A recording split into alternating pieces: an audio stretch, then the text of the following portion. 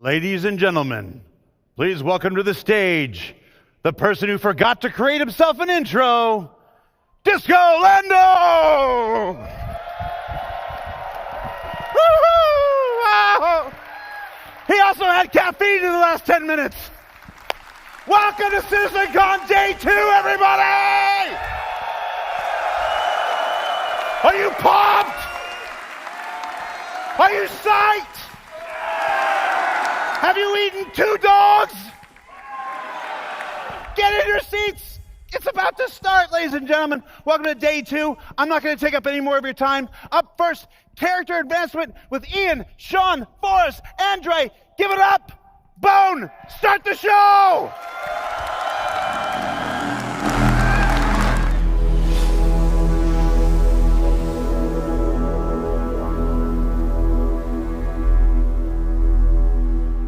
Hello there. Hey everyone, it's so good to see you all again in person. Thanks for coming out. So I'm Ian, I'm the art director for Star Citizen. We're going to kick off the first ever Day 2 of CitizenCon by talking about some of the awesome work done by the character team. All right. So first let's talk about life in a frontier system like Pyro and how this influences the character designs. So we wanted to create something unique compared to what we've seen in Stanton already. We wanted to give a wider visual palette and a feeling of historical age between the different solar systems. So this chart describes the fashion pillars for humanity. We can see where all suits, armors, and fashion items should belong. In terms of material use, manufacturing technology, and novelty.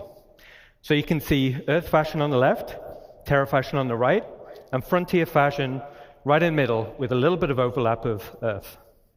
So essentially, frontier fashion is function over form. They are repurposed and repaired, and generally are misfits rather than sets. Outfits are purposeful by having storage solutions. This implies survivability along the frontier. Okay, let's take a look at some of these assets in the game.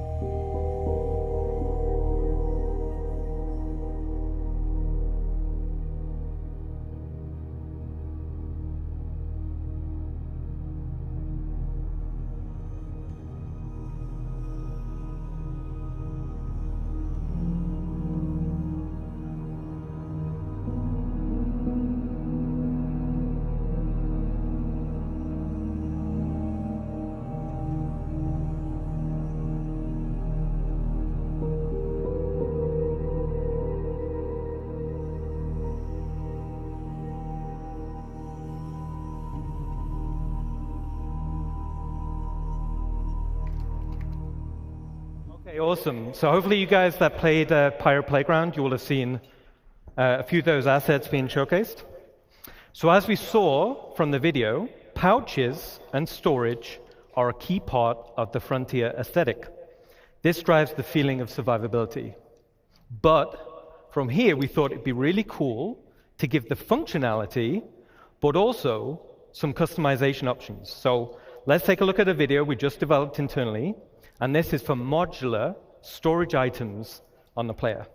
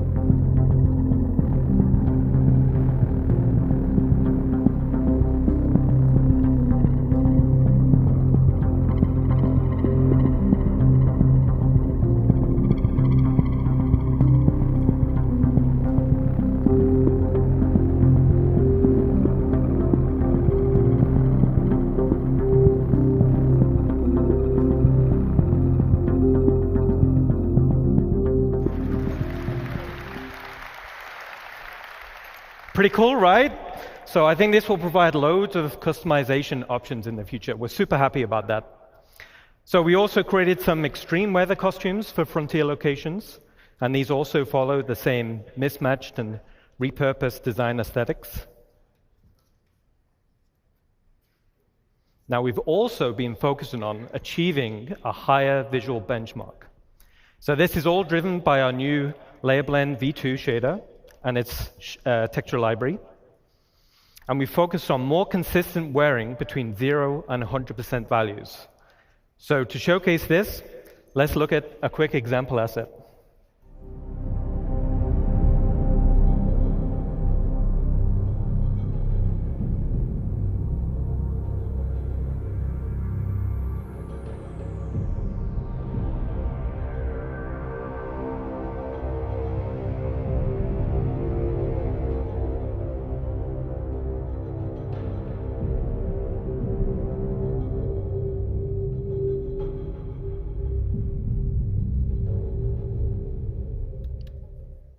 All right. So as we saw in the video, the insides of the helmets are looking fantastic. Now this is us getting them ready to animate with put on and take off.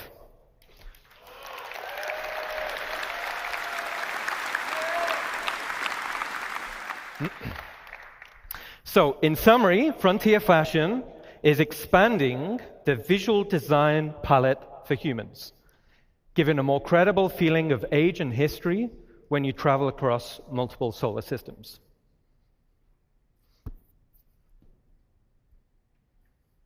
All right, now let's talk about something different. Now we're going to talk about some of the gangs in Star Citizen. So Ninetales have been one of the main gangs in the game.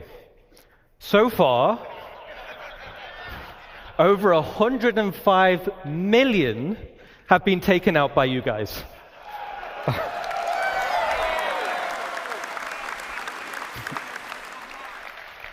So you guys have been busy. Great job. All right. So it was like, all right, now we're going to need to introduce a few more factions to the game, okay? So the first faction we're going to talk about is Rough and Ready. So the aesthetic of the gang was to be subtle. They're understated in terms of clothing, and they almost blend into their environment. On closer inspection, you'll notice their tattoos. These signify rank and progression within the gang. Let's take a look at a quick video.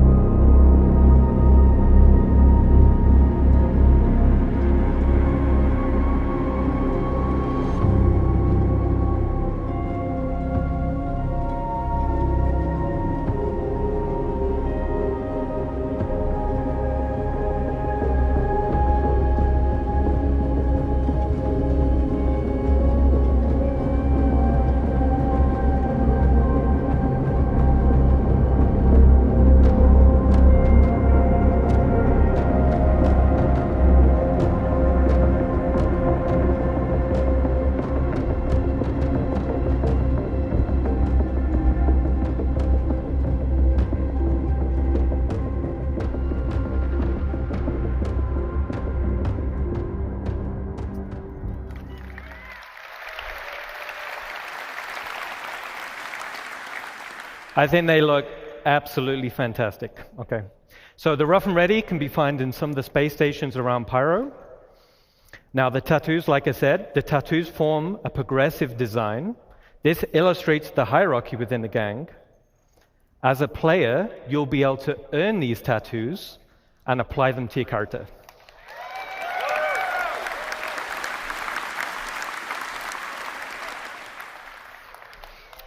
Okay, cool. The next gang we're going to talk about is Headhunters.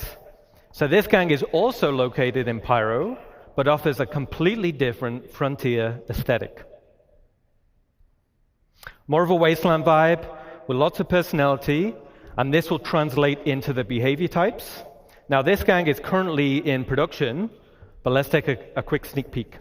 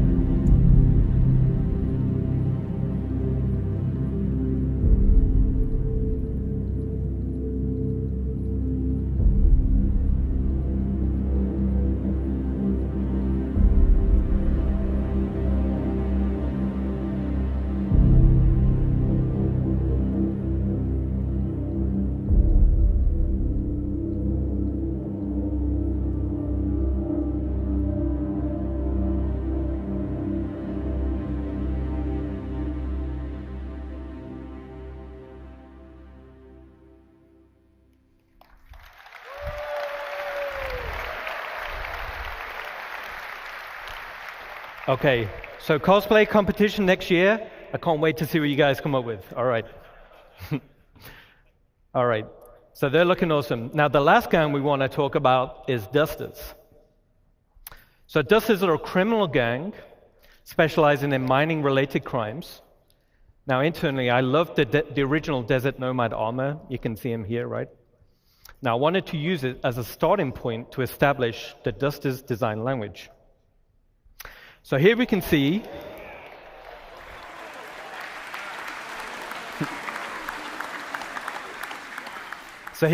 the Dusters gang lineup showing armor leveling and rarity.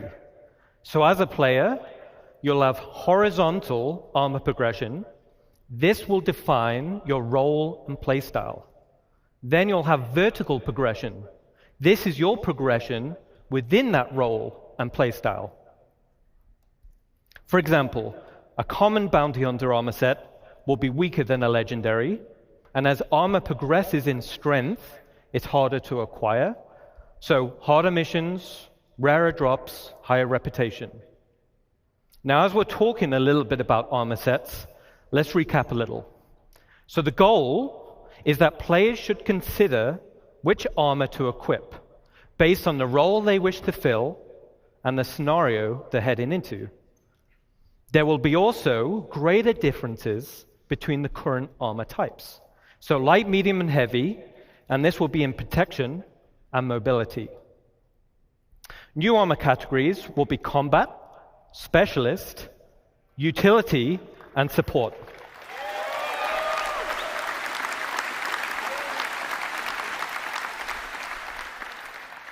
And these will define the type of items that are quickly available on the slots of the suit. There will also be additional functionality to assist in your chosen role. A matrix of armor type versus category will provide a variety of roles, with each providing best-in-class benefits. There will also be hindrances to out-of-role gameplay. For example, if you're wearing a heavy armor set and you're trying to fly a little snip fighter, you'll have restricted visibility and less vehicle control.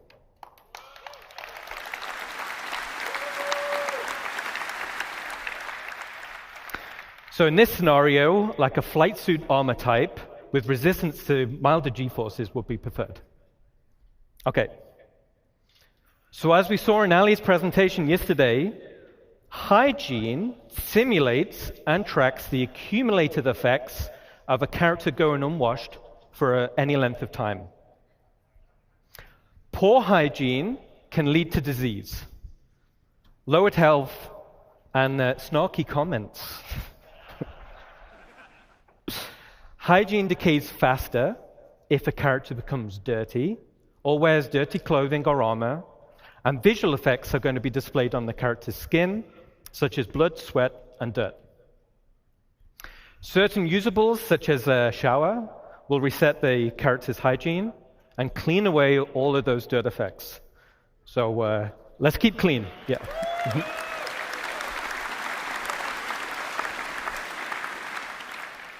Okay, so that covers a quick recap on armor sets and hygiene. Let's get back to a video showcasing the dusters.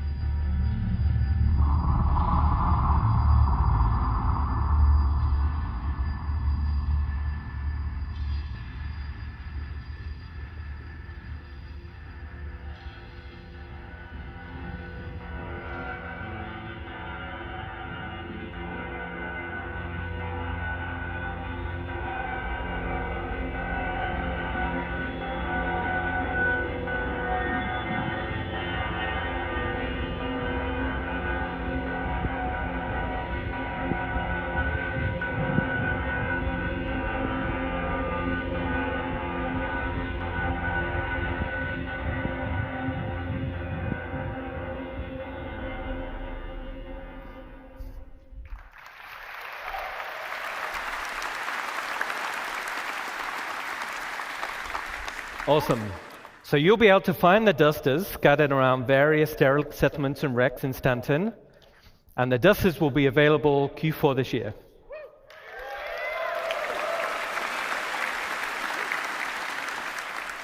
And with that, I'll hand you over to Sean Tracy. You guys have been awesome. Enjoy the rest of your show.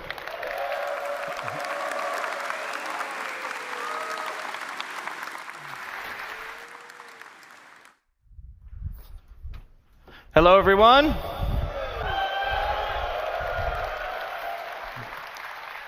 All right, so I'm Sean Tracy. I'm the Senior Director of Tools and Tech Content here at Cloud Imperium Games in Los Angeles. So today I want to talk about Starcloth. And Starcloth was initially unveiled at a previous CitizenCon kind of in an early stage. So it's now rolled into full production, and it's used in both Squadron 42 and Star Citizen. So it's going to be seen on more and more assets, like some of the great art that you just saw. So what's really cool about it is that it's unified with the physical world, whereas before it wasn't unified and was based completely on character movement. Now, it's faster than the previous cloth setups, and in the end, it just looks a whole lot better. So today, I'm going to cover some of the tech, the pipeline, and we'll see some results. So let's get and see it in action.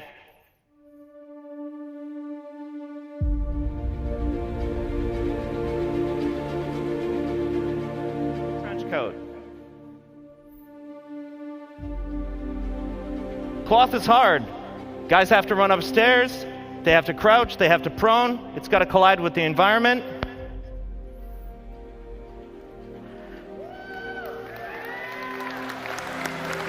And even more difficult, it needs to hold up in high-end cinematics.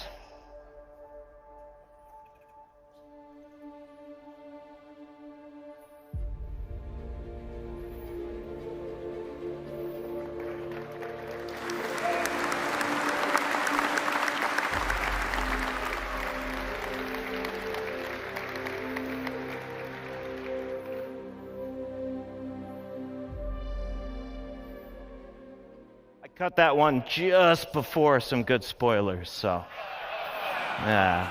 All right, so how's it all work? Well, Cloth uses two meshes, a simulation mesh or cage, and the render mesh itself. So vertex colors indicate how it's constrained to that cage, and thus the simulation. So for example, black vertex colors indicate a full constraint. Basically, it follows the skinning. White vertex colors indicate unconstrained vertices. So the movement is determined entirely by the simulation. And then we can do a blend of gray values that is used for fine transitions and blending and fall off in between the fully skinned and fully simulated assets. So in the end, these meshes are sent to the engine where we bind the cage to the render mesh, and then tech artists can leverage some of the runtime tools. You can see up on the image that the sim cage mesh has about 5,000 triangles, whereas the actual render mesh is about 45,000 triangles. So it's obviously much more efficient to simulate the sim cage mesh versus just the render mesh itself. So part of the technology is the runtime iteration support, which you can see in the image above me here. That's with all the red spheres. Here we're actually painting the collision radius of every single one of the vertices, and it allows us to fine-tune the simulation without having to add arbitrary collision meshes, though we can. We paint a variety of properties, so some of these other properties are mass or displacement. In the top right, you can see an example of the old legacy implementation using pendulums. And this uses joint chains and collisions, but assets with multiple layers like the one that you can see there, or ones like skirts or gowns, they were really, really difficult to do with pendulum simulation, but they are solved with StarCloth. So I mentioned it's completely unified with the physical world. And what that really means is that wind, impacts, object collisions, thruster backwash, all these kind of things actually react to the cloth reacts to these things, and so much more. So it's not just character movement. Now, it's a hyper-efficient simulation, and it's several orders of magnitude faster than the legacy implementation that we used before, and has a lot of easy-to-control parameters for tech art, which are compression, stretching, and bending. So as mentioned yesterday by Chris Rain, our senior lead physics programmer, we support soft-body tapered capsules, which are twice as fast as our ragdoll capsules. It's also key to solving one of the most important aspects of plausible cloth simulation, and that's mitigating the tunneling or the clipping that happens through a character. So it's very, very difficult to solve with pendulums. So with all this tech in mind, we can do really complicated assets like the Duster and the one I want to show you now.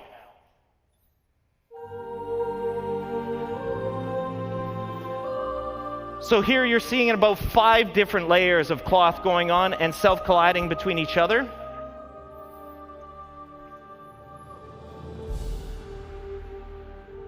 It's reacting to the planet wind, which is always changing. On the front, there's a big leather apron. So this one's actually a lot heavier, and it moves a lot differently than the cloth on the back.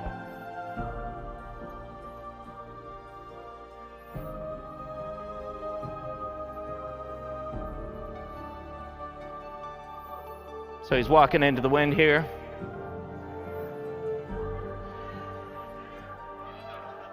And in the end, as I mentioned, it just looks a whole lot better.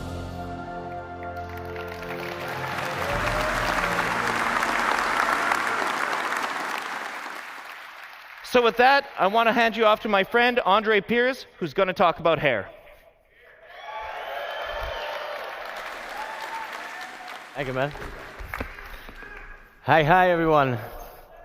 So, nice to be here in LA with all you guys. So, I want to start with a question, okay? How many of you are actually excited that we're getting new hair into the verse?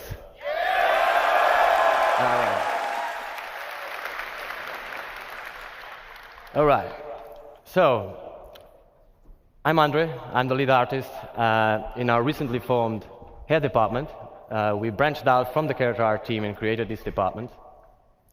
And it's a pleasure to be here today with all of you and tell you that we're damn proud of what we achieved. It's been a long road, but definitely worth it, okay? Now, we're going to start by just looking at the most impactful changes that we have in our workflow, okay? A bit of a technicality part. Then you're going to get to look at the benchmark assets we have created, okay? And from there, we're going to take a glimpse into the future of what hair could be with a more diverse hairstyle, where we're trying to run away a little bit from the military look that was driven mostly by what Squadron 42 was, so because we did a lot of work for that as well. And yeah, from there, as a last note, I'll have a special announcement for you guys, okay? Don't want to spoil it, but you stick around, you're going to love what we have, okay? So, first thing I want to touch note, very simply, okay? Hair for games is hard. It's really hard. Oh, by the way, did I tell you these are actually game-ready assets in the persistent universe?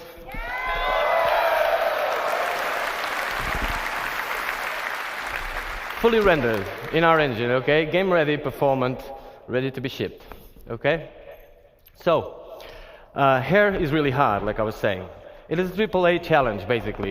You see games that get it, games that don't. Some of them get it more or less. Either way, for us the challenge is the same. We're not different, and the challenge is real. With the scope of Star Citizen, like day-night cycles, all these light shafts, all this MMO, people running around with the hairs, a lot of motion, a lot of fast-paced movement. Yeah, it is hard. But the best thing is we have arrived, okay? It is, yeah, clap. It is, it doesn't end here, okay? Yeah. It does not end here, okay? It's the nature of CIG. We just keep pushing the boundaries, but like I said, we're really proud of what we're showing you here today. So let's dive in what we made all this possible, okay? On a high note, on a high level, basically, a successful hair requires 3 fundamental elements, okay? There's the texture, there's the placement, and there's also the shader. If one of these elements fails, all of them do, okay? So it's basically, you can have a great texture, great placement. If your shader is wrong, no go, really. And the same if the texture fails or if the placement fails. So really vital, really important that everything works together. But the good thing is, by breaking down the hair into these 3 parts, it also allows us to actually go deep into each of them and push the quality up. Or like Chris Roberts would say, bring the high fidelity, right? So, on the texture end, there was a lot of changes.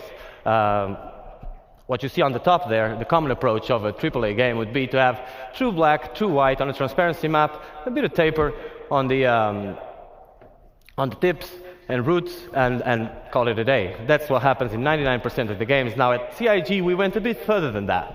We tested all the thicknesses that were actually reasonable to test, of course, and we came to a realization. The hair doesn't need to be thin enough. It just needs to look thin. We do need it to be thicker enough, thicker than the real-life hair, because if you take one of your hairs, you'll see it's really thin, right?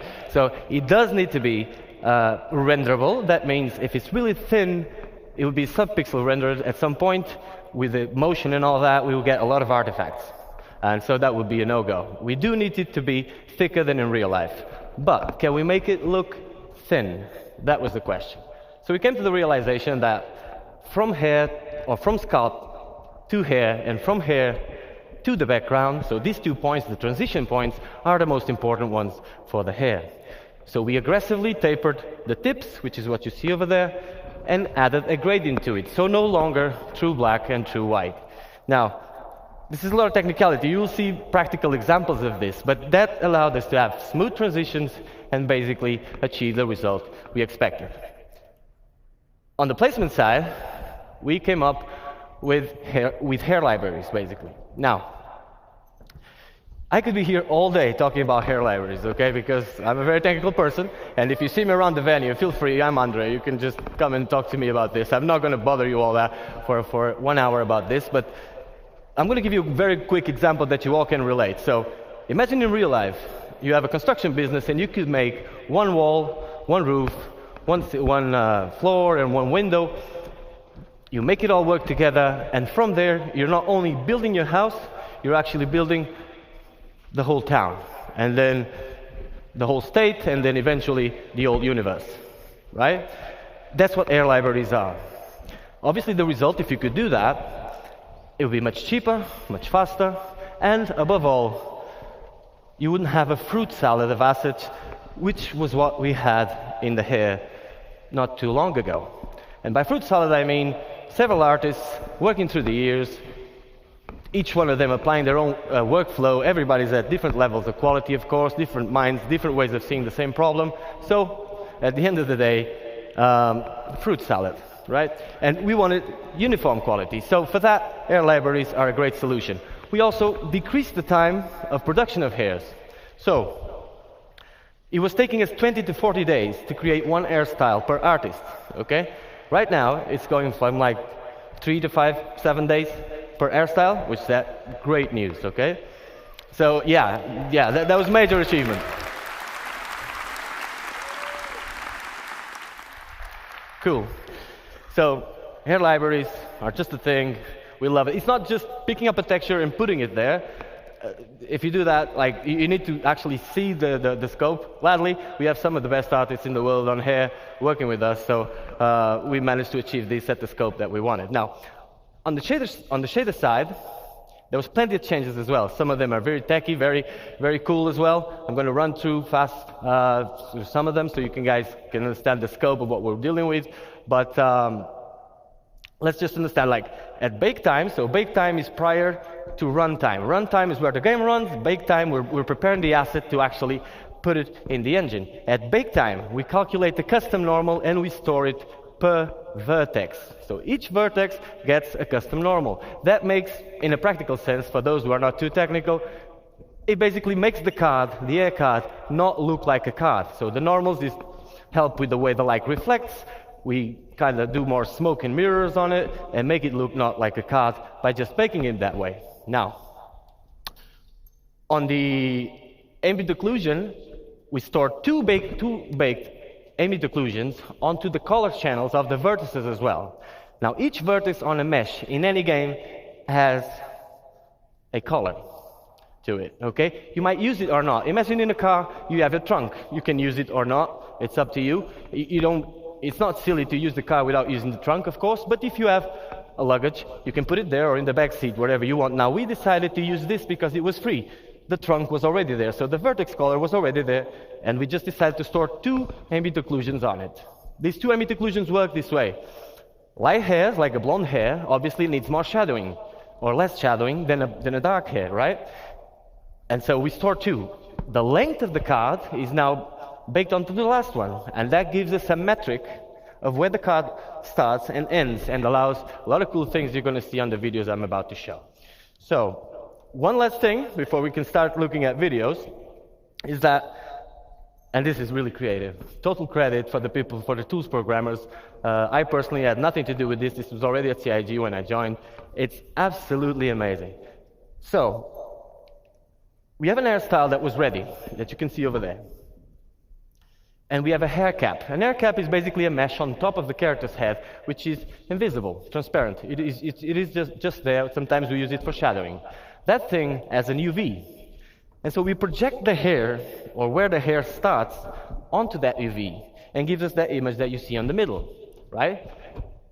And so we now have a 2D space that relates to a 3D location. Meaning that if I want to have hair like mine, which is white on the sides and dark on the top, I could just paint this part and get it white on one side and then dark on the top, which is an insane advancement because cards normally are stacked on top of each other. So when an artist is placing cards, if you paint one card to make it white here, well, it's going to be stacked on top of the other and you're going to get spots all over the place and no control over it. So this allows us to give control. And what you see on the last image is the possible results. For example, now I can paint one side of my 2D representation of my 3D space and get this possible result, which is pretty amazing. So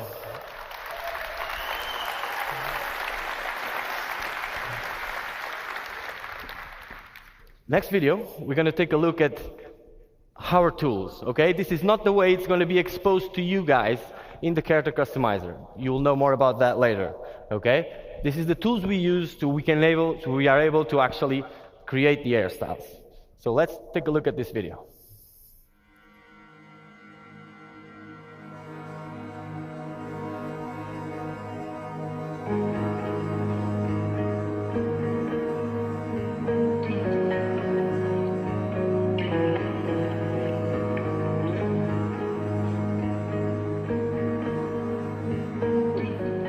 You have the full range, so you can go for full white. These are melanin ranges, so realistic ranges. Fully white up to black.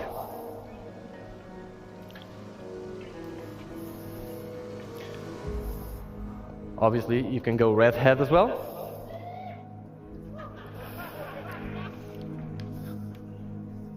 Get out of the way. You also have the dye feature where you can see all the things we talked about implemented. You can go a bit more wild on this.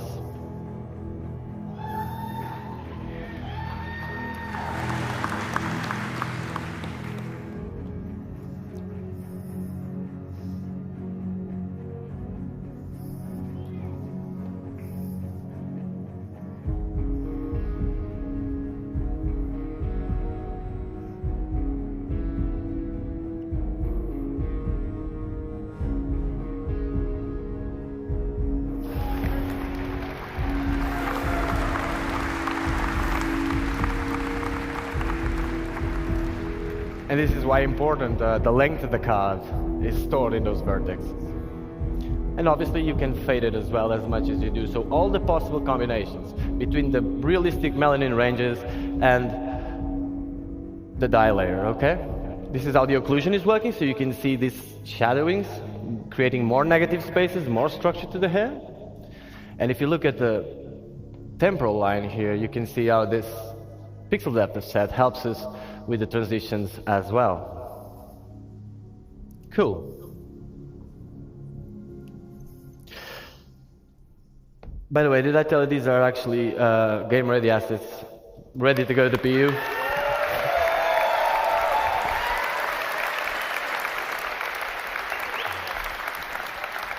So now that we understand a bit better how the hair is working, that's why the boring part that I told you just before, you can examine these images with a bit more of an informed opinion. That is basically the example. Now, that's all very exciting, but we want to show you hairstyles that are actually in Star Engine and working.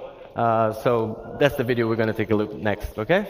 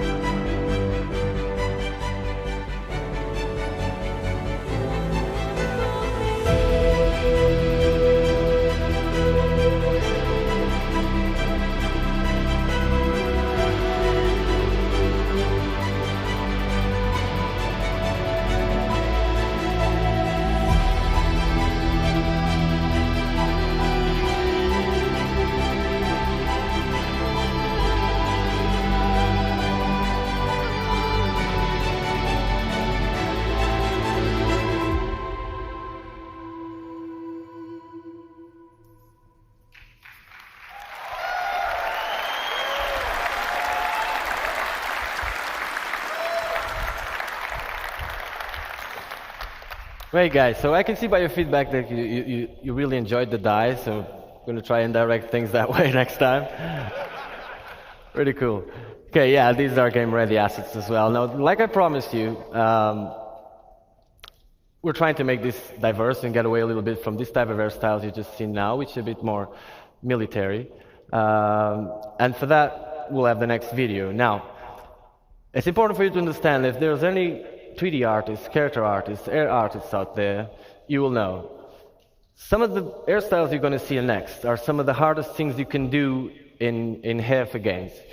In a practical sense, if you can do what is going to be shown next and render it at 60 frames per second on an MMO, you can do pretty much anything. Okay? It's our glimpse into the future of what type of diversity we want to achieve. We're not only going for this style, but just showing you that if this style is one of the directions, then the full range will come. I hope you enjoy.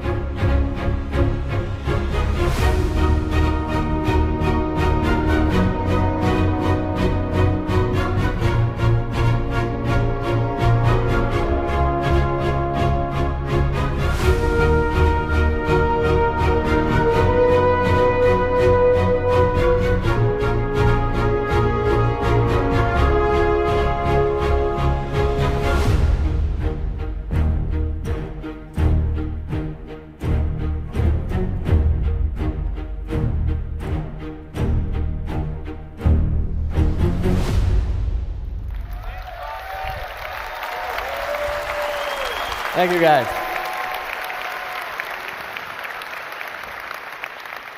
So yeah, like I've been saying, these pictures you see here, they are all rendered as you've seen in real time, depending on the light conditions and stuff. But there is no tricks here. This is actually how it looks. And that's why we're really proud. Like I said, it doesn't end up here, okay?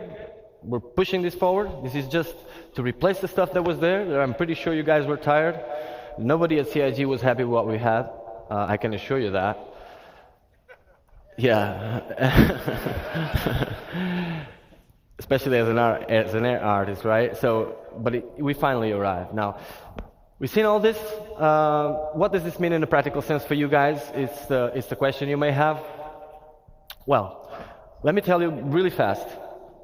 We made over 75 hairstyles since like 6 months ago. On the last 6 months, we made 75 hairstyles. That is a lot. That was possible with all the changes we made. Yeah.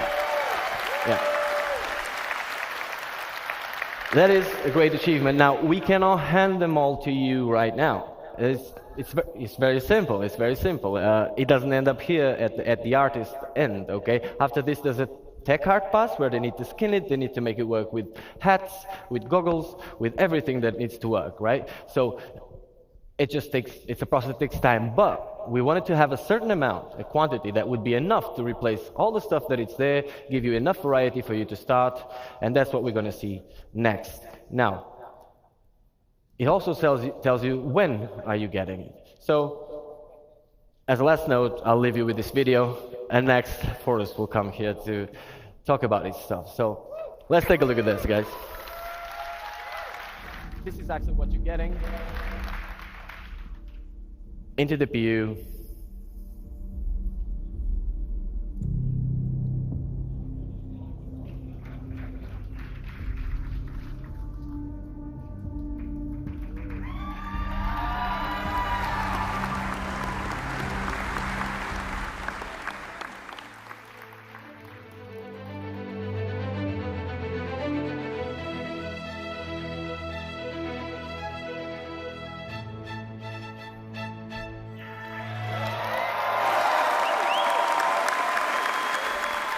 So before the year ends, you're all gonna get to enjoy these hairstyles. It was a pleasure to be here with you today, guys, and see you in the bus.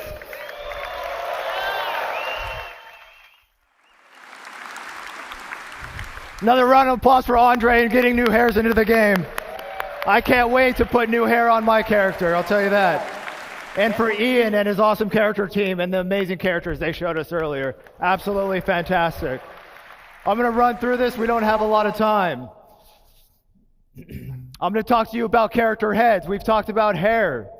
We have talked about outfits. I'm going to talk to you a little bit about the heads and our pipeline and getting us from the actors that we hire to do the photogrammetry all the way to the game characters.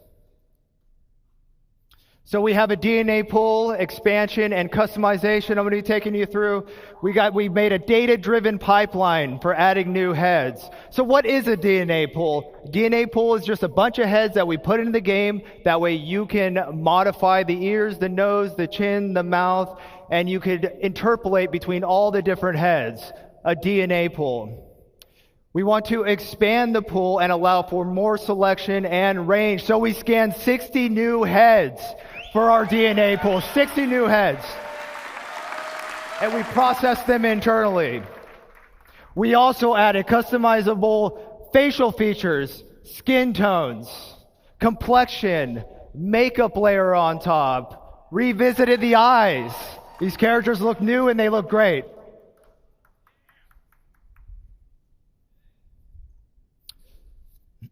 All right, so our current pool, there's the 18 heads right there, but that wasn't enough.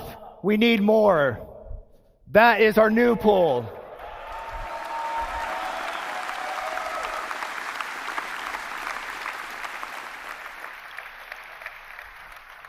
Very exciting. Right now in the PU, when you're playing, see that center row? You get 9 females and 9 males. And now we're going to be getting all these characters. It's for Squadron and the Persistent Universe. How do we do it?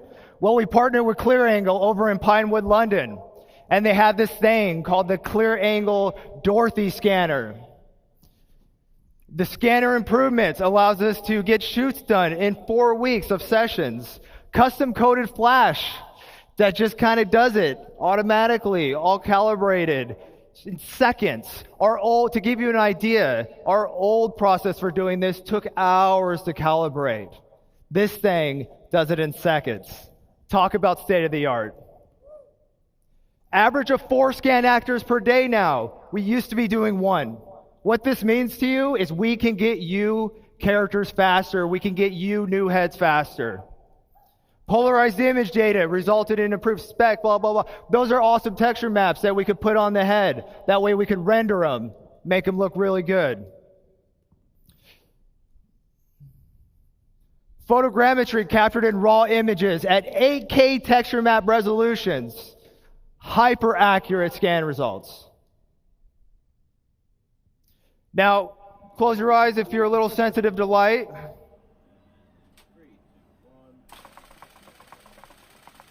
This is the process we use to get the pictures, to build the photogrammetry, to calibrate the cameras.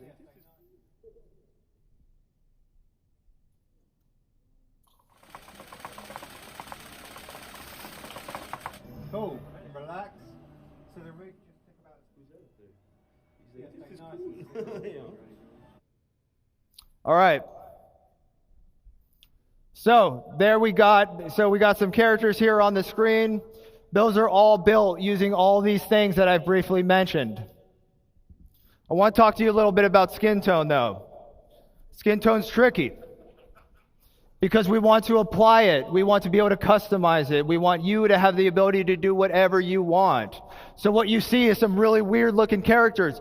We see a head with some yellow. Yellow's good in this case. What we're trying to do is we're trying to find the average skin color. Once we find the average skin color, we can figure out what that skin tone is, and then we can apply it. The blue means it's further away from the average skin tone. So when you apply your skin tone, it has less influence, keeping those high details, keeping the color, the blemishes, the imperfections. That middle one, that whitehead, that's where we get once we've extracted the data. it's now ready to apply the skin tone, which you see at the end.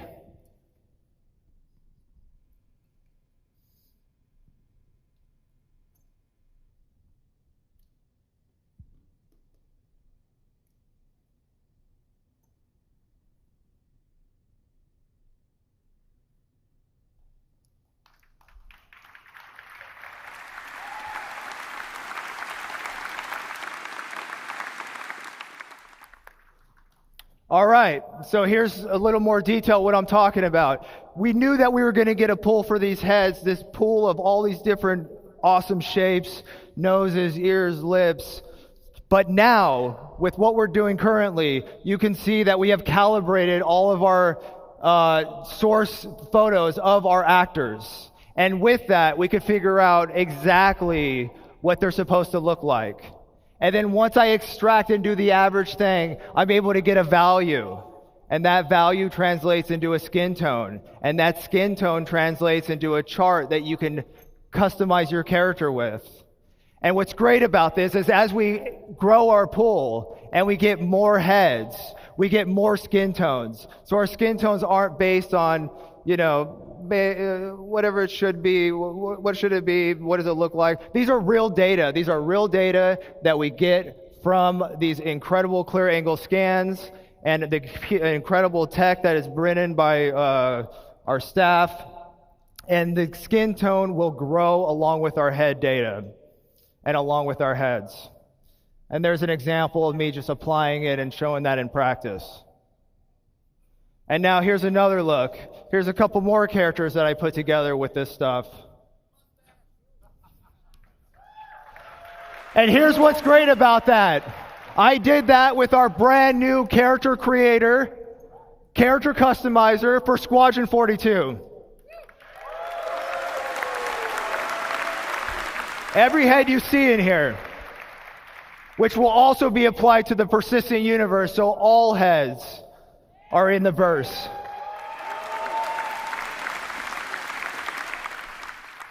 And as you can see right here, here's a little scene I put together using the outfits, using the hair, using the skin, using the heads. And I did that all with the new character creator. And here to show you that, if the live demo of the character creator, I'm going to bring back my good friend Sean Tracy. Thanks, buddy. Give me. Oh, it's awesome.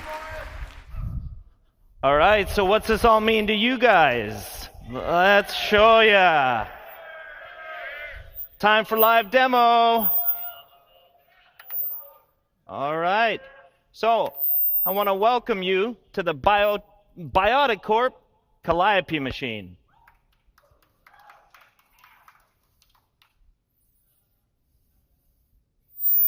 All right, so here you can see we've got the, whoa, I'm getting feedback. You can see we've got two body types that I can select from at any point in time. So we're going to start in right away. Now, you might recall how the character creator currently works. You would have a whole bunch of source heads from our DNA pool. We would select one of the facial shapes, and then we'd blend it up or down, depending on how much you wanted that certain facial shape. Now, this was pretty good, but it's not the most intuitive of systems. So instead, what we wanted to come up with was a much more intuitive way to control this. And what we've now introduced is sculpting mode.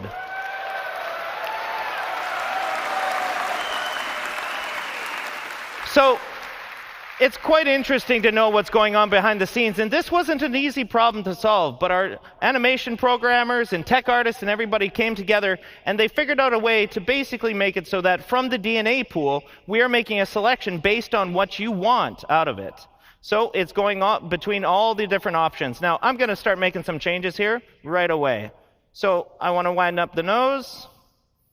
You can see that it's all very intuitive. It's fast to use. I'm going to make the lips a little bit bigger here. There we go, something like that. I think that looks pretty good. I'm going to adjust the brow here, maybe make a little bit of a heavier brow. Now, we can adjust the eye shape. We can go more almond eyes. We can go more oval. We can have a heavy lid. You know, I can find a whole bunch of different options within here. So here, we're starting to look pretty good. I want to give him a little bit more of a hero chin. And there we go. I'm liking that. Yes. That's cool. All right. So not to spend too much time on that, I want to show you some of the other features. And speaking of features, we go to our skin tone. So finally, you're not just selecting a preset skin tone. You can move through the whole gamut of the lookup table. And this is melanin and hemoglobin at the same time.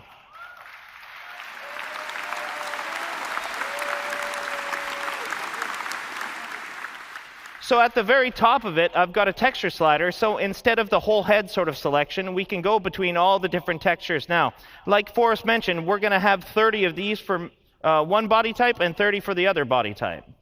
So here, I'm kind of liking, what am I like? Oh, I like this one. So here, and I'm just going to set a skin tone that I kind of like. Something like that. That's cool. All right. So the next step in our skin tone is the complexion. And complexion, we've added freckles.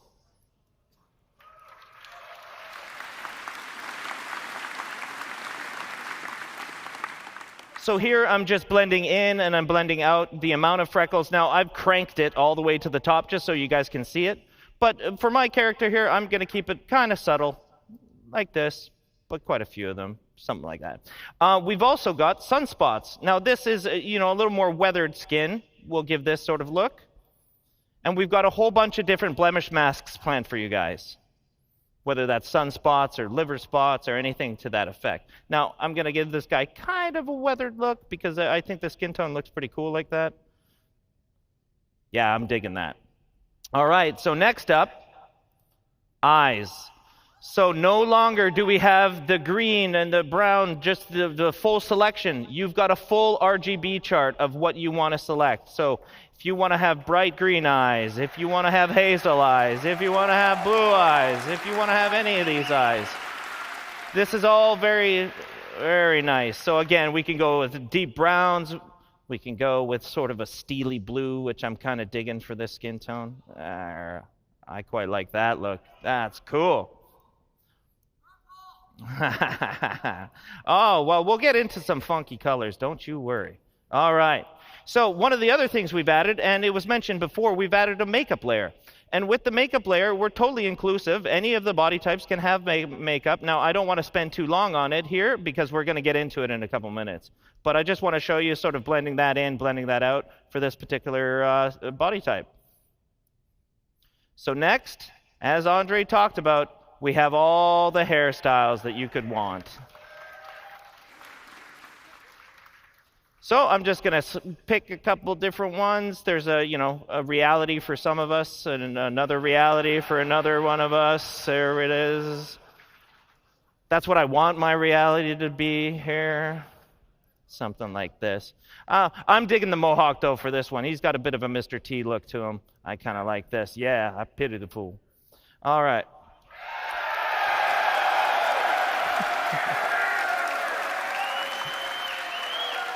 So it might go without saying that we've got beards now. So if you want to select a full beard, you can select a full beard. If you want just mutton chops, you got your mutton chops. You want your handlebar, you got your handlebar. All right. So we've got all the different beard types that you could want, and we're going to add as many as you guys really want. So I'm kind of digging the full beard for this guy. Yeah, I'm digging the full beard for this guy. Even further to that, we've got eyebrow selection, which is, you could go with no eyebrows. That's a very real. You could have bushy ones. You can have a little bit more, normal, kind of straightforward ones. But it was mentioned before during the hair and with Forrest's discussion that we've got the hair dye as well. So with the hair dye, you can affect all the hair at once, and right now I've got all selected, so I can go through the gamut of all the different hair melanin that you can set. So here I'm just going to darken it up a little bit, and if I wanted to dye the facial hair, I could just dye the facial hair all by itself, setting a dye color here, something like that. But in the end, I'm really digging the jet black on this particular one. So I'm going to frost these tips a little bit. I think that's going to look kind of cool. Let's set a bit of a blonde here, turn up the dye amount. And then what's really cool about this, and I'll show this in a minute, is that we can actually control the fall off of it. So again, if I just want this on the tips, I can just blend it right about here. So there we go. He looks a lot different than how that started, and I think that's actually pretty fun. Now, there's a lot of stuff in here, and I can't wait for you guys to explore it and spend as much time as you want customizing and expressing yourself as a character. So once you're done, you've got to sign off a personal declaration that the physical appearances that the calliope process has allegedly caused are okay with you. So let's go to our next body type. All right. So I'm going to go to town here real fast, right away. And you might think it looks a little off or so, but I don't know. We're going to get there. Let's make some changes here. I'm going to adjust the bridge of the nose, maybe a little bit of the cheekbones here. That's maybe a little extreme. Let's go back here, something like that. And I'll make the lips a little bit smaller here, and I'm going to lengthen that chin for a little more of a triangle kind of face here. So you can see, you can tweak to your heart's content. You can spend a lot of time doing this. And I don't really like the brows, so I like a little bit softer of a brow for this particular character. And that's looking pretty good to me, actually. So next, just like we did before, we go into features. We can do the skin tone. I'm going to select a certain texture here, just because we got to get going on time here. Let's go. Something around here is looking pretty good to me. Cool. All right, we go into the complexion the same way that we did before.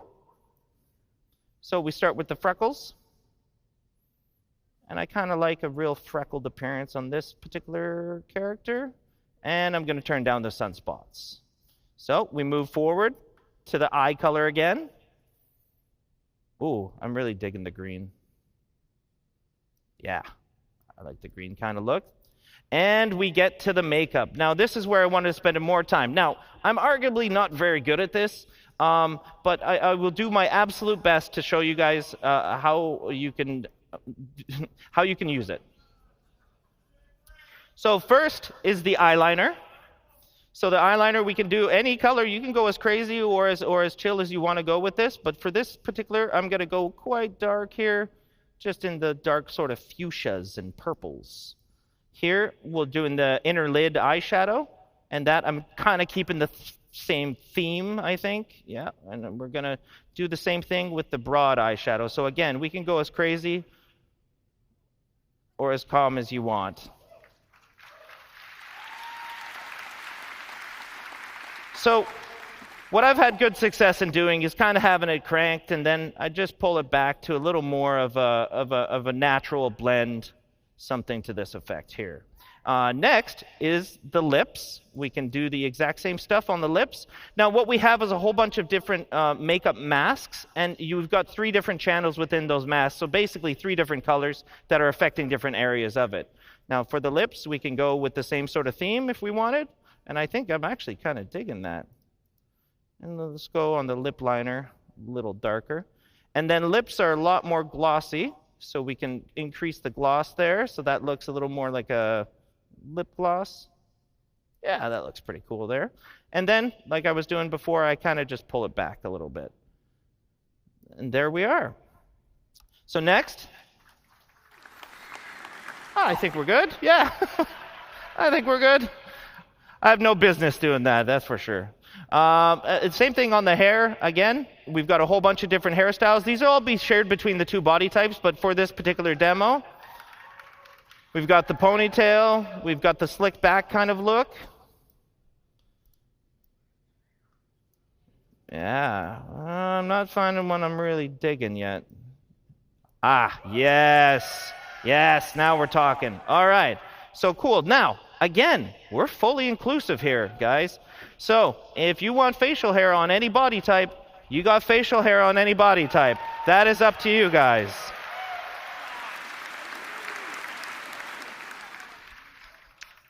So on the eyebrows, I'm just going to leave them because we can't really see them anyways. But for the hair, I really like dyeing this hair a certain color, sort of, something in the darker range. I'm going to turn that down. I like the nice jet black. Look at the makeup bounce out. That looks cool. I'm going to turn up the dye, though, and I'm going to try to carry my same theme forward here. There we go. And then I'm going to give it a bit of a fall off, as we can do, so it's just on the tips there. So let's see that in action.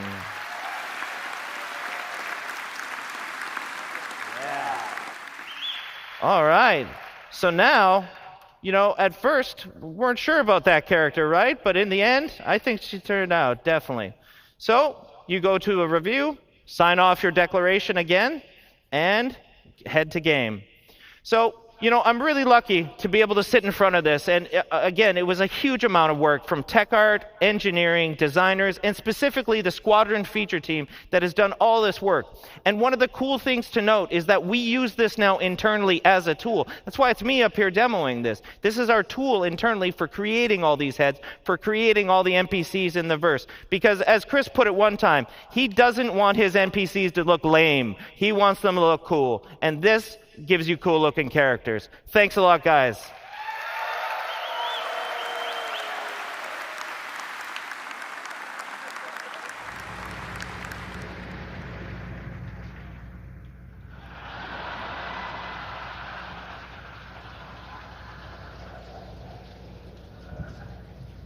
It works.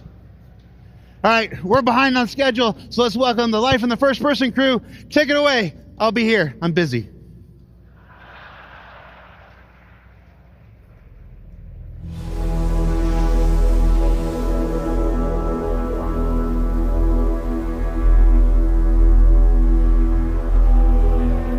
Hello, everyone. Am I too early? No. It's a real pleasure to be here at CitizenCon in person. I've had so much fun.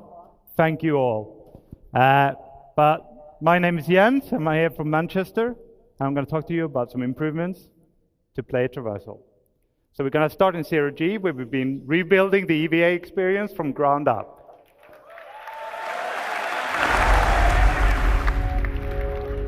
So the first thing you should see is that we've made the exit from gravity less disorientating.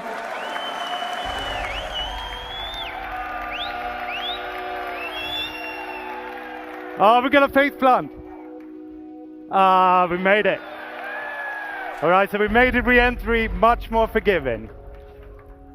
So this EVA has a new prone lateral pose, and this is really important to us because it allows us to get close to surfaces, and it allows us to walk across them. So we can see that in this video here.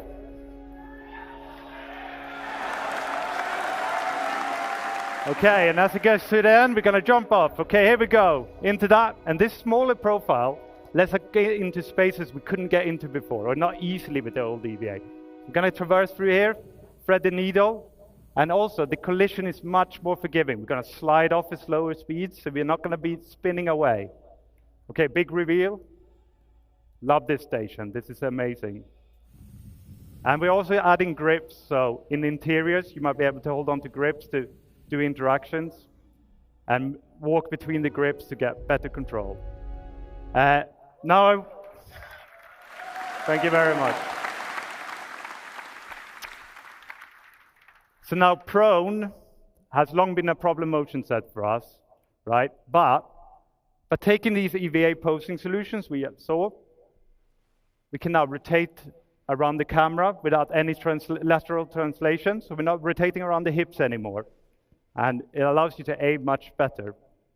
We're also not moving the body, so we don't need to worry about the external collisions anymore, right? We're not going to get pushed around.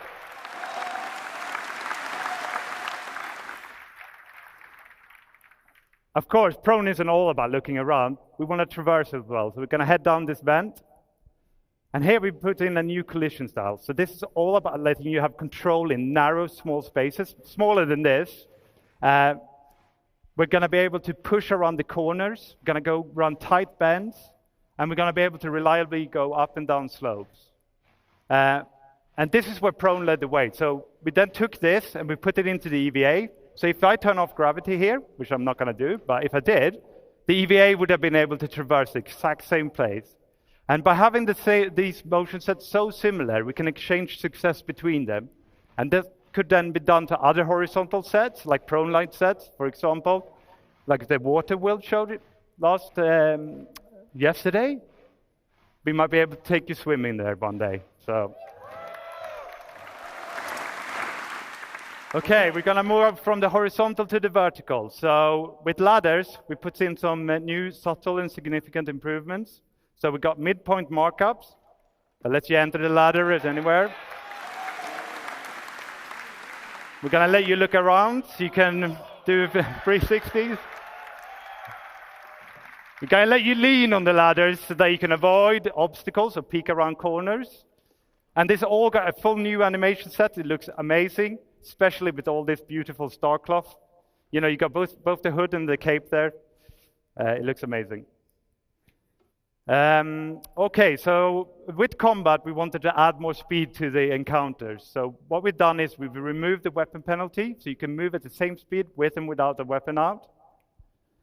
We've reduced the inertia, so you're going to be able to push up to your desired speed faster. And this is already in 320 and 321, and we've got more things like this to come. Right, so I didn't just want to talk about improvements. I've hinted at swimming, but I'm going to show you a different feature, right? So, sliding. So, with the power slide, you inject a burst of speed. This doesn't just take you from A to B faster. You're going to have a reduced profile. You become a smaller target. It doesn't come for free. You know, you're sprinting, so that's going to cost you stamina. You're sliding, that's going to add some stamina cost. And when I do it back to back like this, my heart rate is just pumping, pumping, pumping, right? So you got to be a bit careful. You can't just slide your whole way from the hubs to the spaceport. Okay, so another thing that is really important to us is that with the slide, it's a short duration, but we want interactivity as soon as possible. And that's true for all our motion sets. We're going to go through all of them and give you interactivity. So with the slide, we want you to be able to aim around as soon as possible. The moment you hit the ground, you're going to be able to aim around, all right? And the direction is locked. So if I was to slide from one end of the stage to the other, I would be sliding this way, but I'd be looking this way, right? And look at you guys, hey. But while I'm sliding, I can hip fire. And as I come out in the exit, I can ADS, I can lean.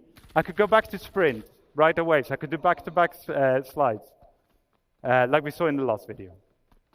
Okay, so moving beyond traversal, just to finish this section, I want to talk about new hazard. Now, you saw this yesterday in the UI demo. I lost my phone. Bone, can you press the button? That's it. Okay, radiation, right. So radiation, for that, it's a new addition to this active status system. And we need to look at the bottom left here. So in the middle, you got the amount of radiation that being pushed on your body. If you have a directional source, it's based on your body surface and your distance to that source. So by going behind the cover here, I can completely cut off all the radiation. So I can use that. And then on the left, we have an icon that has a shield around it. Now, that shield works in two ways. Right? First of all, it comes from your outfit. So depending on what you're wearing, you're going to have a better or less accurate shield, right? It has a threshold. As long as your radiation doesn't exceed the threshold, the shield will hold true. It'll scrub all the radiation off, and you can stay there as long as you like. But as the shield starts peeling off, when the radiation gets higher, the shield will peel off. And you know the radiation sickness kicks in right at the end of the video here, and my health just deteriorates super, super quick. So yeah, that's not great. Okay, so we're going to see some more radiation in the next section. So I would like to welcome Inesh up on the stage. Thank you very much, everyone.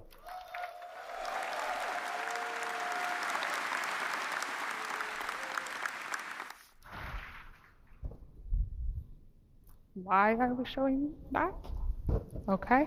Hello, everyone. My name is Inês, and I'm a gameplay programmer here at CIG. And I'm here today to tell you all about... Thank you. And I'm here today to tell you all about the features we've been working on to improve the player interaction experience with the physical objects in the world. So let me start by telling you what we've made to make it easy for you to identify and interact with these objects in the world. We have introduced in the new interaction prompts, which are AR cards that appear over the objects as the player gets near them. This, combining with scanning, will help the player to easily identify the interactable objects in the scene. So we have improved the algorithm that our interaction system uses to determine the current item in focus. So you'll have a smarter detection and selection as you move around and look around the scene. So the prompts will show you the active interaction and the key bind that you can use to quickly trigger it, like you see on the pictures. So we are trying to minimize the friction of the player to interacting with these objects. You no longer have to go into interaction mode to bring up the cursor, then drag it over, and to select using the inner thoughts. So we're removing that.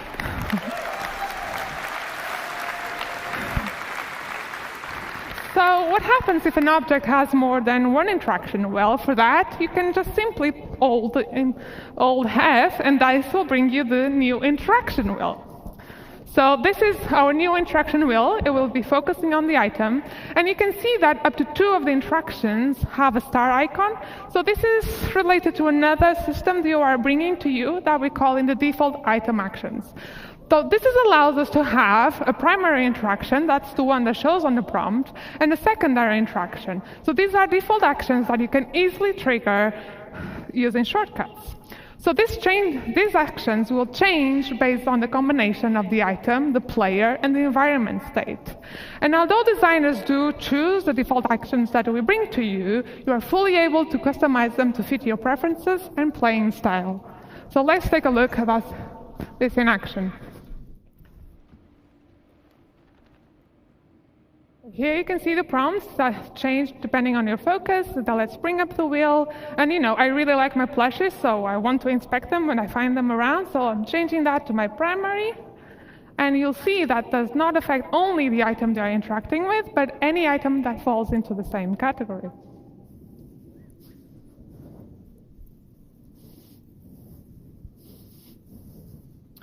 Go next. OK. So I've shown you some features that improve. Thank you. So I've shown you features that improve the readability and easiness of interacting with the objects in the world.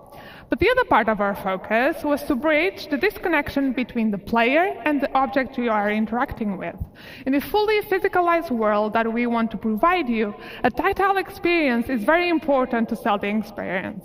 So we've introduced a new system that allows us to play animations on the player of actually reaching out and physically touch the objects in the world.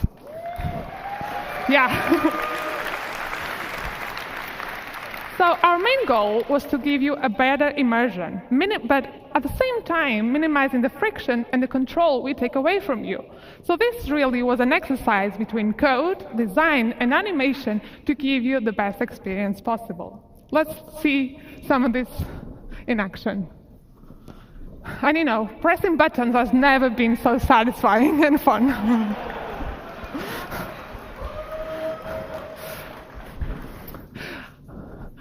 I just kind of like go.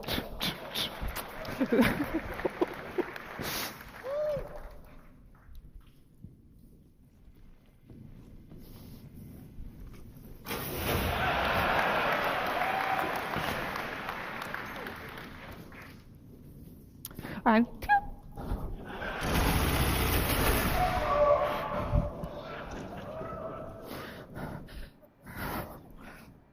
OK, so let's continue with this theme of tactile experiences. The next thing I want to talk to you about are usable interactables.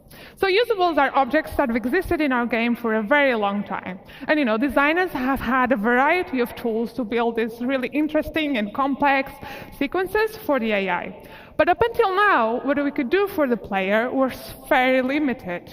So this past year, we've been building up our tools that provided for designers that designers could build these really interactive experiences but for the player.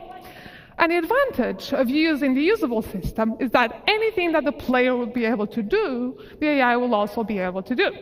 So let's have a look of a simple demo that one of our designers put together to see what we can now achieve. So in this scenario, the player has to go forward but can't go forward because of the toxic water. So he has to go over to the valve to turn off the water. So before we could maybe play a simple animation when you interacted, but now designers can give full manual control to you. So you, by pressing the specific inputs, you will be driving the system. So, but this is not enough. We needed to be able to give designers a way to translate what the player is currently doing and affect other objects in the world in specific ways. So this is what is happening here. As the player is turning the valve, is controlling the flow of the water that's coming from the pipes. And what should happen when the player is no longer in control? Do we want to keep the state, revert back to the initial one, or maybe trigger something else altogether? Well, it's up to designers to define the type of experience they want to bring to you. So let's finally turn off that valve, rush over before that broken valve starts turning off, and then see another small example. Oh, let's go. So yeah, we'll see another small example where you won't be able to open the door by a press of a button, but you have to manually interact with that pump and manually open it. So you'll have to time your inputs to slowly open the door. So this is just a small taste of the level of interactivity that we can now have with these objects. We had really nice results for Squadron, for the mess hall line, and I can't wait to see what the PU designers will create and bring up to your hands. Thank you. Okay, let's quickly talk about kiosks and terminals. And let's be honest, it's really hard to interact and get a good view of these ones. So we made a small little changes to make it easier for you. We've created a new focus mode that will walk the player to perfectly align with the kiosks. So we can better perfectly frame the screen on the viewport. At this point, the interactive screen will steal the input focus until you actively choose to leave. So let's take a look at this in action. And look at that when you trigger it, and yeah, so this is a very small quality of life improvement, but it will make it much easier for you to interact with this kiosk. And finally, let's talk about looting. This is our new looting screen. It's not replacing the inventory, but it will be used when you're looting a body or any other lootable that you find in the world. It was specifically designed to improve this experience. So since looting is a common action during FPS combat, especially if you haven't fully prepared ahead, we wanted to make it as easier and quick as possible, so you could spend the minimum amount of time to grab any items you need from your target. So it displays the current loadout and a simplified version of the inventory. Looting favors speediness, while the inventory is there so you can fully manage your loadout. So we're still actively working on it, and this is especially on the UI and art, but I want to give you a little sneak peek how this all works.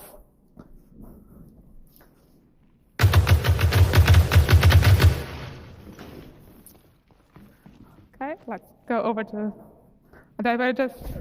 so you see the player loadout is on items are on the bottom, the target is on the top.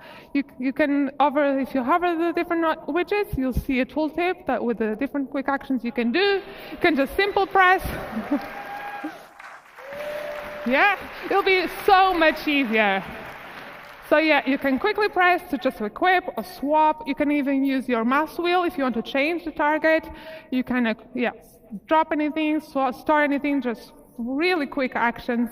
And you'll see in a minute that we also can trigger ammo repooling. So this will grab all available ammo, either from your target or from your inventory, and will fill up the magazines in your loadout and get rid of any empty magazines.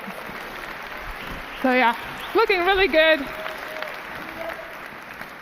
Yeah, so it's looking really good, and I can't wait to see the final art. So that's all from me, so thank you so much for listening, and I hope you have a great time.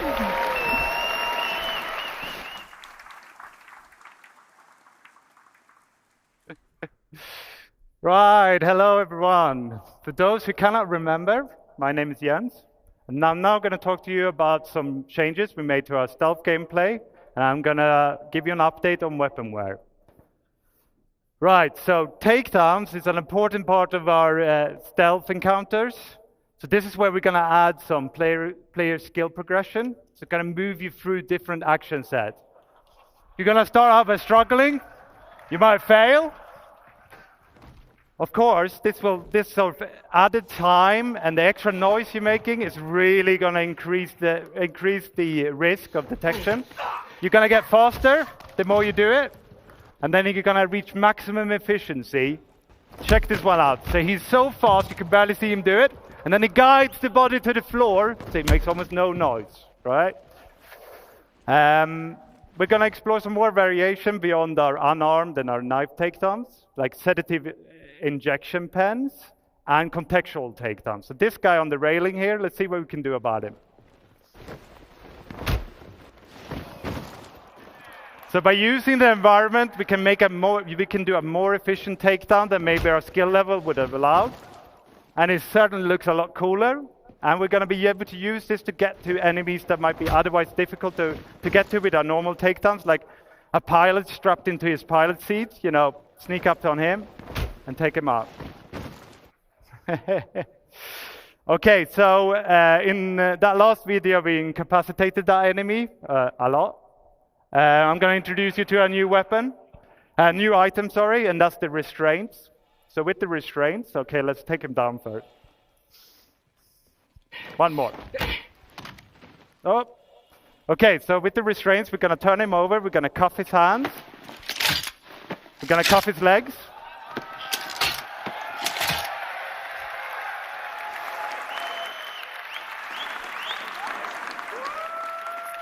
Now, if he wakes up, he can't chase us down, right?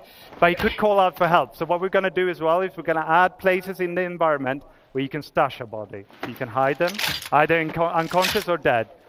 And that way it should be easier to remain undetected and keep you in that stealth bubble. Now, this is another thing we talked about in the UI demo, which is the ping. And we saw it in Inesh's presentation, how she did a short ping to highlight a door pump. Now, of course, we allow you now to charge up that ping. And by doing so, we can see further, and we can see through obstacles, and we can populate more information into our data bank that then shows up in our box outs here. So you get the name, and you maybe get the race, and maybe the faction. And you can use this information to figure out where is the weak link, which enemies can I take down without being discovered. There's a risk here, okay? So there's a charge up time. Means you can't do it all the time. It's going to recharge slowly. You see the bar at the top slowly going down. Until that goes all the way down, I can't ping. I can't even do a short ping. And it's going to spike my emissions or my signature.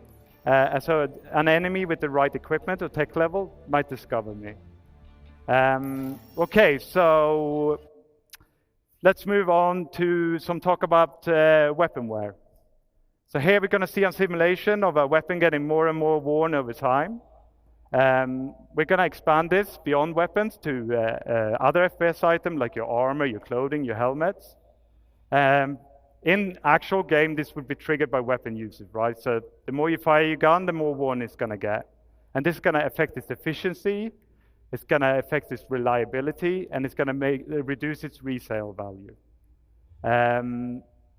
Each item is going to wear at its own rate and persist at its own rate. So you could have a worn rifle with a pristine scope or a pristine rifle with a worn scope. Check this one out. There you go.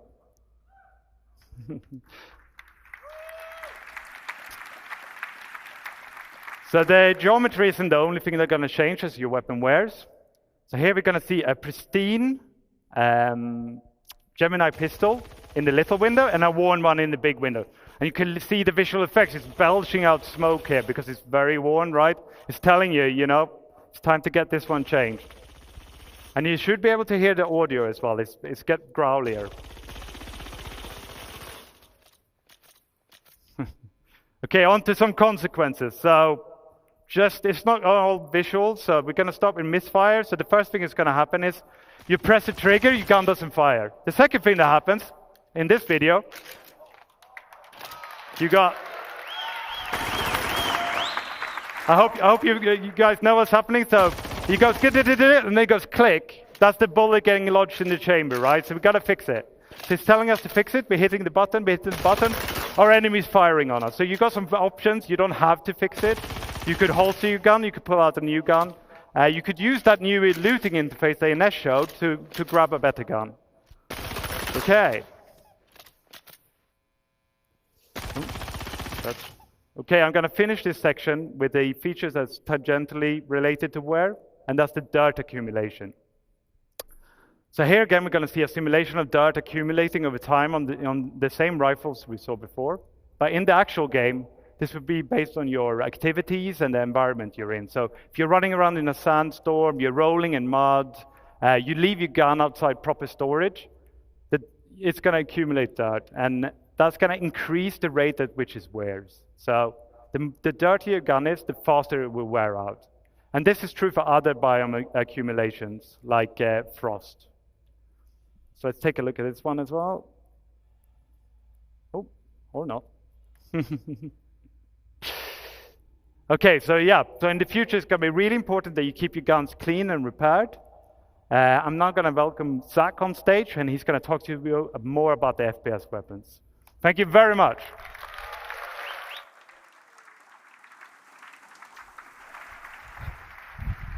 Hello, I'm Zach Priest. I'm a senior FPS games designer. I'm here to share some of the new, interesting FPS things we have to bring you. So if you play modern shooters, you'll have noticed that the quality bar has gone through the roof in recent years. Things from visual recoil to VFX, just overall general weapon feel. As you know, we recently did a pass on our weapons to get them a bit more up to speed, but we couldn't hit that quality bar that we really wanted to. Because guns are violent in nature, and we couldn't portray that as much as we wanted to. So we made a new tool.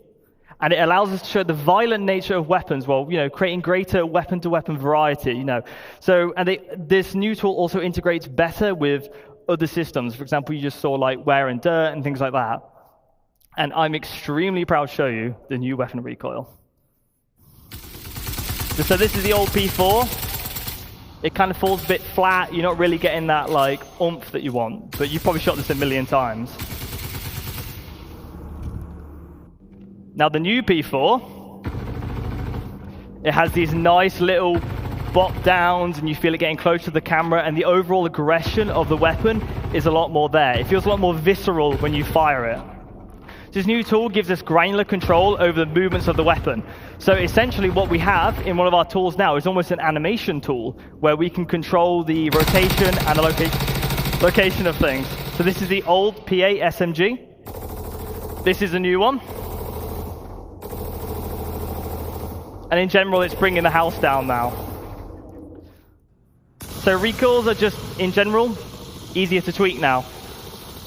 And they're a lot more impactful, and we can create weapon variety in the just far new, more and interesting ways. Cool. Okay. Thank you very much. Cheers. We also have new procedural animation over our ADS. So previously, if you play right now, you basically have a linear pose-to-pose transition. And sure, it's there, but now we layered some of this procedural stuff on top. So for example, if you have an SMG, it can come up a lot quicker, it can flick up, you feel really cool. LMGs can be a lot more heavy. So before, it basically just do, move from pose to pose. But now we can keep it longer down here, bring it up slowly, and overall it just feels like you've got an LMG, or it feels like you've got an SMG. We're just using things like, ease in and ease outs, and just give more life to the overall weapon. Oh, there we go. And we also have new iron sights. So sci-fi weapons are chonky. They're full of detail. They look really cool, but a lot of that detail can potentially get in the way sometimes. So you've seen, this is a change to the Kana, where we have raised the weapon sight and given what we call the target acquisition window more room to breathe. So if you're aiming at somebody, you can just generally see a lot more. So optics aren't a crutch anymore. So you can see this on the Ravager, and you can see this on the Custodian.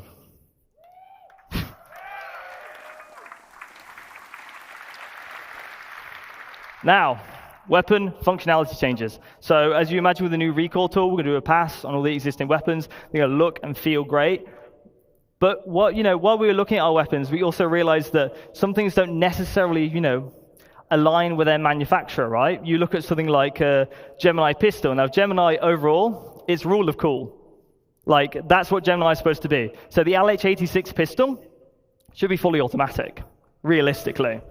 So we have a video to show you of the pistol. And as you can see, it goes ballistic when you fire it. The magazine count has also increased to allow for that just crazy feeling that the pistol gets. Cool. Cool. Thank you very much. Right, and moving on to our new Vault weapons. So, it's the other video. That's the optic one. There you go. Thank you. These are the Vault weapons. So, Vault is primarily based around controlling a heat of a weapon. These weapons have the potential to overheat. And if they overheat, you will be unable to fire. And they will enact differently. So some weapons will just basically be beams from the get-go. Some will go into beams. Like, see, this one goes into a beam once it reaches a certain level of heat. And it's really fun because, these are quite powerful weapons, and you basically want to manage the heat and, keep it in that, ideal spot. Okay, cool. And scope improvements. Now, this was shown yesterday, but I want to dig in a little bit more with this one. So, to get if anyone plays a modern FPS, they know that optics are just gorgeous now. In all modern shooters, they look fantastic. And as you can see, we have zoomed in optics in the center. So and then we have other things like parallax, like you see in real life. And they look gorgeous.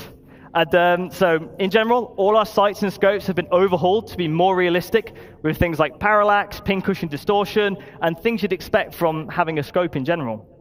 And it differs manufacturer to manufacturer, right?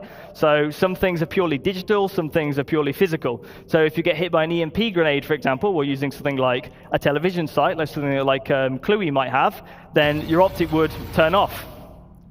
All right. Thank you.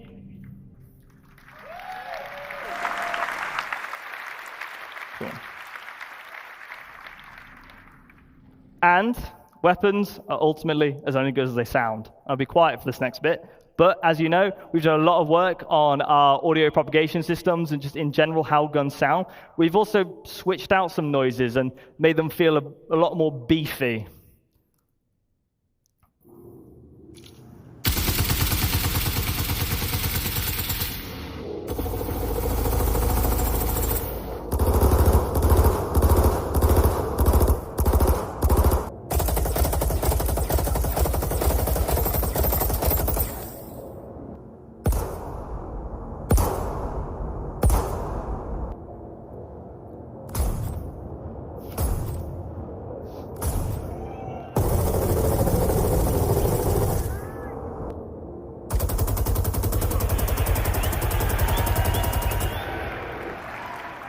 Fantastic. I think all of California heard us there. So, backpack reloading. In real-life combat scenarios, you often grab magazines from other surplus areas. I want to simulate that in our game. So, to show you this, we have something called backpack reloading. If you run out of ammo in Star Citizen, you have to open a menu, put things on. It's a little bit clunky, it's a little bit awkward. So if you have magazines in your backpack, you will now be able to grab them at the price of a longer reload animation.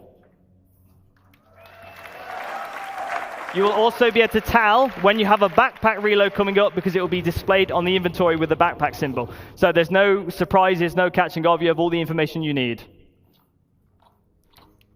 And this has been shown, and it has been teased a little bit, the dynamic crosshair. Now, no more third-party dynamic crosshairs now. So, if you have a look at this, this is our new crosshair. It's a crosshair that fits the aesthetic of Star Citizen. It's a crosshair that follows the barrel of the weapon, so you'll see exactly where a bullet is going to land. And it's projected from the visor using AR. Some visors won't have access to this crosshair, but some will use modified combat lenses. So if you don't want to use the crosshair, you can just use a different visor.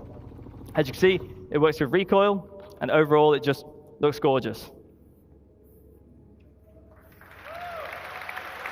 Cool. Cheers. And on to more data things. We're going to provide an improved PvE experience. The accuracy calculator for NPCs is coming over from Squadron 42. Some people have been playing it in the venue and here, and I've been harassing them, whoever's doing the hangar mission, to get their feedback, and it has been overwhelmingly positive. We also have new NPC archetypes, what we're temporarily calling the Juggernaut, which is basically a very high damage resistant enemy that has an LMG or a shotgun. As soon as they see you, they fire, they walk up to you. And overall, it's been playing amazingly, and I'm really happy for you guys, well, I'm really excited for you guys to get your hands on it at one point. PvP, we want to increase the time to kill. This allows for more varied weapon balancing. You know, we can lay into like sort of different aspects of the element more. It leads to higher skill ceiling and less unfair deaths. It will no longer be a game of whoever shoots whoever first. Speaking of which, force reactions. We're reworking them. We're aware it's frustrating, and we are going to rework the system to work beautifully.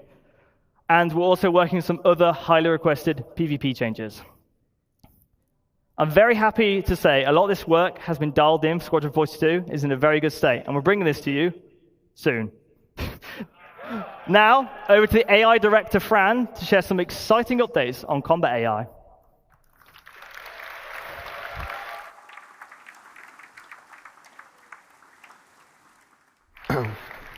Hi, everybody. So I'm Francesco Roccucci, as he said, and I'm the AI director in CIG. It's a great pleasure to be here with all of you guys. It's fantastic. So what we're going to do today is to explore how all the work we've done for Squadron 42 is going to flow into the Star Citizen experience. So we wanted to make the AI presentation about how you guys are going to experience the tech and the features we have been working on. So from the player perspective, you've seen how many new opportunities you have. And now it's interesting to see how the NPC are going to react to that.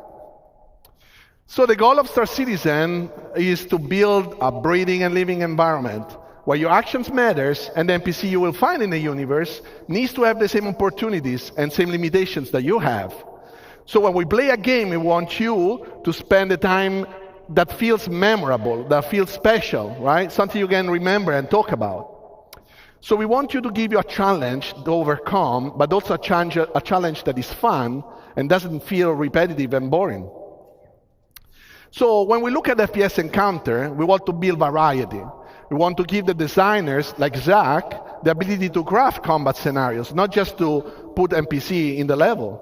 And we need to make sure that he can tweak something such that he can experience the unique play style and the play space that you have.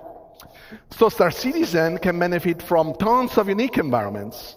So for those environments, we want you to have different type of fun. So what we'll look at today is some of the tools that they have to achieve this goal and bring the AI to the next level. So the first tool we're going to look at today is the NPC trait system. So we spoke about this in the past, and we have now available for designers the initial set of traits they can use to influence the behaviors. So those are some of the ones that are available to the designers. Today we're going to focus on the combat traits, because we have traits that also apply to the peaceful situation and the social environment, but those are the ones that influence NPCs during a combat scenario. And traits, you can imagine them as characteristics NPCs have or don't have. So through the usage, we can make sure the combat feels different from one encounter to another. Traits in tech-wise, are just traits and tags that we can apply to character instance, character classes, but code can also apply them automatically based on specific rules. For example, if you see somebody with a rocket launcher, those will apply, an example, the sentry trait automatically, because those weapons are weapons that work well at range, so you want them to not push forwards to you. So they allow to block, or actually, they allow or they block specific section of the behaviors to run, but they also influence the likelihood of some logic to happen, or they modify the outcome of specific actions. So let's imagine we want to model a pirate faction. something that you can actually experience in the Pyro playground. So we want them to feel aggressive, but also not very trained. They are not very military. So how do we do it with the traits? We can start adding to this faction either the aggressive or reckless trait. Those are traits that increase the risky behaviors. So for example, fighting more in open space or expose themselves longer when they are in cover. We can then assign to some of those pirates the ignore fire obstruction trait. As you've seen, for example, in Chris Rain presentation during the CTG demo, like we have now destructible environment. So what the NPC will try to do is to keep shooting at the position the enemy has been hiding into. So you will see destroying the environment, but you will also see them being less careful and managing their ammos. For others, we could use the undisciplined trigger finger trait. So this trait is, for example, meant to convey the inability to control their weapon when they are emotionally engaged in the fight. And what it will cause is them to trigger the weapon much longer compared, or much, or also just a bit longer compared to what the behavior is asking. So being bad at preserving their ammo means they will also run out of bullets much quicker. So this offers interesting opportunities for players because they can now shoot at them while they reload or while they scavenge the environment. So traits are building blocks we can use to define how character, faction, or encounter should feel. And designer can now create a wide variety of encounters for you guys to enjoy the game. So I want to paint a picture for you guys. So this is the bunker mission in Pyro, right? And we have a set of enemies that are defending the environment. So this is imagine an infiltrate and destroy mission. Those guys are there defending the bunker. You need to take it over. You need to basically kill them all. You are now fighting against enemies that they defend the environment.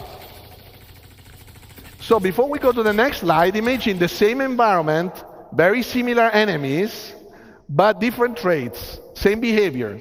So now you are defending an environment and they are aggressive towards the environment. They want to take it. So what you will see here, Zach created a mix of enemies, some equipped with, for example, shotgun and aggressive traits. Now they will push towards you. They will force you to take actions and to react to them. They reload. Some will cover up. Obviously, this is with God mode on, so Zach was not dying. So this is possible to set up with a tick of a box. But this is not just enemies, because in Star Citizen, we want you to hire your own crew members. And those crew members, those characters, will have different personalities, different traits, different training level that they can build up. But when you look at their traits, we want you to see their strengths and their weaknesses so that you can pick the one that either match your playstyle or compensate your playstyle.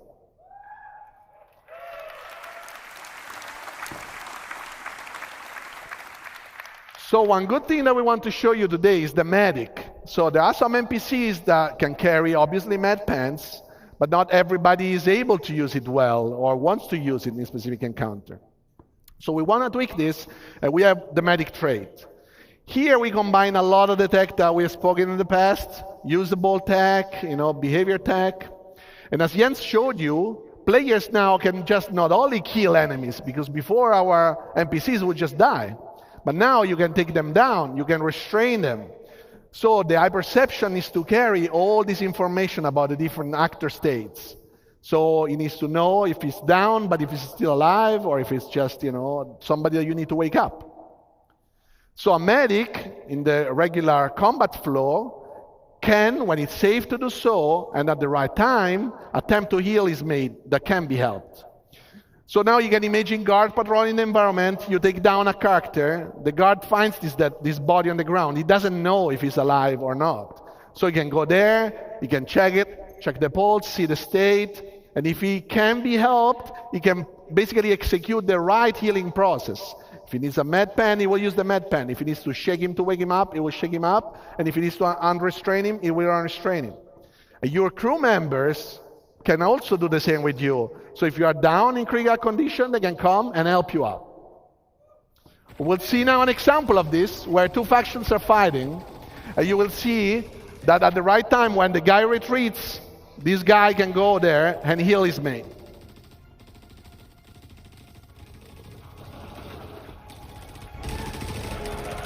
And obviously, he needs to pick up a new weapon because he just dropped it.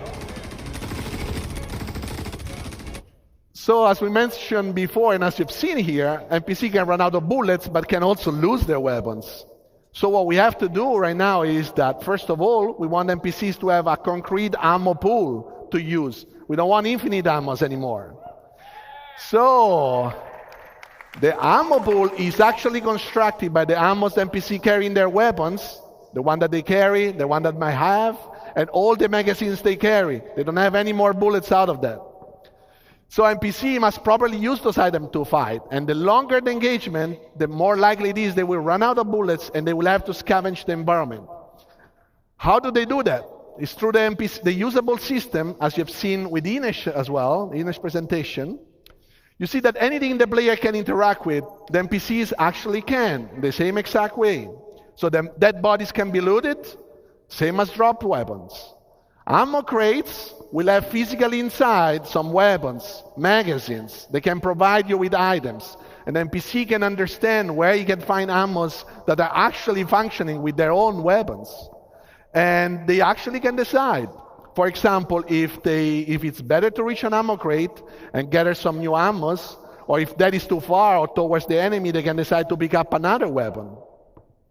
So you will see that also already in Pyro, you might see it. And once they decide to do so, obviously they don't have bullets, so they cannot fight you. What they can do, they can also switch to their sidearms. And the sidearms is less effective, obviously, compared to the primary weapon, but it is still better than nothing for them to protect themselves while they go around and they loot the environment. So we'll see here an example where some NPC run out of bullets. Obviously, in this video, we give them a chance to go and loot as well. And this is a proper ammo crate that allows them to get back magazines. And another NPC arrives, and he will loot the dead body. This is the same dead body you might be able to loot, and you will not find ammos after that. But you will probably find it in the other one once you kill it. So, last but not least, another tool in the FPS arsenal is grenades. Grenades are a great tool. NPC can now fully react and use grenades in the environment.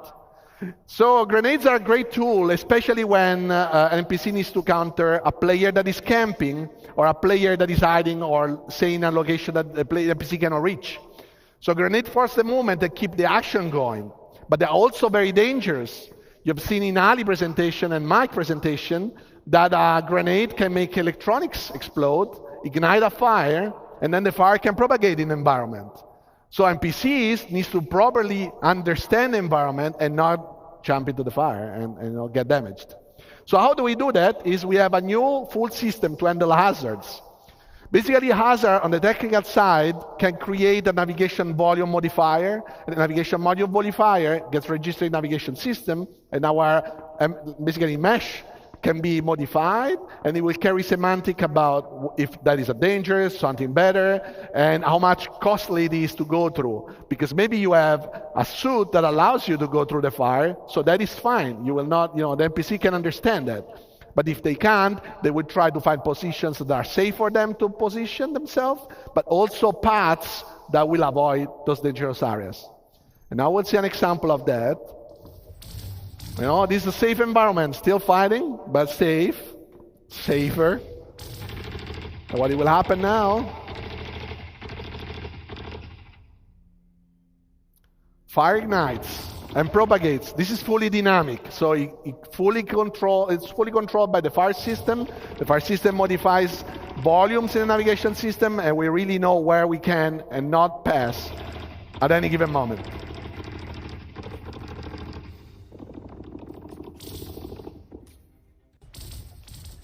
So this is a subset of the things that we worked on and we wanted to show you today. Thanks very much for listening, and now back to Jens.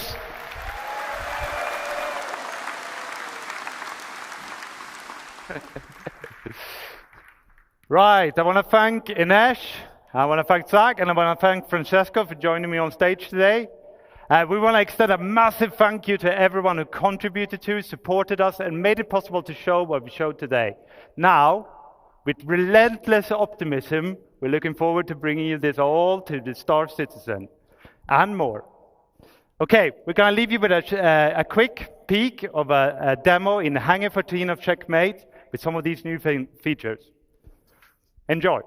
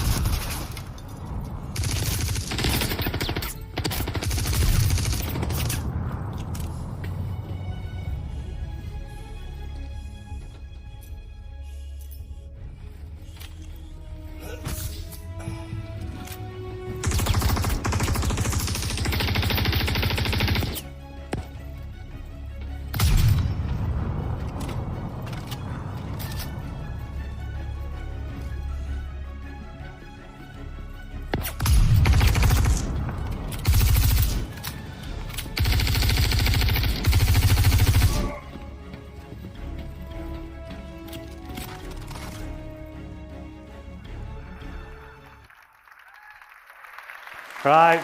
Thank you very much. I urge you all to come and join us in the Pyro Playground pit and have a go at Hangar 13 in Checkmate.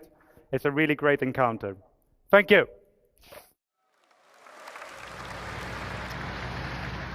All right, so that was live from the first person. We're keeping this train running because we got a lunch to get to. Up next is Taking Flight with Yogi, Inez, and more. Let's get it started. Boop.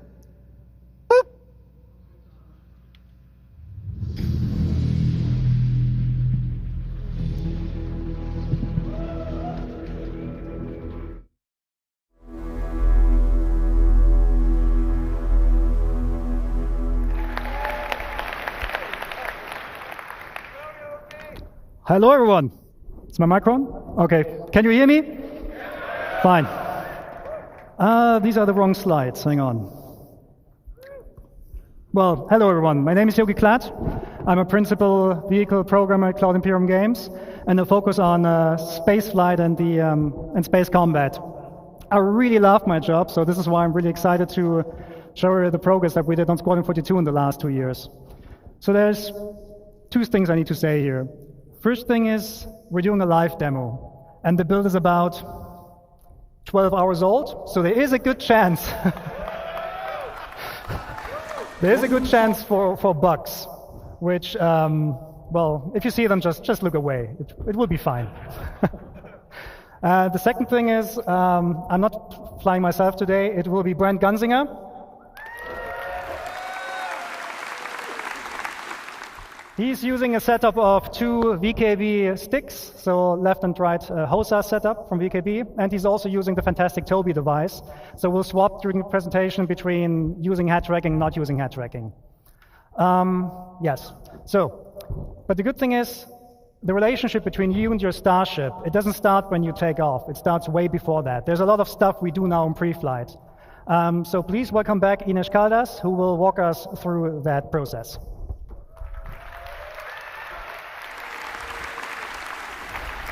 Is this working? Yeah, okay. Hello everyone, it's a privilege to be here back on stage to tell you all about what you can expect about the player interaction experience inside your cockpit. If you, like I've told you before, how we've been working towards improving the player interaction experience all across our game. And we wanted to bring these improvements to what happens inside the cockpit. So we wanted to give you a greater immersion and Okay. Yeah, the slides are not, sorry about that. Yeah, so you want to give you a greater immersion and give you a closer experience to what pilots go through in real life, not only when you're flying around your ship, but the moment you take your seat at the cockpit. So to achieve this, we've created when you enter your ship, you'll be put in what we call a new relax pose. So in this pose, you'll have free look enabled, so you can easily look around the cockpit and your dashboard. The prompts will be showing over the buttons, so you can easily find the ones you have to interact, and you, the pilot, have to press all the different buttons to get your ship ready for flying, and the character hands will be lowered away from the control stick. So all of this blends neatly into our new player animated interaction system, whereby any button is now physically pressed. So this new system uses what we call a CDIK approach. This stands for code-driven IK, or inverse kinematics, and gives full control of the IK setup to the code. So this, among other things, allows us to record the path of the hand relative to its target. So we can have more detailed animations than just simply blending the hand into position. So for example, we can open a flap and then press the button. But you know, enough of me talking, let's go jump into the demo and see all of this in action. So now. So Brand very kindly will get us into the ship while you'll see the new enter sequence. And you'll see the new animations we have been working on.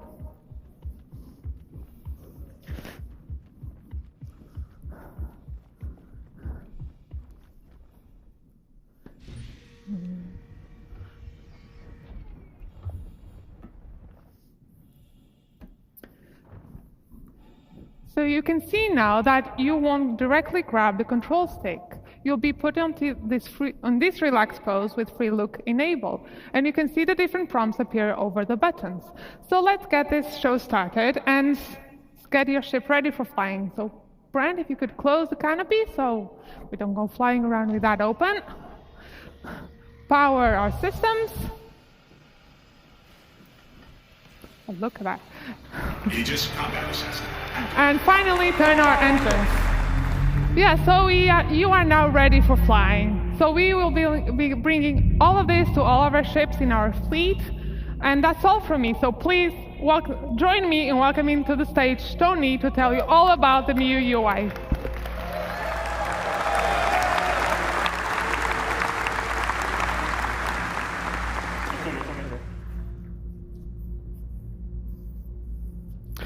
Hi everyone, my name is Tony.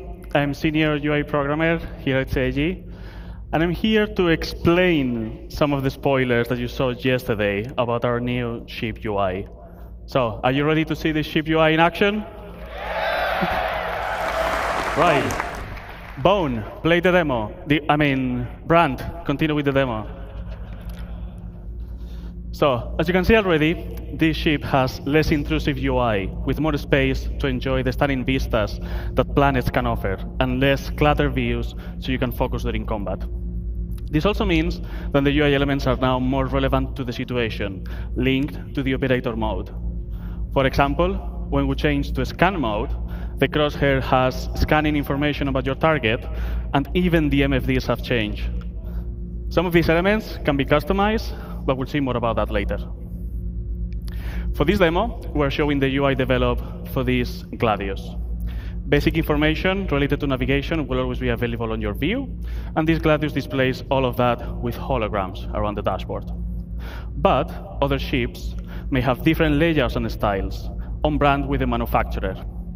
For example, the Drake, that makes more affordable ships, rather than fancy and probably expensive holograms, may use physical screens, dials, and light indicators. This dashboard shows your current speed, the remaining afterburn, and some decoys available. On both far sides, we have status indicators that will show things like if your landing gear is on or any other flight systems. Worth mentioning that we have prototyped these for the demo, so right now they're holograms, but on the final design, these are going to be physical screens. On the far left, on the top of the dashboard, we have the indicator of which master mode and operator mode are you on. So let's change that to combat and talk about these new MFDs. So we have reworked all of these MFDs from scratch with brand new views using our UI technology building blocks. We can still navigate through these MFDs using the classic mouse interaction, holding F and then moving the mouse. On the left here, we can see the scanning view, which is going to show information that you obtain when you scan a target. It may show information about the ship name, the pilot name, or even the current operator mode of your target, so you know if they're just chilling around or they are ready to fight you. Cycling to the left one, we have the target status, which will focus on emissions, damage, and orientation of your target. We'll see that in action later. The next one, continuing to the left, will be the self status, which is contextual. So during navigation, that will show your current fuel, but during combat, like right now, will show information about your guns. You can click on the gun, and you can see basic information about that. You will see the name, and you can also see in which group they are assigned, which Yogi will explain later. On the MFD on the right side, we have the power management, where we can distribute the power of different systems of the ship. You can click on the triangle and move it around to change the distribution, and you can turn down the total power of the ship that will generate. The classic key bindings that you all know already works, so when you change the power management, you will see now a triangle on top of the radar to show you the changes.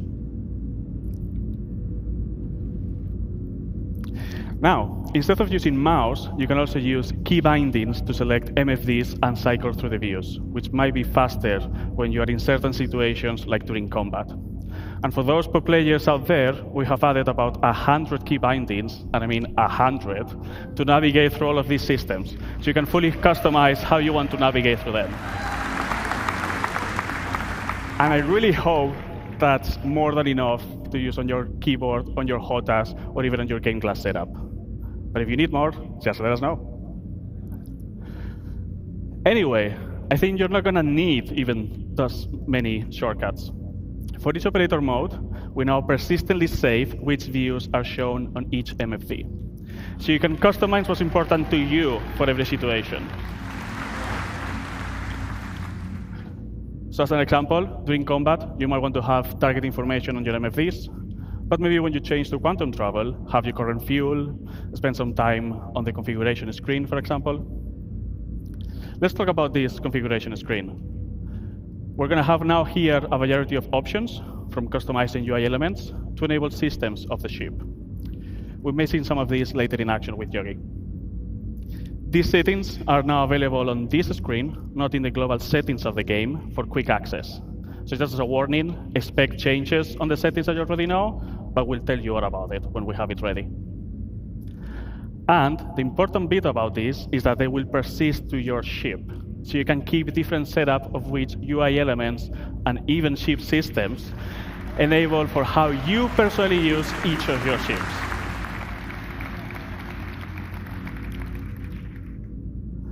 Now, some of you might be thinking that this Gladius doesn't have enough MFDs. Can we enable the top setting? For those of you that you want to see even more information, you can now cast versions of these MFDs to your helmet.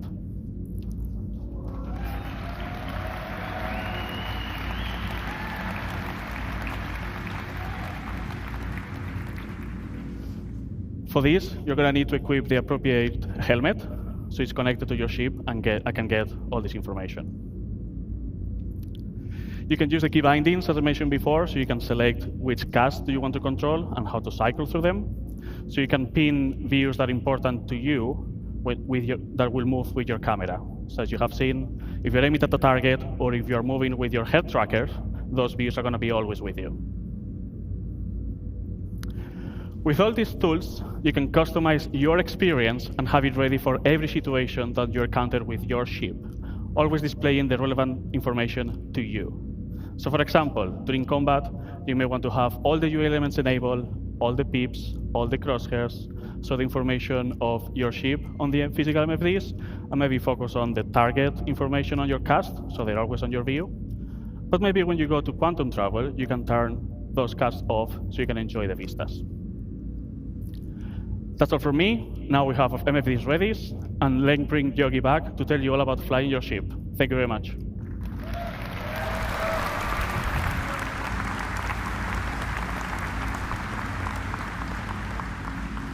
Okay, at this point, our ship is fully powered up, ready to fly. Pre-flight is complete. So Brent, please take off, put the landing gear in, and bring us out.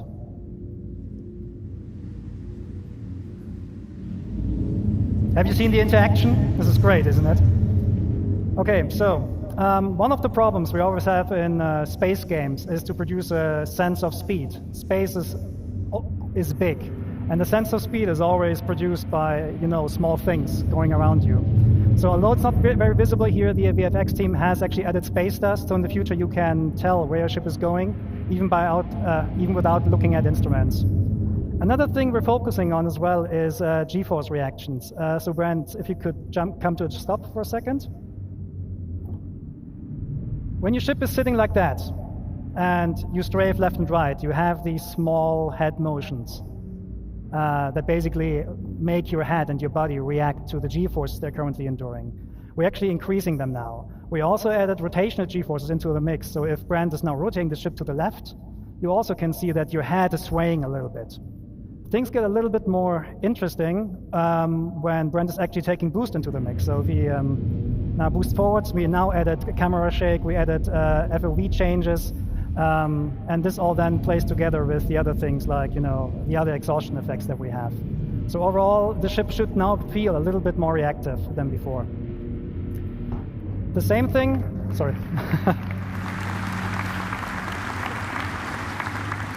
At the same time, we reduced the extensions that that the look-ahead code is doing. So we basically narrowed it down a little bit so it mixes better with G-force reactions, so that even when you don't have a head tracker or something like that, it will still feel pretty good. But this is just a minor change. We also improved the flight controls themselves. So take a look at the speed gauge, for example. It's a little bit twitchy today. What that speed gauge is telling you, the number that's currently moving, is what kind of speed goal Brent is actually putting in. If he puts his stick all the way forward, the left one, you will now be able to see and read the number that you're asking IFCS to speed and forward momentum. This also allows us to bring back the sticky throttle we had pre 3.5, where now, if you play with mouse and keyboard, you can press W and S to increase and decrease your speed and let go of the key, and the ship will not automatically come to a stop. Of course, this is all completely configurable, so you can enable that or not if you want.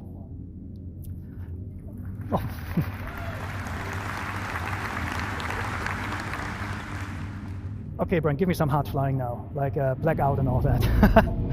Okay, so another thing we changed in the flight model is that we actually looked at the tricoding exploits. These are really important for PvP and racing players among you, because tricoding gives us a mathematical problem that we're trying to resolve. On some ships, when you tricode, you get actually up to 50% more acceleration. That huge difference actually makes a lot of the ship difference meaningless, so we're cutting back on those. So a first implementation of that is already available in the master mode testing areas in 3.21, I think, but we're improving the algorithm right now so that it actually is less punishing in future master mode builds. This is actually a current version, so as long as you go roughly forward, you get the full Gs from your back engines. Okay, so now the biggie in the room. We're talking master modes. Master modes is by far the biggest change we're doing on the ship gameplay. In general, all of your ships will be put into, or will get a master mode setup. And the master mode is affecting basically everything surrounding everything on the ship. The ship itself, the flight model a little bit, but specifically the items and what they do. And there are two master modes we're going to talk today about. One is SCM, which stands for Space Combat Maneuvering, and the other one is Navigation. So let's look into SCM. SCM is the mode that Brent currently has active. So you see the, Brent, can you go into the indication, please, for the master mode? Just point with the mouse there, if you can. Yeah, so this is your current master mode. It says SCM. When you use SCM for basically all the gameplay that is not traversal. So combat, mining, salvaging, you're using it for that. You have full access to your combat system. Your shields are working, your thruster boost is fully active, your weapons are working. It's the high performance, high alertness mode that you're in. However, we will heavily restrict how fast we can go. We can go with your ship. Okay, Brent, go to full max speed. So this Gladius on max speed in SCM can reach about 225 meters per second. That might seem slow compared to what you have in the PU right now, but it's still pretty fast. However, you can extend that speed. Brent, if you just go forward and boost. So the Gladius can extend up to 550 meters per second. On this slide here, you can see the speed spaces we're talking about. So if you're just flying around in SCM, which is like the max speed of your ship, you can reach the 225 meters per second. If you boost, you can reach up to 500 or 550. However, that boost space is not spheric. That means if you boost forward, you reach higher speeds than if you boost backwards. That is really important for space combat maneuvering, or for dogfighting in general, because it discourages backstrafing. It actively actually punishes backstrafing, and it creates more interesting combat maneuvers. The PvP players among you, they basically call this encouragement to closing the gap, which is basically more forward-centric combat, which is much more exciting than backstrafing and just trying to get some shots on. It also forces you as combat players to commit to the decisions you did earlier in the fight. So it's going to be, we think it's much more exciting. Okay.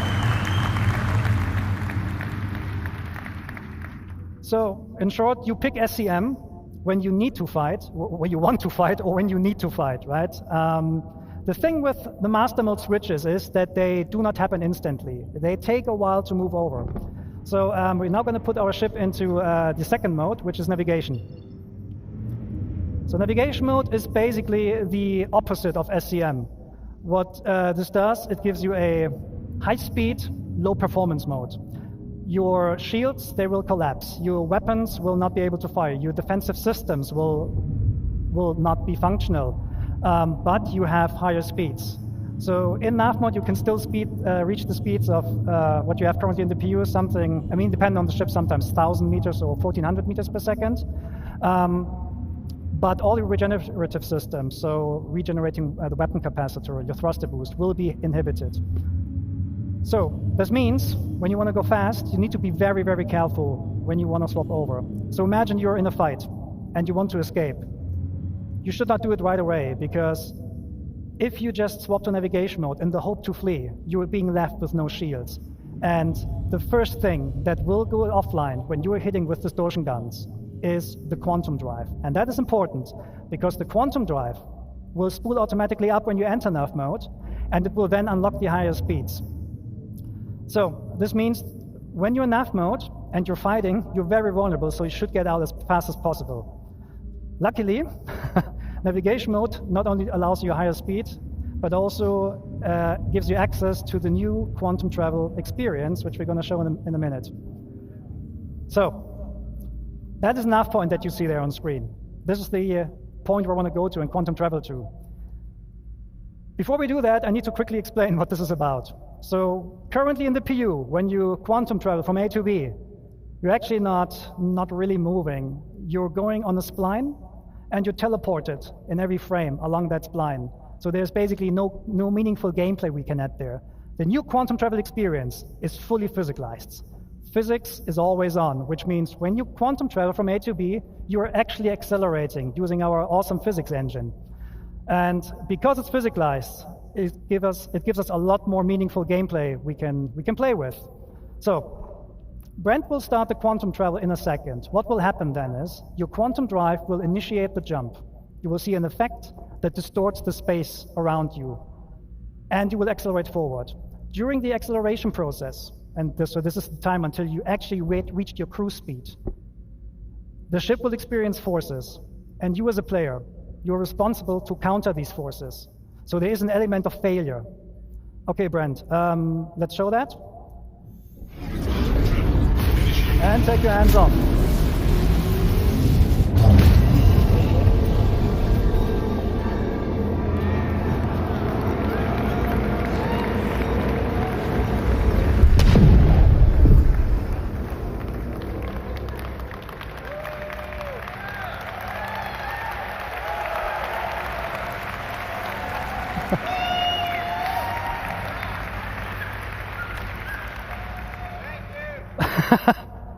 So what you just saw is basically the failed attempt to quantum travel. Brad wasn't countering the forces, therefore he was thrown out, the quantum bubble collapsed and threw you out. Your ship doesn't like that. IFCS needs 5-6 seconds to recover from that, during which time you're just tumbling, right? So and this is not just like dependent on your skills. If you think selecting a proper quantum drive doesn't matter in the future, think again. You want to take care of your quantum drive. You want to repair it and keep it in good shape. So if you buy a cheap one, your travel will not necessarily be faster, but it might be harder. Okay, so Brent showed us how it's done properly.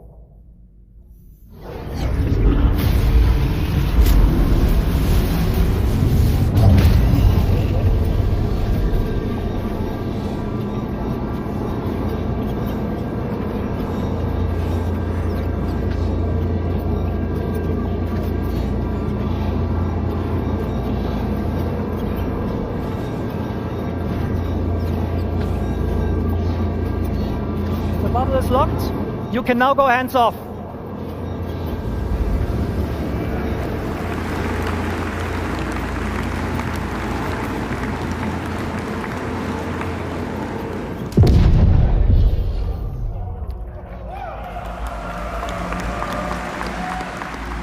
Okay, so there's a second variant of quantum travel, and this is for short-range jumps.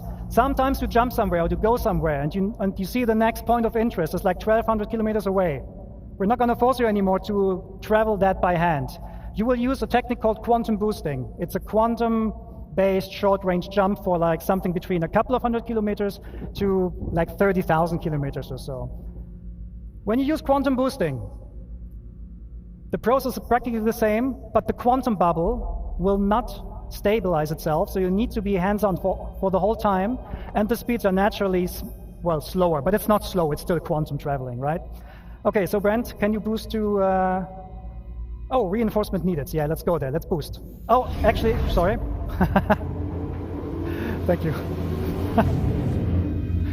Okay, so what Brent is currently showing here is, I think I forgot to mention, quantum boosting works in every direction.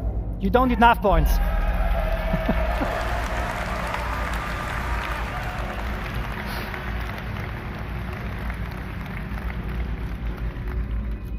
Brent is awesome, thank you. Okay, so now please boost to reinforcements needed.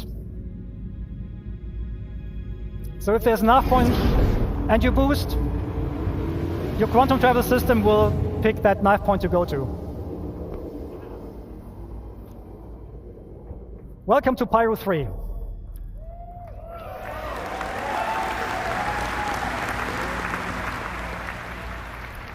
As you can see, there's a lot of UI happening right now. There's a lot of context there. And this is not an online demo, it's a single player. So that means all these units there,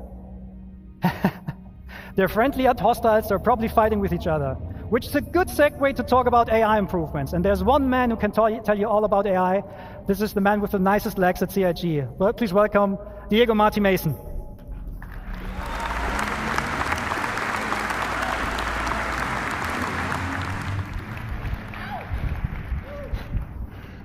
So who's excited to see the new AI changes?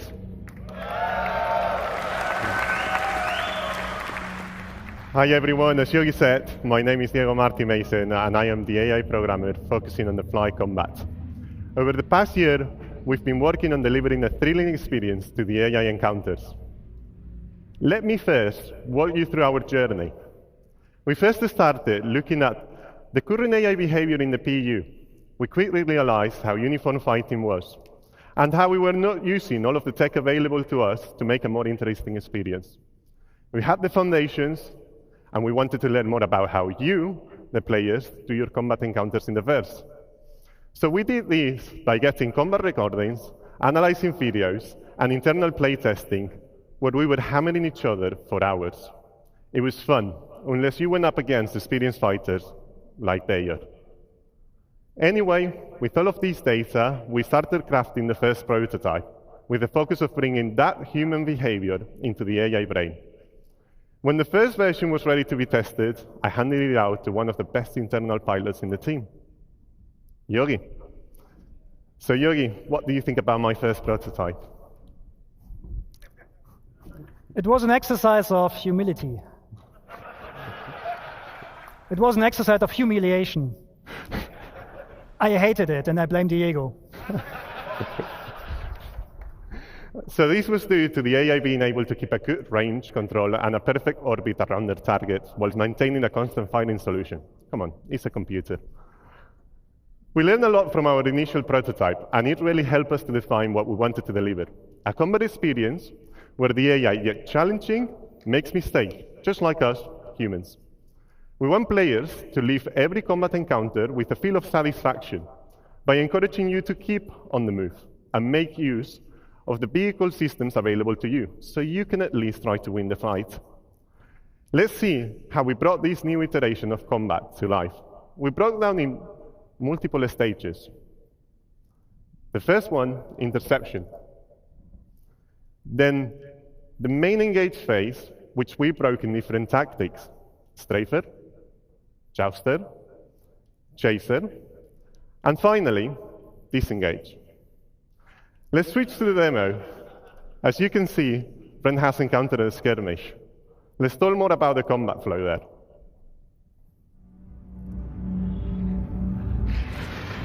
Okay, we will start with interception. After acquiring the target, the primary aim is to close the gap with the target. If the AI is already near the target, the interception phase is skipped completely. If it's too far, it will tell the AI to use the new master mode to swap into navigation mode and make use of the full speed to chase. Swapping back to SCM mode when we are in a striking distance. That leads us to our second phase, engage. Here the AI selects an adequate tactic based on combat environment. These are choosing via the traits and tactic selector system. You've heard more about them in the previous talk by Francesco. So let's talk about the strafer. As this is a 6 degrees of freedom game, it's the natural combat shape adopted by pilots. We have related the same behavior to our AI, ensuring also that orbits are closed and adding variations to include rolling. Strafers will break combat if they cannot keep an orbit. So now we see how the Hammerhead is being attacked by Hornets. These Hornets are jousters. Jousters consist of performing straight-in attacks while outputting a lot of firepower, blowing through, smooth turning, and repeating. We added variations for the more skilled pilots, like skid roll attacks, that provide a spiral-like flight path. Jousters are also good at monitoring for back strafers, so if they cannot get into strike distance, they will just break. And finally, the chaser. Now, Brain is going to get there in a second, but the chaser is going to be the Cutlass, which is following one of the Hornets and is allied with the Hammerhead. Now, we are really far away, 10 kilometers.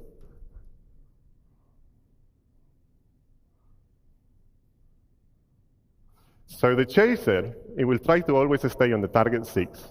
The idea is to force the target into a defensive stance by making them turn into the chaser. This maneuver will be seen mainly in squads and atmosphere combat.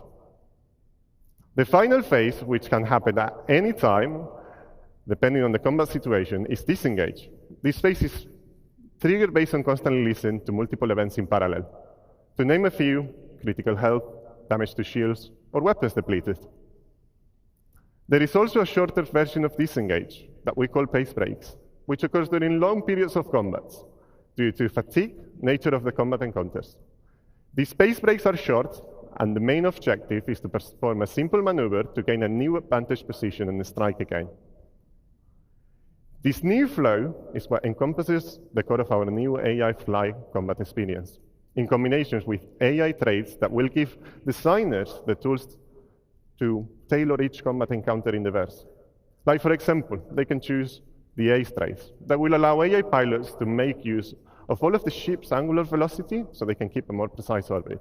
So for some of you out there, it's going to be a good challenge. While we've been mainly focusing on fighter behavior, we've also started to follow the same process to other ship types, like gunships and capitals. In the near future, we want to deliver an experience where going against a capital ship like an Hydrus is a tough fight, that unless you bring the right combinations of tools, meaning ships that are equipped to take down capital ships, you will get demolished by their powerful turrets. Now, after all of the feedback, in our first internal playtest, we've received a lot of constructive and positive feedback. And Yogi's not longer being destroyed by the AI, so I think he likes it a bit more. Thank you, everyone. I hope you enjoy the new AI. And back to you, Yogi.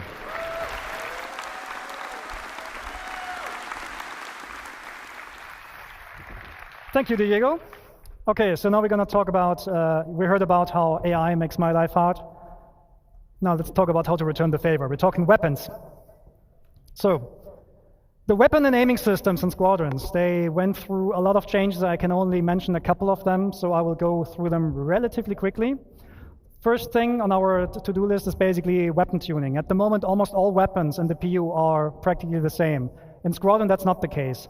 Almost all weapons have different properties. They have like different projectile velocities, different DPS numbers. But they're not just different in terms of these numbers. They also feel different. Remember the cinch cannons from like a couple of years ago?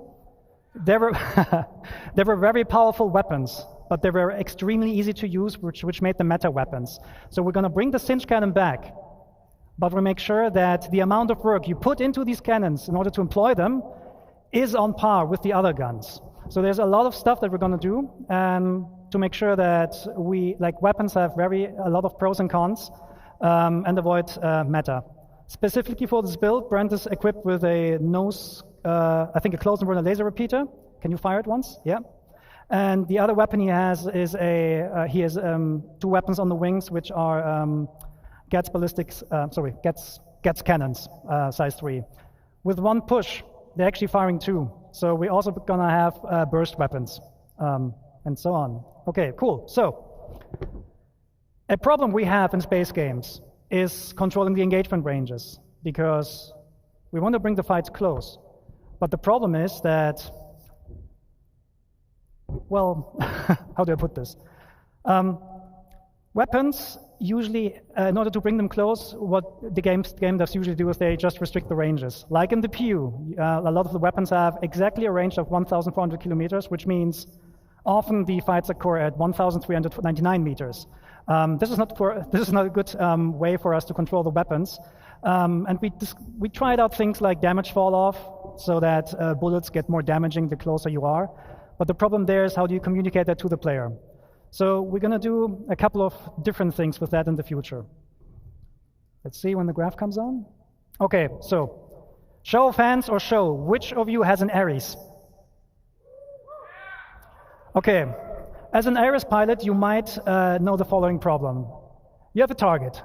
You're going to aim at it. And then you,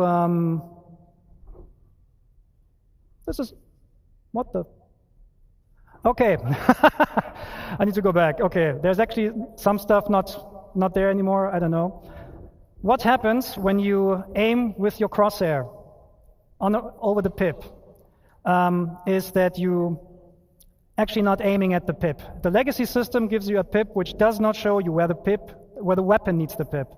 The new aiming system actually produces the pips based on where the weapon sees them and reprojects them on the target. That means the aiming information you're getting is actually much, much more precise. And this is a very interesting, sorry, I said the completely wrong thing. I'm sorry, I'm nervous. Okay, controlling weapon ranges, sorry. I'll do it now, sorry.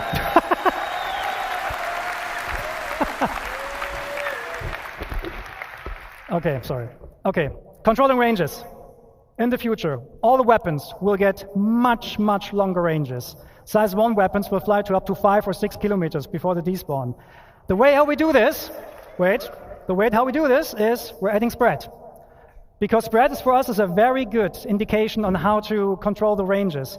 This is not a one-to-one relationship there, so don't worry, you won't get like spread with like 20 degrees offset or something like that. Don't worry, right? But if we compare the spread of the weapon with the target size, we know when the weapon is in range. We know when you actually are close enough so that the majority of your hits can hit, and we're telling you that via the aiming system now. So, Brent, let's go back to the demo. If you get a green pip and a green crosshair, it means you have a high chance of your weapons hitting the target. If Brent takes a little bit of a step back and waits until the pips and the crosshair turn red, this does not mean that the ship is out of range. You can still hit it, but you might waste bullets. This also has the benefit that, I'm not sure if you saw that before, but if you look at how many bullets are in the air, you're actually getting a lot of bullets, a lot more bullets, and it just looks a lot better. Okay, Brent, just kill these guys now. Bam!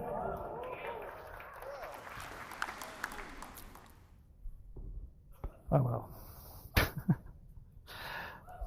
Okay, so that was this one. Okay, a thing you might have seen is that Brent is loaded with size 3 guns on size 3 gimbals. That means we're removing the M-1 system. The reason for that is the original intention of like controlling the performance between joystick and mouse players just didn't work out, and the new aiming system is flexible enough to deal with these differences. So we're just removing it and keep going. So, next point, pip grouping. If you have different weapons with different projectile velocities, you will get different pips. Because merging the pips makes no sense for us anymore, because the weapons are going to have vastly different projectile speeds.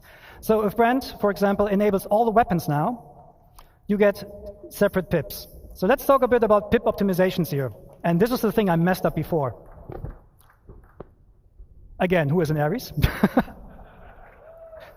If you aim at your target, you get a pip, right? Your Aries owners know that. You aim at the pip, you shoot, you miss. And this is because the pip is not being shown where you need it. In the future, we're actually offsetting the pip where the weapon sees it and then reproject this onto the crosshair. Like that. And when you then hit, you hit. No, when you then shoot, you hit. And this is, of course, also communicated by the aiming system. So when the pips turn green and when the crosshair turns green, just shoot. Okay, so now to the actual best part. We cannot take down this hammerhead. It's too big for us. But we can cripple it. The weak points on the hammerhead are the turrets. The way we're going to do this in the future is with precision targeting mode. Brent? Enable precision targeting mode. There we go.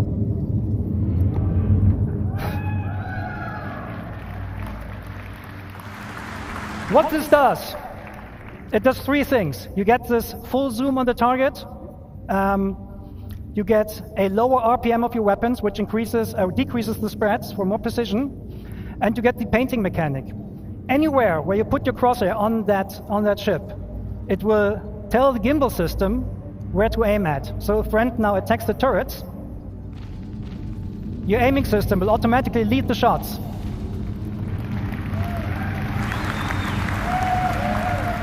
Bam! One turret down.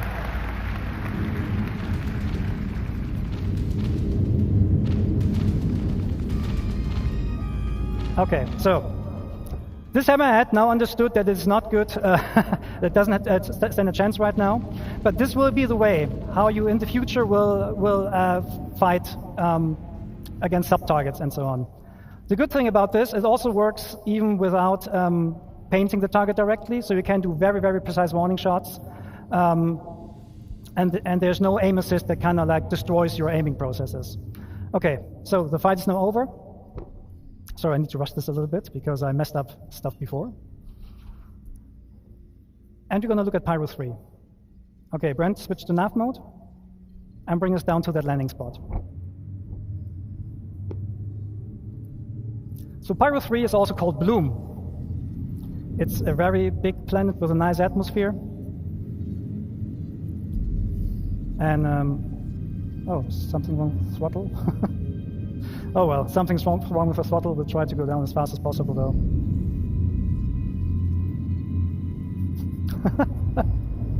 I said gameplay demo might have bugs. Okay, gonna go there now. Okay, yeah, steeper angle, that works. Okay, so the thrusters on your ship, they do not like they do like the vacuum of space. Well, we're talking spaceships here, right? And we have thruster efficiency curves on these thrusters. So at some point, especially the MEF thrusters, they will cease working because they don't like atmosphere. They will overheat very, very quickly. So there's the question, what happens when you go down to a planet and you want to rotate your ship with your thrusters off? Well, we'll see. Can you go to external view? Can you waggle your tail?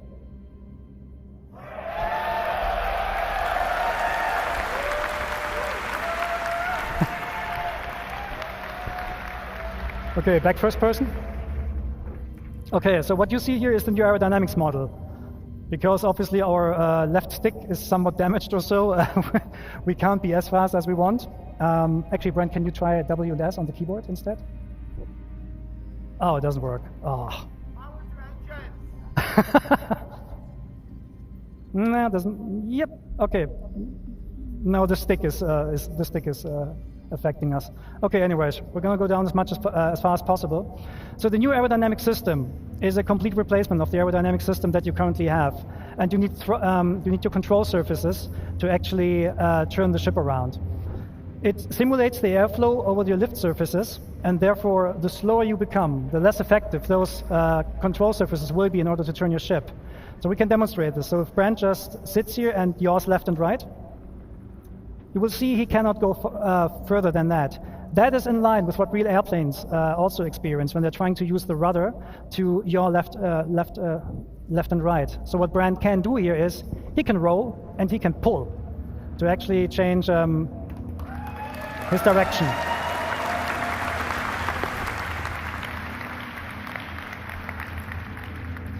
Okay, so just for this demo, we added a button. The button is called Thruster Disconnect. Because at the moment in the PU, when you go through a planet, you're using the thrusters to rotate. We're not doing that anymore.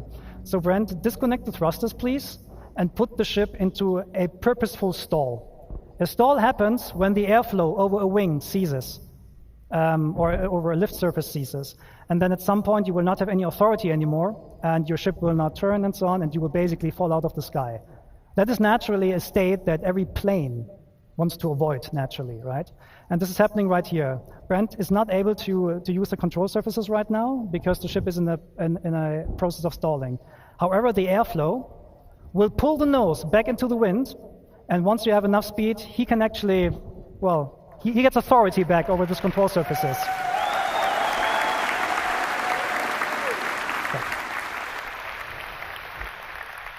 That means for you as players, what you can actually do, you can do aerobraking, you can do pure gliding if you want to. You can even do like competitions like, I don't know, like drop ships out of orbit and then see how far they glide. This is all possible with a new system.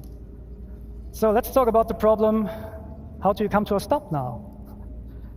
To come to a stop with the new system, you need to purposefully put the ship into a stall. But don't worry, when we don't have the thrusters disconnected, IFCS will help you. So you're going to bring down the speed more and more until you're reaching stall speed, which is about now. And then the thrusters will kick in and catch you. That means, however, you are now in a state that the thrusters don't like, right? So at the moment we have turned this up, but in the future you will not be able to hold this for long. So Brent, for example, now from a hover, strafe is left, more left, more left, more left. The wind flow again pulls the ship over, and you go forward again.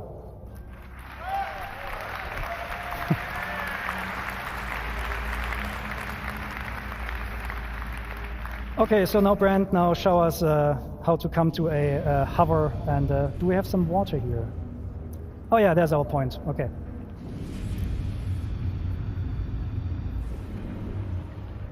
Highway to...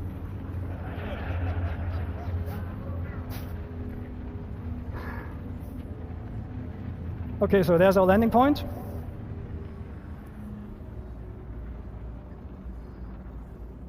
Can become a little bit slower, I don't know, 100 meters per second. So we're trying to land somewhere here.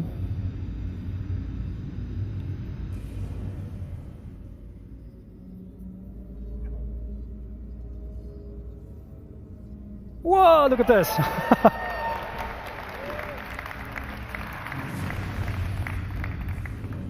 Yeah, that water's great, like, awesome. Okay, so now we're coming to a, so now Brent will try to land with a broken throttle.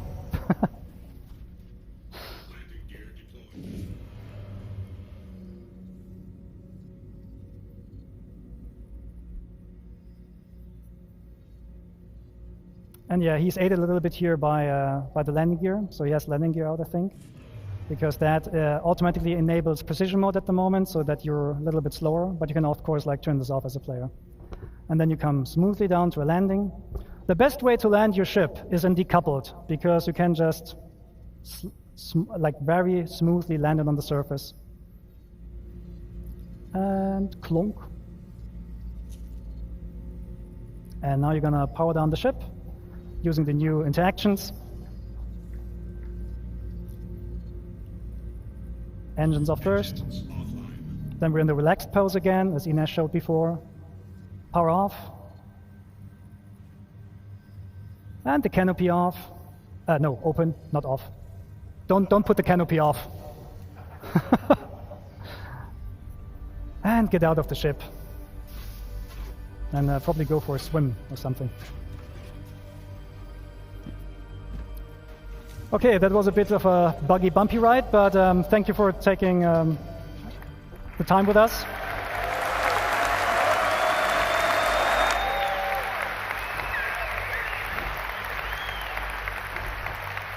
And we'll see you in the verse. Thank you.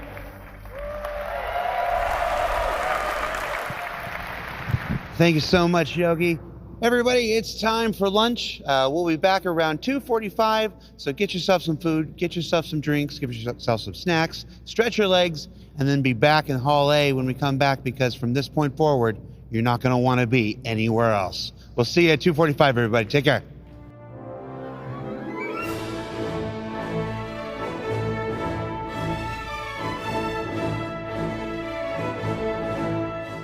Welcome back from lunch, everyone. Hopefully you had a good meal. I missed you guys so much, except for you.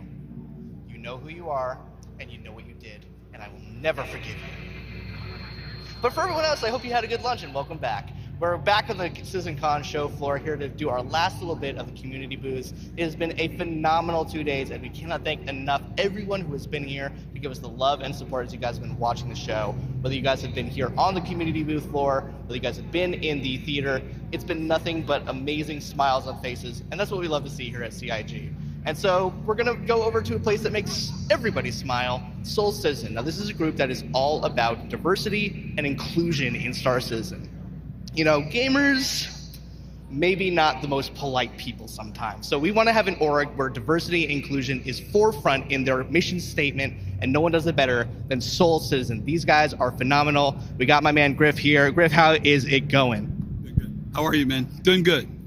Awesome, man. It's so good to see you guys. What's been your experience having Soul Citizen be this huge org that is a safe space for gamers of all colors, genders, sexualities, orientations? What's been your guys' experience being that safe space for them? Well, first off, we're not an org because people want us to be an org. What we are is a group of gamers who back and support the game, but particularly of diversity. When Fast Cart and I first got this going, we talked about being able to bring African American, because we would go to the conventions and see 5 of us out of 600, but we knew we were out there. But ultimately, we decided to expand diversity into not only just being African American, but LGBTQ, straight, age. I'm 60. We have 20-year-olds in our group, male, female, and everybody pretty much has a different feeling about the game and very supportive of the project. Fantastic. So even Jared Huckabee could play this game, is what I'm hearing. You guys are going for like the elder statesman, so that's fantastic to hear. What giveaways are you guys doing? I hear you guys are doing a really cool giveaway at the top of every hour. Is that correct? At the top of every hour, if anyone comes to our table, if they're the first one to come here and they say what our table number is, one of our partners or our friends are the folks with Star Jump Station, with Grim, Ender, and Starlet. They couldn't be here, but they donated these posters of their work of the Fleet Viewer. And so we have signed this for everyone, for all the members here have signed it. And if you come here at the top of the hour, if you're the first one, we will give you one of these signed posters, specifically from Star Jump Station, because we love them. They're a great group, and they've contributed so much to the community. That is awesome. Thank you guys so much. Soul Citizen, come check them out. Again, a safe space for gamers of any race, creed, nationality. You guys will find a home here. Thank you guys so much. We're going to move on now to Quantum. These guys are all about the medical gameplay loop. These guys are, oh my goodness, I almost needed them for a second. That was disastrous. How's it going, guys? You guys are the forefront org designed to help with medical gameplay wherever gamers may be in need. You guys actually have a really interesting Discord tool for anyone, even if they're not in your server, if they're not in your group, to get your services. Tell us about that. Yeah, so the Abe bot that we designed is to be in other people's Discords. One quick, easy command will actually send the ping to our Discord as well as all of our partners through the Alliance Initiative Beacon System Bot, or ABES for short. And say that one more time, just so everyone's clear. What is the name of that bot? The Alliance Initiative Beacon System. The APES bot. I love that. Where you can go ape for the APES bot. So what can we expect to see from Quantum in the future? What do you guys have next on the horizon as your guys' org is expanding ever greatly? So every time we get any type of information, we always try to think about how it's going to affect us. Yesterday, we saw the fires on the ships and everything, and we already started talking about a fire rescue unit. Firefighters in space is the coolest thing I think I can think of. Thank you guys, Quantum. You guys rock. Everyone here has been phenomenal so far, and we are going to end our last community booth segment for the day with Imperium. Now, when I say these guys have an amazing set piece that has wowed everyone at CIG, I mean it. Let's take a look at this amazing Bengal carrier. Like, guys, this is phenomenal. Let's see if we can get a good shot of that. Make sure we get a great shot of how detailed that Bengal carrier is. It is sleek. It is sexy. God, I just want it for myself. So, man, that is just so cool. So with me are some Imperium guys. What's up, guys? Let's say a young, charismatic host named Schman, for example, wanted to steal that Bengal carrier. Where exactly is it going? Well, if you live in LA, it's actually going to be staying right in here. It's going to be down to the Santa Monica office, so it's going to be present inside their studio.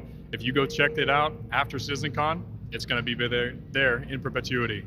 Yes, suck it, Austin. LA wins, finally. So what has your guys' CitizenCon experience been so far? How have you guys been repping Imperium here on the show floor? Well, I mean, obviously, very well is the answer. So it's been fantastic, man, having everyone here. This is about half of the people we've had present. So it's been a fantastic showing from our organization. It's been a labor of love putting this together, being present, answering questions. It's been great to see everybody coming around, showing support. It's been fantastic. So thank you. Yeah, we've been seeing you guys build this throughout the past 2 days, and to see it finished finally, For those of you at home, there are no easy words to say how cool this thing looks. The level of detail here is immaculate. So thank you guys at Imperium. I know that everyone at the LA office is going to appreciate this so much. All right, we're going to toss it back to Jared momentarily. Thank you guys again so much for checking out the community booths. We'll see you guys back here again. In the meantime, stay safe and see you in the verse. Oh. Alt what? Function F4. Function F4? There we go. Hi, everybody. I'm at the Pyro Playground. I said, hey, at some point during the 2-day event, I want to get out from behind backstage and, come see what the thing's all about. So I'm here in Pyro. Why don't you come around here and see? I am, of course, an expert Star Citizen player. Come on over here. You see what I'm doing? I am attempting to open a door right now. How do I open the door, Daniel? It's not this door? That's not the door? Also, you're not Daniel, are you? You're Adam. All right, so we are here. What station is this, Adam? No, remember. Checkmate. No, put the mic in. Oh, this is Checkmate. This is Checkmate. This is Checkmate Station. So this is where the demo starts. And what do we do when we're here at the demo? This is where your habs are. So, yeah, you can't go back in. Okay. You want to go straight. You want to follow the exit signs. So left. And those are your elevators. Are these ones going to kill me? No, these should not be the death elevators. Not even in Pyro? No guarantees on that. I want you to go on record. Look at that camera and say the elevators in Pyro won't kill you. I'm going to say no guarantees that the elevators on Pyro won't kill you. All right, so we take the elevator, and where do we go next? You're going to go to the entrance. All right. Push the button. Look at this guy. So one of the other players will do it for you. There you go. So, no, show the screen. Show them Pyro. Let them see Pyro. People are tired of seeing my dumb face. There we are. So where am I going now, Adam? You want to make a left? This way? No, you went too far. You got to follow the exit signs. I don't see anything. There you go. All this environmental storytelling. Yeah, this is the experience that you just walked through. All right, up here? Yep. And another elevator. All right. So what does this say here? Do you know? I can't read. I know that's Rough and Ready for the top part. All right, yeah. So Rough and Ready are the gang that runs the Checkmate Station. All right. Well, everybody, I am not going to subject you to my first time here in Pyro for any longer. We're going to throw it to the first of our two-part environmental presentations, starting with Living on the Edge. So take it away, everybody, and I don't know, watch it. It's good.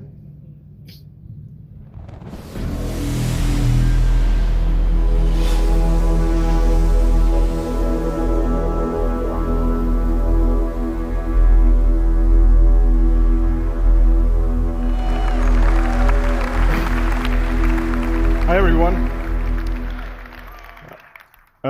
My name is Khan Chuckett. I'm the lead level designer for the PU. I will give you an introduction to our locations when it comes to the design, a high-level overview of the design of our locations. I'm going to describe you the processes of our workflow and the goals that we aim to achieve.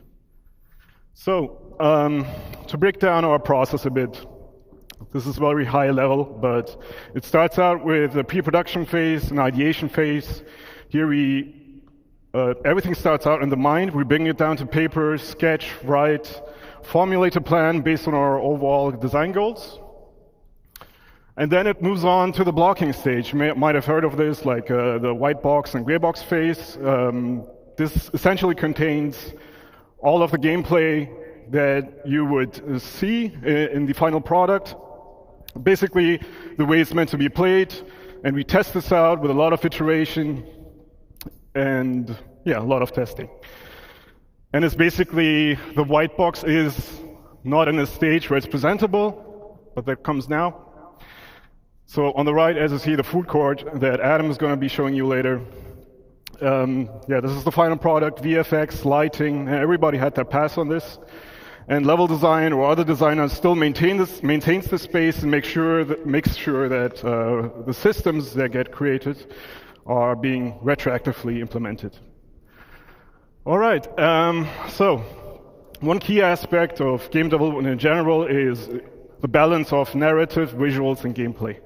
So all these interplay, they interconnect, and it's the foundation that runs through all game environments. So it's important to communicate context. And here in this draw over, you see that narratively, we see sort of a dangerous environment. The spiky shapes here are sort of threatening. We see defensive structures. We can expect some enemy NPCs here, but it's also an old village. Maybe there's some exploration, some loot to be found. And then what's also important is communicating goals. So goals can be the pathways that you take, the gateways that bring you from one step to another, and so on. Okay, whoops. Yep, there we go. Okay, since we're a sandbox game, accommodating playstyles is pretty important. So playstyles meaning going guns in blazing, shooting at everything and everybody, going more of a stealthy, infiltration-y pathway if you wanted to, but also all the social aspects that you know from Stanton. And to do this, we establish, so one of the core design philosophies is granting the player the freedom of choice to do what they want to do at any point throughout their experience. And we do this by establishing or defining multiple pathways or archetypes that we call primary, secondary, and tertiary pathing. So the first one is pretty straightforward. In a social setting, you have the goal right in front of you, and it's a single goal, such as here in the Habs. In a combat setting, this is very exposed, so it's dangerous to traverse this route. Where it gets more complex is when you have, such as with this outpost here, when you have multiple goals that can be equally important to the player at any given point. This is where we need to have a bit more design put into it with, for example, the landmarks that serve as orientation points. So to help you orientate yourself wherever you are in this location. And leading you to these locations by utilizing shape language and composition. The second path is, these are secondary pathways, so these are alternative routes. And these are options that are offered to you as you traverse the area on the primary path, for example.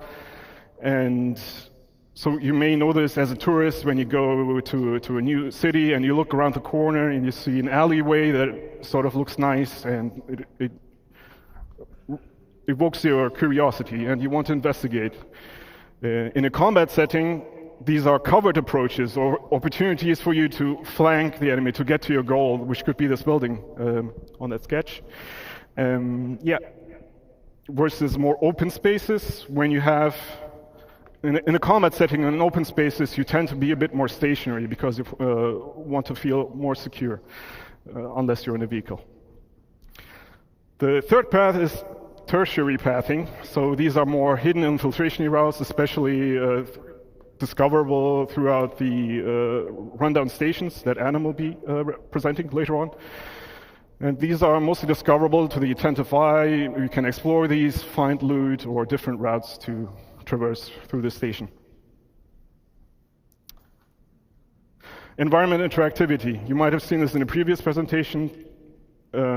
It's very important to ground the player to their environment, offering them ways of interaction, being able to change the state of rooms to toy with the AI, or just simply being able to unblock your pathway. Where it gets a bit more complex is when you talk about resource network systems, such as in day one when Torsten mentioned that we are planning to implement this as well in locations. And this will allow the player to engage with their environment in different ways. They will be able to power up or down entities such as turrets, gates, and doors, and also alter life support systems. And also this ties into security systems. So being able to power up or down certain sections of a security system. And security systems in turn will be dependent on security tokens that you will be able to grab from other NPCs in your environment to then gain access to other terminals, to security terminals or other areas. Reputation is a big topic for us, especially with Pyro. So reputation, what does it mean? It means that it's basically your standing your relationship with factions, and factions are the UEE in Stanton, or outlaw gangs, especially now in Pyro. And this will define your play style within this environment. So it will define how you experience the location that you're in a more social context or in a more combative context. So we talk about reputation gates as well, especially in the later presentations. So in the case of the food court, in the rundown station, we have multiple floors. So the first floor is the gang floor, and that might require you to have a better relationship with the owner of this location, which then will give you unique mission givers that you can go to and accept a mission that are offering you missions themed after the faction or the owner of this location, but also give you access to unique gear, collectibles, ship weapons, and items. You might have seen these locations in the demo if you've played it. So to close this all off and move on to the other presentations, the glue behind all of our locations is the content. It is the reason why you go to these locations in the first place, and our main goal right now is to not have that divide between social and gameplay as much as we do in Stanton, but mix it up a little and make that dependent on the reputation that you have with the factions or the owners of these locations. And yeah, we're looking into more content. As you've seen listed there, there's a bunch of new stuff coming as well. With the later presentations, for example, with the logistics hubs in the second portion, we're also looking into rates. But yeah, that's it for me. I will pass it over to Eddie now. Hope you've enjoyed this. Take care. Bye.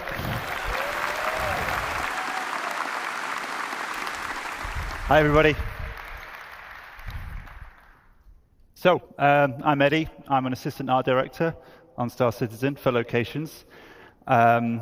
Before we start, I'd like to mention that all of the footage we're about to see comes from our current stable builds. So all of that beautiful tech, all of those features that we've seen in the last 2 days is coming from our tech development builds. Now, all those features are going to make their way to you, of course, eventually. But that is the reason you're not going to see some of them in the builds today. I just wanted to get ahead of the comments a little bit there. So with that said, what am I going to be talking about? Well, I'm really excited to show you that the hard work that the Sandbox One team have been doing to expand our new outpost locations. I'm going to start by going over how we've expanded the library and what that means we can now achieve with the new locations, and then how we achieve that variety from the library by categorizing our locations into both archetypes and themes, and what that means for you as a player. So, I don't know if you remember this, but at CitizenCon in 2021, we showed this new style of outpost for the first time. Now, at this point, we had our art style locked in. We'd worked on our library of content to the point where we could make smaller locations like this one, but with a limited amount of variety between each one. And this is what that library of modules looked like at that point. We'd established our main building modules, as well as some of our larger buildings and a number of smaller secondary and dressing and standalone modules. But each outpost couldn't be too large without there being some obvious repetition between the modules used. So let's have a look at that library today. So, in order to achieve that greater visual and design delta between each outpost and have them not feel like exact clones of one another, we've massively expanded our module library in terms of breadth and depth. And what I mean that, we go broad by making more modules with different purposes, and we go deep by creating multiple thematic overlays for each of those modules as well. And I'll go into what that means a little bit in a minute. But the challenge of a sandbox location like this, as you can see, it's not about building a single unique location. That can be quite straightforward, to be fair. It's about giving our artists and designers the building blocks, the affordance to build multiple locations that all feel somewhat different, even if they do share that same basic DNA. So it's about creating both the ingredients at the same time as the recipes, and making sure all of those flavors work in harmony with one another for both visuals and gameplay. So every individual part has to take into consideration all of those design philosophies. So every single module has to take into consideration those design philosophies that Khan mentioned. But we also have to make sure that they work with those same principles when an artist or a designer combines them into any one of a number of different layouts. So the more ingredients we have to work with, the more recipes we can create. But with that complexity comes the challenge of keeping everything harmonious. So we like to think we've done a pretty good job with that. But that's me. Using this expanded library, we've been able to increase the individual location size because there's less of that obvious repetition between buildings within any single location. And we can't really call some of these large locations outposts anymore. They become something more like settlements and imply a larger and more established community. Now, as a player, it will mean a lot more to explore and do at any single individual location with a localized and personal feeling mission types that might see you moving around a single settlement to complete objectives or doing short hop missions between clusters of settlements on a single planet. So you might head up to a ridge to repair some wind turbines. You could counter an outlaw attack from a neighboring outpost, or on the opposite side, you might be stealing or destroying vehicles for the criminal gang that you're working for. But in the art department, we always say, show, don't tell. So let's stop looking at slides and let's have a look at some of the locations in game.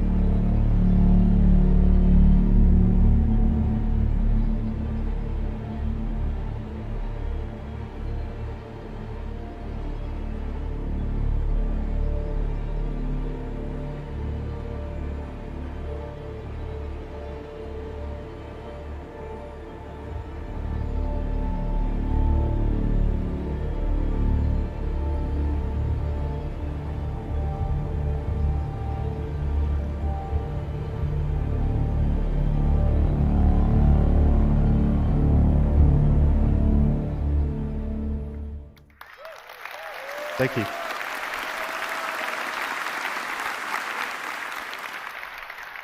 So what flavors of outposts did we just see there? Well, we categorize them in two different ways, as I said, and then we mix and match those categories together to provide that variation. Now, the first and primary category is the archetype, and they provide that core gameplay hook and define the main function of a settlement. So scrapyards have a landing pit module for repairs and refueling. Mining operations can have a refinery module and ore extractors for resource and commodity trading. And trading posts themselves allow a broader range of item purchases through the dedicated trade building module. And I mentioned earlier some more like general mission types that you might find that would be agnostic of archetype. And the archetypes themselves reflect that primary gameplay function of a settlement, but there's also a middle layer. Of course, we don't want these locations to just be a glorified shop or repair station. So there's to be more secondary activities to do locally to an outpost that are also defined by its archetype. So you may find scrapyards can offer salvage-related gameplay and missions. Trading posts can also offer delivery missions or hauling and cargo gameplay. And farms can offer crops and fauna as resources for gathering or trading. So with archetypes as our primary category, in addition, we mix in a secondary category, and these are the thematic overlays. Now, at the moment, we have two main themes. Internally, we call these independent and outlaw. So themes offer additional variation on top of the archetypes to inform the look and feel of a location, not just visually, but which people you'll interact with there, how they'll respond to you based on your rep, what types of missions you'll have available to take on. So themes don't change the fundamental architecture of a space or the archetype of a location, but they do drastically alter the mood and feel, as well as altering the gameplay experience significantly. And again, let's take a look at the first of our themes, our independent theme.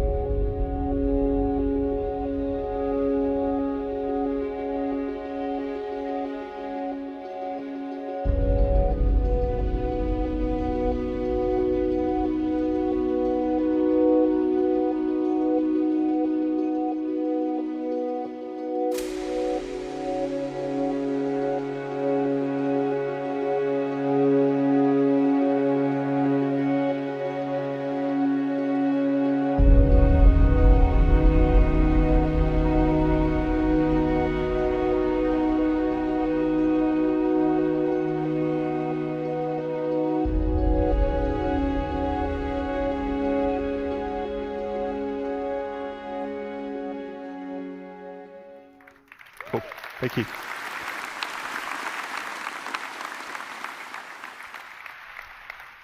So, as a neutral player, the independent theme presents a much more social, visual, and gameplay experience.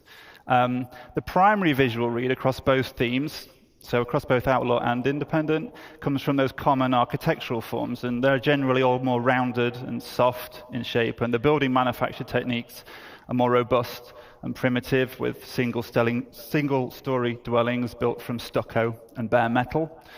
But for this theme specifically, we use soft textiles, warm lighting and color palettes, foliage, decoration that layer on top of those utilitarian structures to give that sense of home. And I use the word home for our independent theme quite a lot because we really want to get that feeling that this is home for the people that live there despite those harsh realities of frontier life. And in contrast to that, we have a theme that lies in a direct opposition to the independence, which we call the Outlaw theme. So let's take a look at that now as well.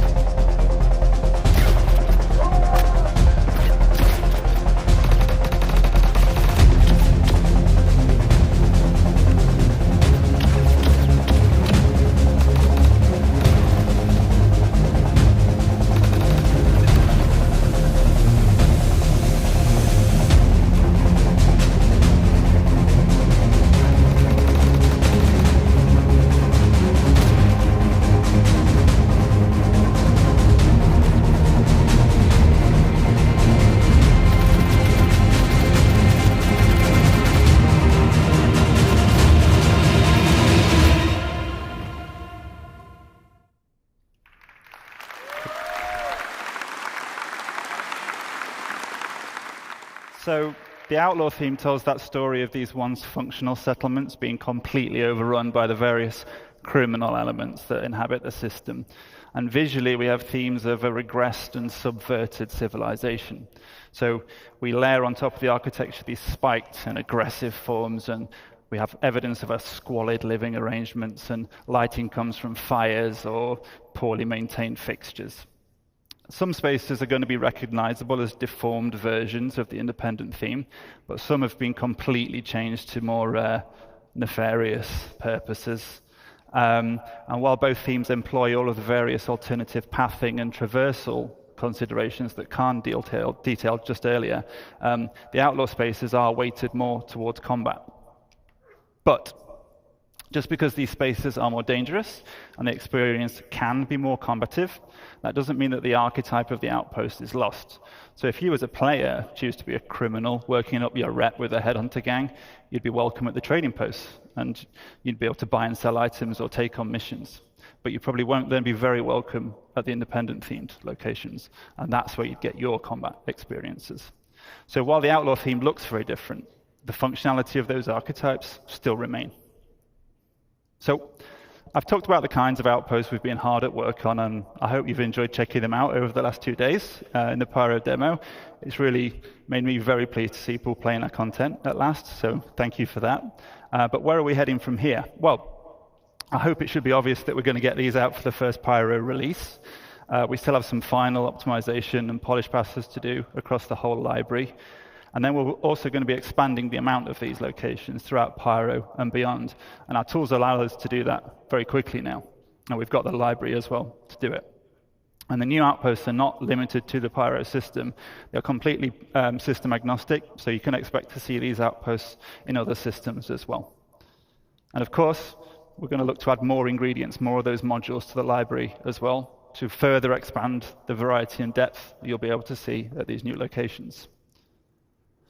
We want to encourage more on-foot gameplay within a smaller ecosystem of a planet to give that more localized and personal feeling experience.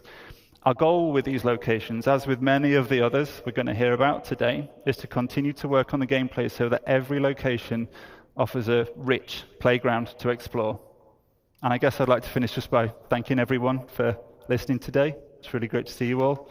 And I'm going to pass you over to Nick, who's going to talk about some locations that are coming in the nearer future. Thank you. Bonjour tout le monde. Yoo! We are French Canadian on the here. Cool. All right, guys. My name is Nicolas Pinchot. I'm from Montreal. I'm assistant art director, and I'm here today to show you the next new derelict settlement we did. But just before that, I just want to say thank you to everyone who worked on that mandate. You guys made an awesome work. I'm super happy and proud to be here today to show you that, all of you guys, and to the world. So let's cut to the chase, and let me present you the new derelict settlement.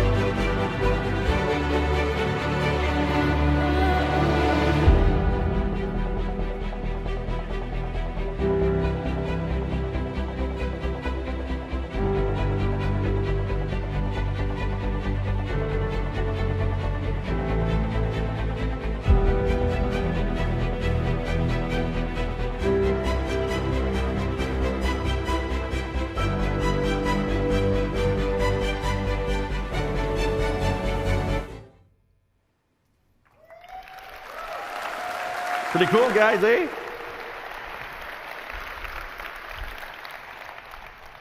Oh, by the way, we made more than 4. It's not just 4. We made more than that. So we split those settlements into categories, social and hostile. In the social one, we will have drop-off mission, shops, food, loots, and drinks. And hostile one, obviously, will be more focused combat. Let me show you what it looks like.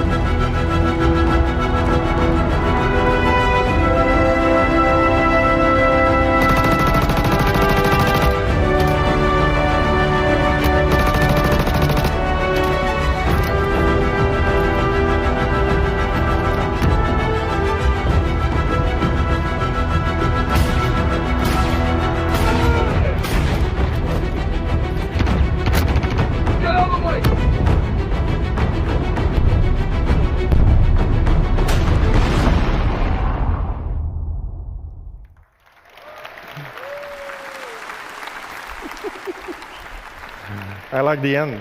The end's awesome. All right, in summary, guys, we're going to have a lot of new location on planets, links with nice mission and good gameplay. And the most important, all those locations will be in Q4 this year, available in the game.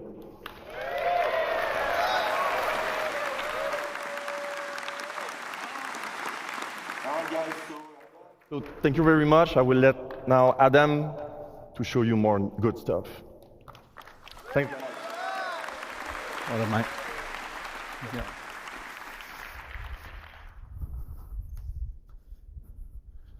Hi, everyone. All right. So, welcome to Rust Stop Stations. I'm Adam Sanders, lead environment artist for EUL1. We're excited today to show you our efforts for the Pyro Rest Stop Stations. So, what are Pyro Rest Stop Stations? Well, these are stations reinvented. These have new themes, archetypes, and gameplay to support new and interesting experiences. Aside from the social aspects, there is gameplay and exploration on the location. I've hoped you had a chance to play the demo over the past couple of days. I know I've spoken to a few of you. It's pretty good, right?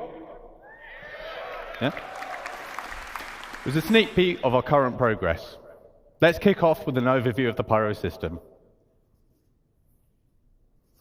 For the Pyro system release, we plan on 6 planets and 26 stations, including jump point stations that connect for Stanton and future systems such as Magnus. Rest stop stations are either in rundown or abandoned states.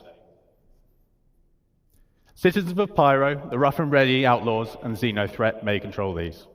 Our focus today will on the Rough and Ready owned Pyrotech Amalgamated Fuel and Resource Station, Planet 2, Lagrange Point 4, otherwise known as Checkmate Station.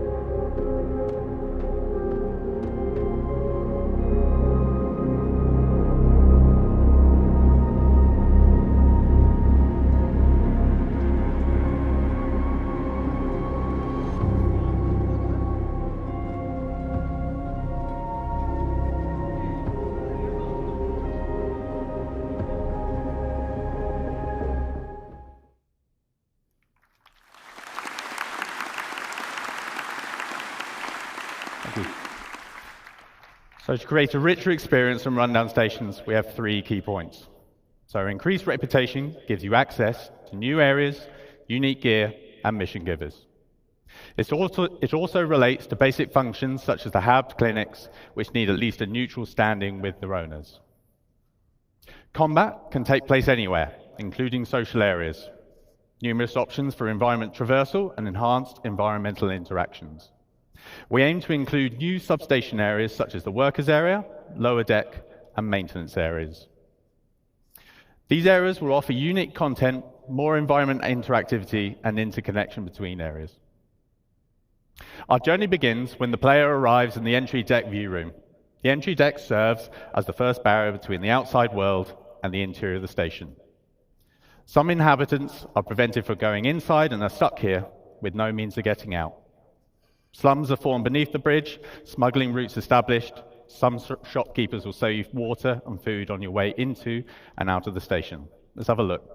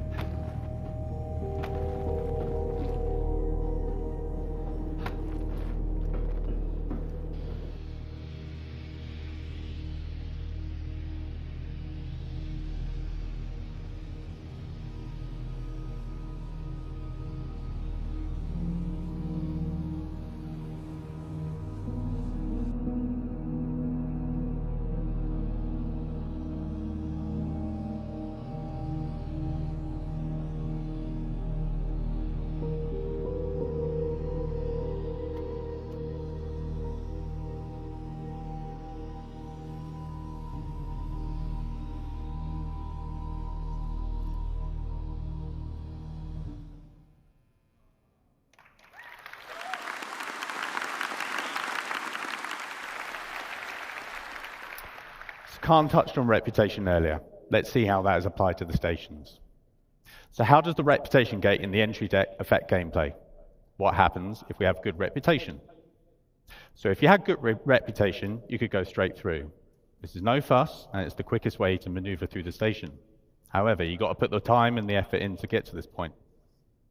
What happens if you neutral reputation? So you might be waved through, maybe you have to pay a bribe, and you don't want to pay, so you're going to have to find an alternate pathing. Or you're going to have to build up your reputation. If you have bad reputation, and for all you naughty ones out there, I know some of you exist, this applies to you. In short, you're going to have a tough time, but you have options. So stealth via other pathways might be one of those options. You build your reputation up from scratch, or you could probably fight. Let's focus on those alternate pathways. The modules in the station are broken up into several traversal areas. As with the other location archetypes, we define these spaces as secondary or tertiary routes, as opposed to the more official primary paths. Most modules are interconnected with vents and maintenance shafts. These reward the players with infiltration and exploration paths, as well as potential loot. So what alternative routes exist to access the station? We'll offer the opportunity to access the station through multiple EVA points on the exterior. It gives you the choice on how to tackle missions and reputation issues. These alternative entries allow the player to circumvent the ATC loop completely. Useful for when your reputation with the owners would normally prevent you from going through more official ways. These serve as spaces that provide content aligned or against the owners of the station.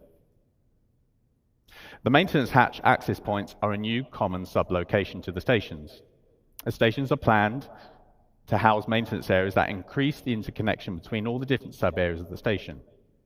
They act as alternative pathways the player can take to traverse from the entrance area to the Galleria, for example. Now let's have a look at our main social space. The market. A central location for the controlling faction, it houses all their nefarious activities. You can participate in their endeavors if you have the right rep. Let's have a look at some of those key features.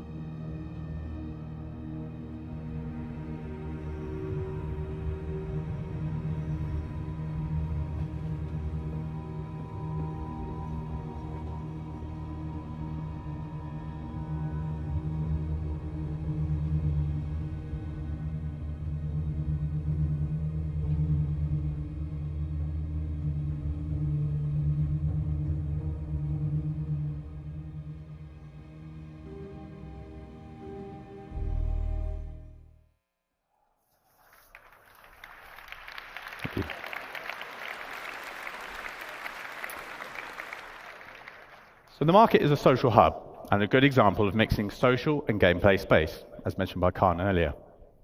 Another reputation gate can be found in the market. The ground floor is open to the common public. The upper floor is reserved to rough and ready outlaws and their associates. If you have increased reputation, you can access this area, which gives you access to premium items, top-tier mission givers, and access to new areas. We plan to house mission givers in both tiers that will give you unique jobs to further your reputation and fame across Pyro. Now let's have a look at another theme. Abandoned is a new, non-social location theme. Let's have a quick look at the current abandoned area on Checkmate.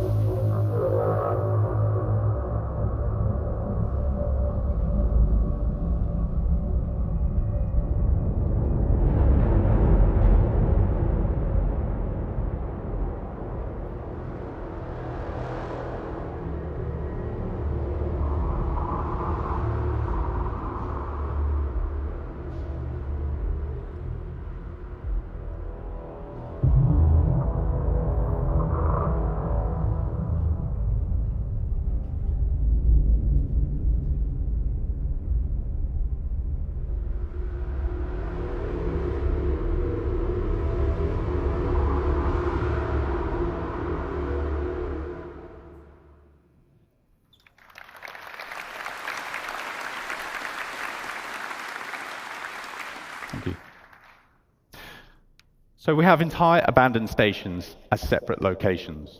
On top of that, there are abandoned areas within the rundown stations, much like the ones you probably see in the demo.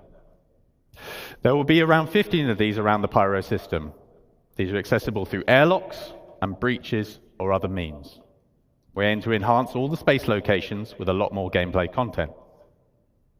Loot runs, exploration, creatures, missions of various types with PvE and PvP content, just to name a few. We're also laying a focus on environment interactivity with potential retrofitting of occupied stations. With the future addition of security systems and the resource network system, we will have the means to further improve the experience within these spaces and offer new challenges. With power, life support, and gravity playing a key role to give the player a unique experience, especially in abandoned stations. So, what do Pyro rest stop stations bring to the game? So lots more variety in space stations, with more gameplay opportunities within a station location. Opportunities for exploration, hidden areas, multiple options for access or traversal. These are faction-owned, and reputation will affect the location and gameplay. These feature lots of new mission opportunities within social space and multiplayer opportunities for combat on location. So I hope you have enjoyed this sample of what stations will offer and had a chance to have a go on the demo the past couple of days. That concludes the Living on Edge presentation. Thank you for your time.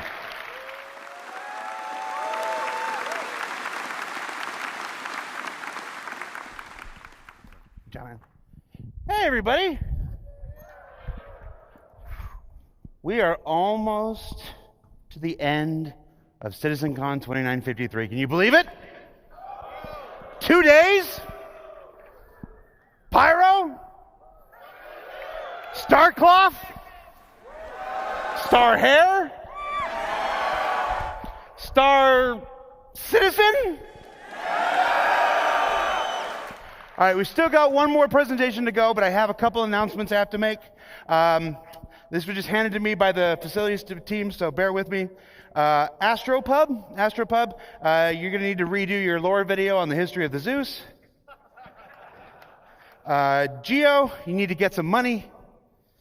Authy, I need to be invited to the next ladies' night. Burks, this just says get good. Is he even here? Fastcart, slow down. Gabby, just thanks for my bracelet. And Salty Mike, don't forget to pick up your check on the way out.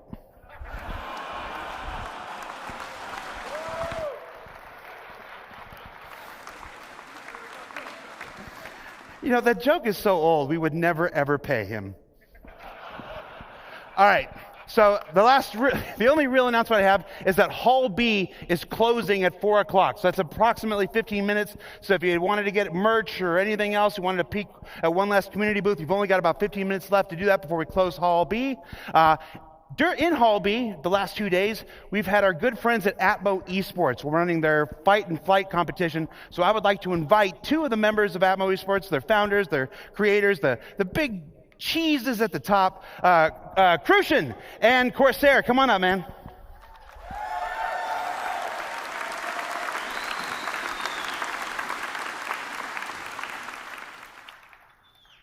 You got 90 seconds to tell people about who you are, what you're about, and how the event went. I'm Corsair, and this is Crucian, and we're from Atmo Esports. And we've just run Fight or Flight, the first live tournament experience here at CitizenCon 2953. We'd love to thank the staff and competitors. Who are the competitors? What are you doing? You want? Yeah. Is that what that big group is? Yeah, these guys. Competitors. Yeah, just get them up. Yeah, come on up, guys. Come on up. Well, I just want to give a big thank you to the competitors who made this tournament happen. We have Lizzie B, Avenger 1, Verity, Cobra, Herbadiza. We got Sin, Astropub, G.I. Jew. We have Comet 15, Bognagus, Ms. Gabs, Schwang, Zero State, New Cabbage, Detox, and the Floor Mat. These guys have gone through adversity throughout this tournament, and they've done a fantastic job. So I just want to say thank you to the community who keeps supporting what we're doing. We'll love to be back in the future. And this community is the best community in the world. Thank you. Take a bow, players.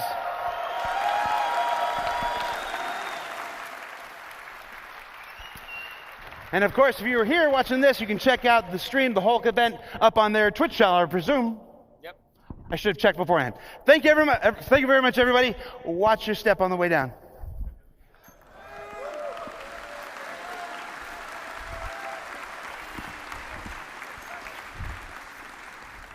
All right, I got one more housekeeping thing. There's a person not many of you know. He's an associate producer in our LA studio. And when the workload for this event became as heavy and as detailed as it was, we turned to him to help with our broadcast this weekend. And he rose up and he excelled like a champion. So I would like to formally introduce you to Dan Howbrick, who's been co-hosting the event. Dan, get on up here, man.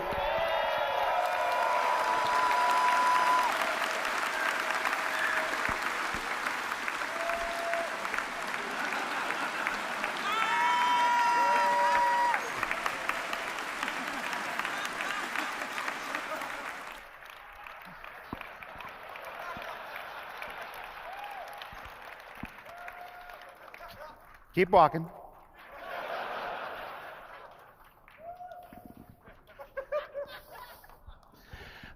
Now, we've got one more presentation. That's Destination Adventure. You're going to see more about things underground, things up in space, and things I'm going to let Todd Pappy tell you about. And then, of course, we'll let Chris Roberts come to stage, return to stage, and close out the event proper. So this is a sign-off for me. Thank you so much for being here at CitizenCon. And on behalf of Tyler and Leah, if I may, thank you for making this event possible. And you're going to love what you're about to see, everybody.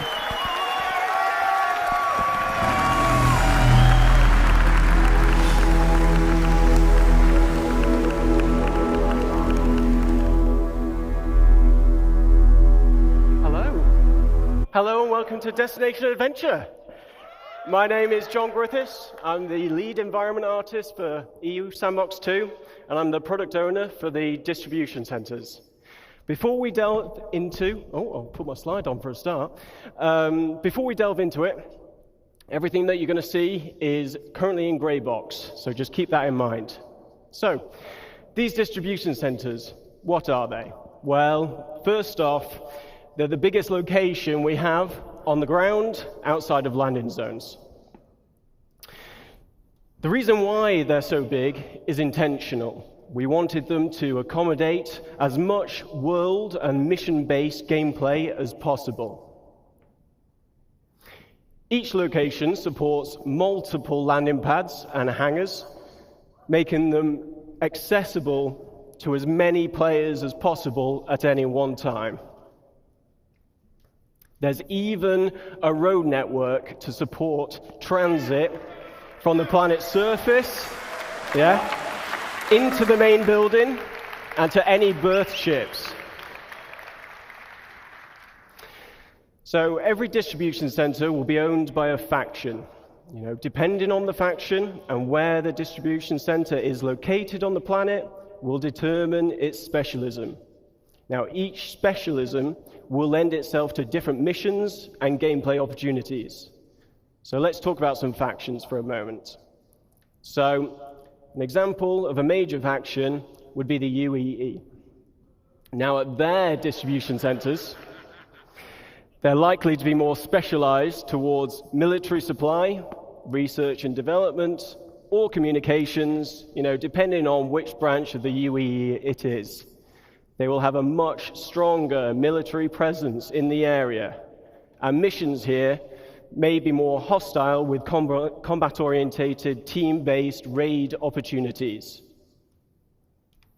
Other examples of hostile gameplay that we're thinking of is hacking and stealing, searching for and destroying a specific item, tracking and eliminating any VIPs, and everyone's favorite, eliminate all. Grey Cat Industrial would be an example of a minor faction. So their distribution centers will be more specialized towards gathering resources, manufacturing, assembly, shipping. There would be a security presence here, but it won't be that as strong as a major faction. Our missions here would be more suited to friendly gameplay loops, though we won't be ruling out hostile missions like corporate espionage. Yes, some other friendly gameplay types. Cargo hauling, like I said, resource gathering and mining, maintenance of the location. But you know, that's enough of me talking about it. How about we show you where we're up to with these distribution centers?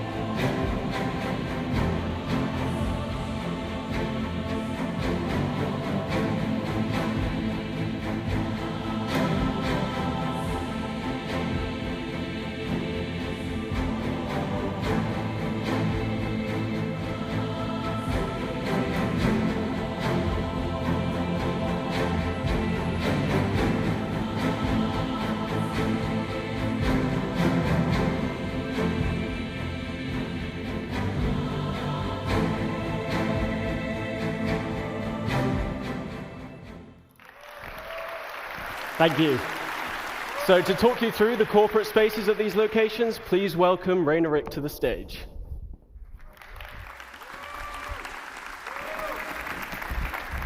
Hello, hello.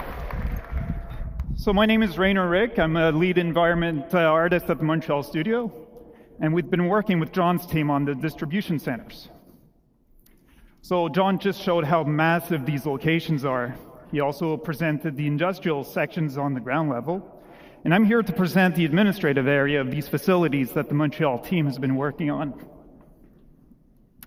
So they're located above ground, just below the tower highlighted in the picture. Inside, you'll be able to explore the corporate office space and interact with the administrative personnel. Accessible via the lifts in the hangars and also the industrial sections we saw earlier. In addition, we've added also landing pads in front of the lobby, specifically designed for smaller ships and ideal for short stays like pickup or delivery missions. And we can't ignore the fantastic views we have from these platforms, a reminder of the vastness of these facilities. Now, let's step inside the lobby.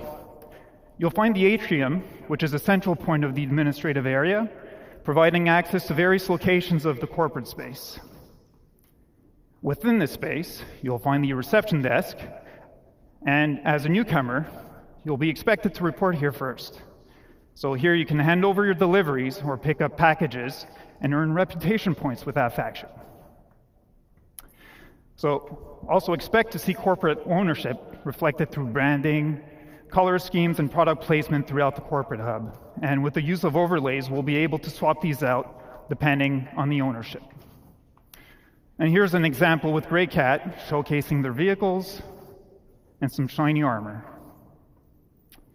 And back on the topic of reputation, as it grows, you can expect to gain access to the executive office spaces. From here, you'll meet with unique quest givers And depending on your reputation level, you'll receive various mission types, either friendly or hostile. And finally, the distribution centers were designed as an evolving location. We've built this with future expansion in mind. And in the back of the lobby, for example, doorways could eventually lead to additional office space. So, enough talk. Just before I show our progress so far, I want to give a big thank you to the Montreal team for their work on the administration area. Thank you. And as John mentioned, we're still in gray box phase, so just keep that in mind. But let's take a look.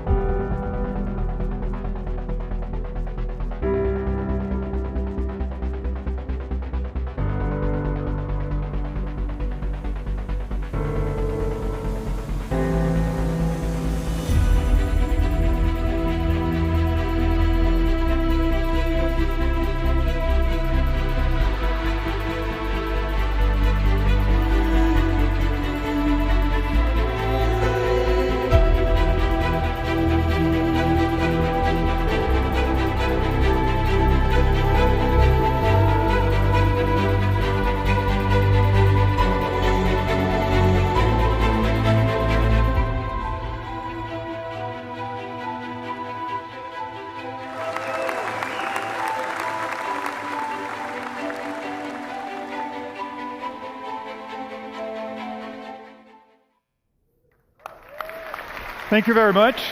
And now let me welcome back John on stage. He's going to continue the presentation. Thanks a lot, guys.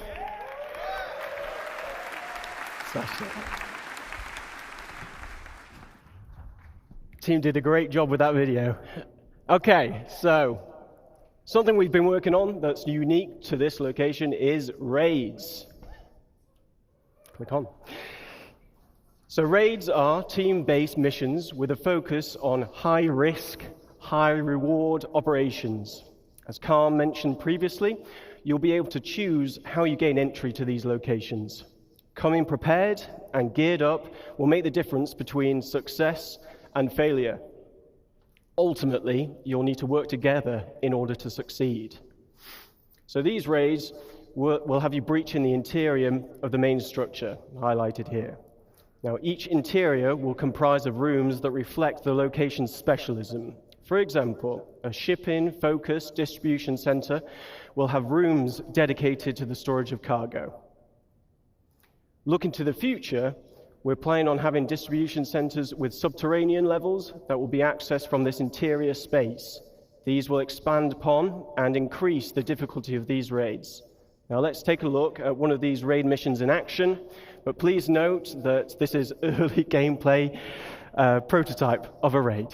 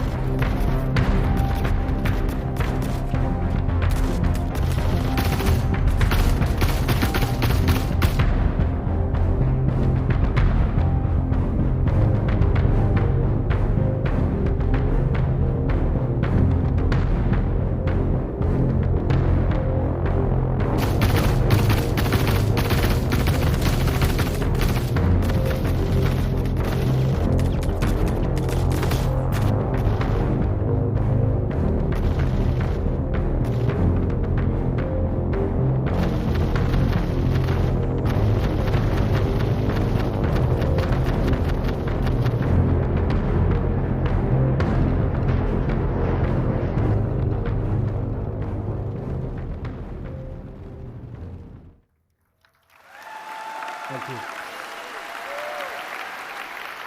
So, as you saw in the video, the team took a more aggressive approach to getting inside and taking what they wanted. But this isn't the only approach you can use. Multiple points of egress allow you to be stealthier, and it may make it easier for you to avoid obstacles in your path. Now, reputation will also tie into these raids. Missions will have varying objectives depending on the player's reputation level, and dynamic events may also be triggered during the raid, so players will need to adapt to an evolving situation. This could range from dealing with additional security personnel to other players arriving to defend the location against you. Something else we've been prototyping is how we can utilize the multi-tool to create gameplay puzzles. Physically interacting with the environment around you changes the puzzles for everybody. With multiple add-ons for the tool available, you may have to get creative when finding a solution to the problem in front of you. In this next video, we show you how using the tractor beam attachment can open up new paths to your objective, but it's up to you to decide what path you can create with what is available. Let's watch the video.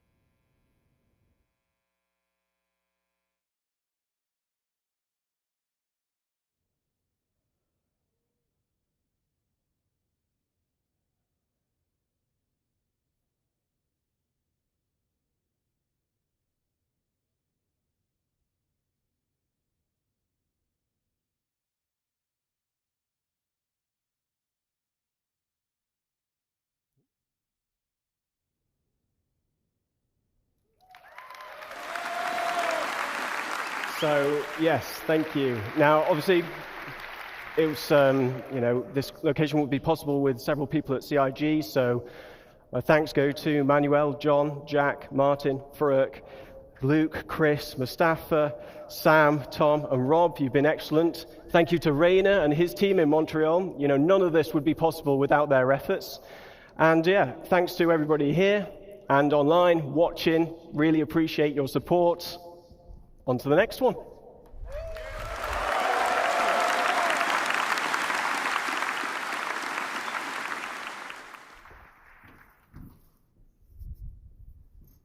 Hello.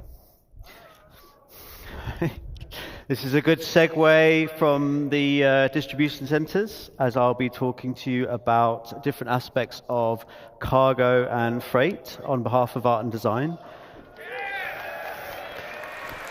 My name is Nick Etheridge, and I'm an Assistant Environment Art Director.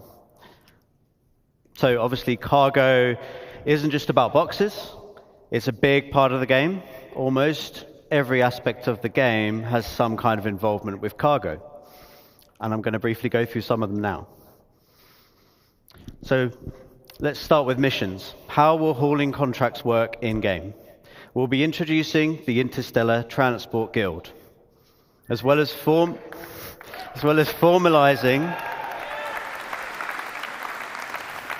some of the main hauling and cargo companies that you'll be working with.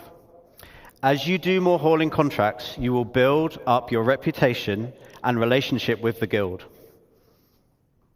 This will lead you to gaining more lucrative contracts for specialized cargo and destinations, such as different forms of hazardous cargo, perishable cargo, riskier routes, and more.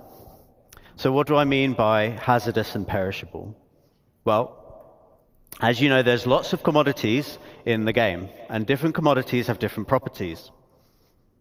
As you know, with events like Xenothreat, we have some special cargo types with different attributes, such as time-sensitive cargo or quantum-sensitive cargo. But those were a small selection for the event, and they were the two-handed carryable types anyway. We'll be expanding those types, plus lots more types, to the wider game and to these hauling contracts. So how does this affect gameplay? It will affect the choices you make when you are handling, storing, and traveling with the cargo. For example, with size and weight. Is it carryable? Do you need a tractor beam? What type of tractor beam do you need? Is it a handheld one or a ship tractor beam? Some containers can only be moved with ship tractor beams, for example.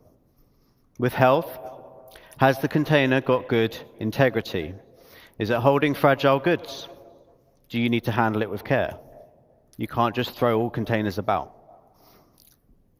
For temperature control, do you need to ensure the container is powered so it can keep the contents cool?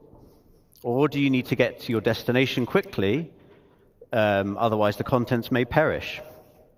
For security, can the container be locked or hacked?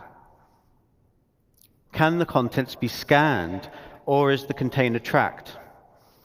Will there be pirates or law after you when you're holding this container?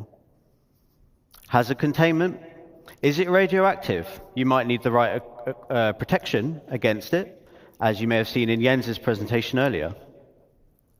Can it explode? You might not want to put these containers on a more exposed section of your ship. And many of these attributes are going to be visually distinctive.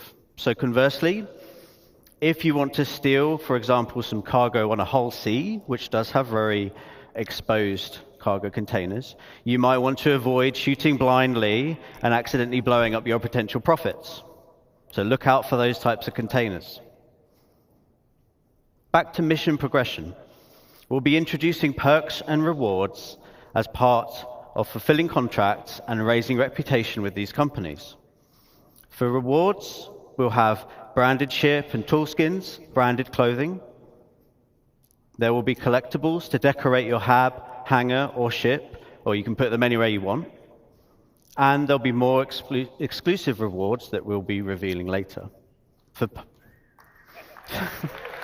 Thank you. For perks, you'll get access to more items in shops and discounts on specific items. And all of these rewards and perks you need to earn in the game. You cannot just buy them.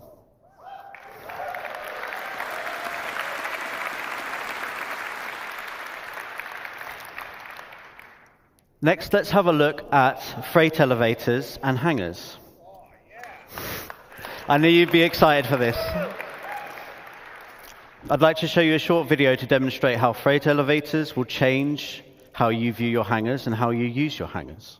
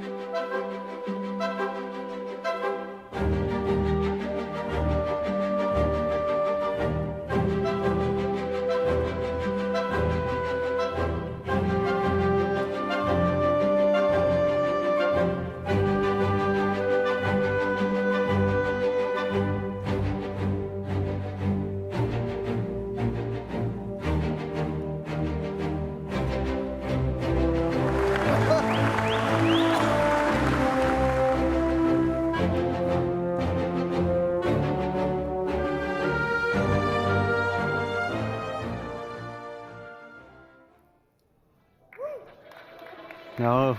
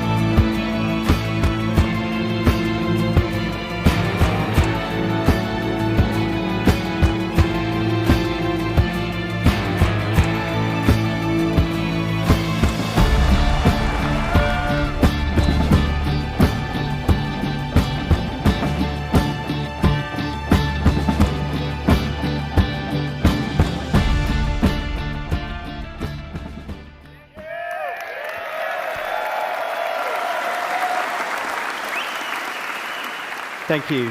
Thank you. So, As you can see, hangars, they will become persistent and personal, meaning you can stay there as long as you want. Whatever you leave there will persist and will be yours to use as you see fit. Your hangar won't just be a place that you leave from in your ship.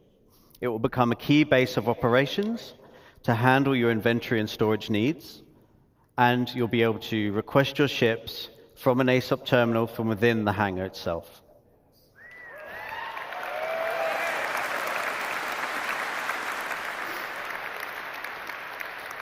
Location inventories won't be magic and instant anymore. This means that the freight elevators will be one of the main ways you interact with your local inventory. Items stored at the location can be requested via the elevator kiosks and will be brought up in a physicalized state to do with as you want.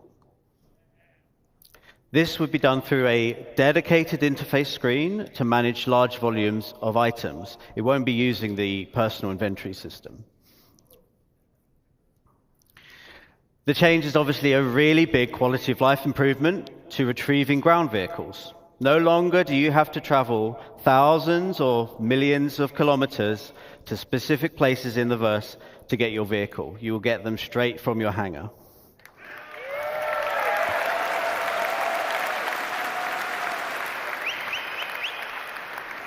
You'll also be able to bring up ship components, so your hangar is now more of a maintenance bay and outfitters where you can do repairs and swap around items and things like that.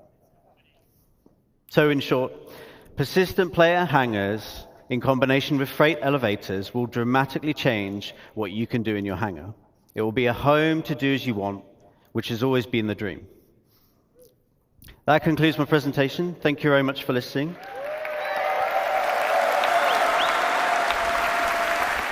And I will pass you over to Todd Pappy. CitizenCon.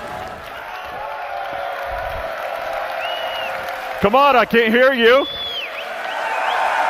All right, there we go. So, we'll be talking today about something special. It's an update on something that we talked about a little while ago, but we feel it's the future of Star Citizen, and it's the culmination of multiple different game systems coming together. So why don't you play the video?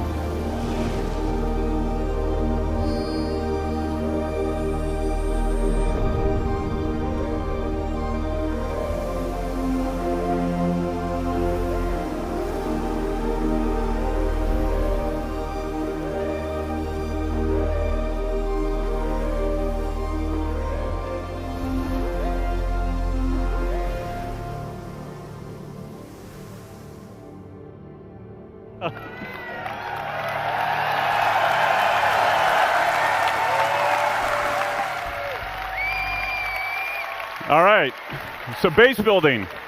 All right, it breaks down into two really large gameplay sections, planning ahead and prepping, and then you've got the on-site where you're actually going to build. So with that, you need to figure out what your goal is. Is it to have a home with a nice view and relax? Is it to have a trading post where you want to create and sell items? Is it to gather resources available and move on to the next area? Or is it to be off-grid and be completely self-sufficient? So with that, with your prep and everything like that, we've got blueprints. So the recipes. Everything in the game is fabricated from a blueprint. Players acquire blueprints via reputation rewards, missions, or rare NPCs. With any blueprint, you can actually do research on it and then create different variations. With materials, ranging from the common to ultra rare, you might find them at the local shop or have to travel around the universe to collect them. Unrefined, refined, simple materials, or even complex components will all go into the fabrication. With this, then you've got location, location, location. First area is high security, so you must purchase the land. The base is actually invulnerable because of the planetary shield tech. A security will show up to protect it as well. You pay for the privilege, you're taxed. So at this point, you won't have the best resources available. You won't have access to the best resources available on the planet. If you don't pay your taxes, the shields will go away after a period of time, and the base will become derelict and will collapse. But this is low risk, low reward. Then you've got low security. So again, you must purchase the land. It's owned by an independent corp, gang, or faction. Again, you don't have access to all the best resources on the planet. The base is vulnerable. AI NPCs will show up and protect the base if it's attacked. The protection will escalate over time. Player can also build defenses to help mitigate this as well. And then it's medium reward, medium risk. Then you've got lawless. So this is no protection other than what you build. There's shields, anti-air. Players can disable the shields by getting close to them and destroying them. High risk, high reward. Since there's no taxes, no protection fees, you get a high return on the resources that you collect. Now, there's some cross-shard and server meshing considerations that will kind of adjust this design in the future, but we'll get into that later once we're really building it. So from here, you've got the tools. So this is what we would consider a surveyor. With this, we want to actually cater to everybody's playstyle, whether you're solo or in an org. With this, you've got different buildings that you can produce, from small, medium to large to XL or XL. So with the surveyor tool, you can only build the small buildings. With a vehicle, you can build small and medium-sized buildings. With the Galaxy, you can build small to large structures. And then obviously with the Pioneer, Pioneer can do it all. And it still works as a mobile base. And we'll talk about some of the more expanded features that we're adding to it later on. So, and then it's also, we're exploring what can be done in space, not just on the planet. So from here, you set off on your journey. So with the land claim, you put your tool down where you want, you launch the drone that is built into the machine, and then from there, this allows the player to access the base building and also land claim mode. With the land claim modes, the player can actually change the size and position of what area they want to claim, and it also shows you the cost and taxes associated with it. If it's in a taxable zone and you don't own the land, this interface will default to it.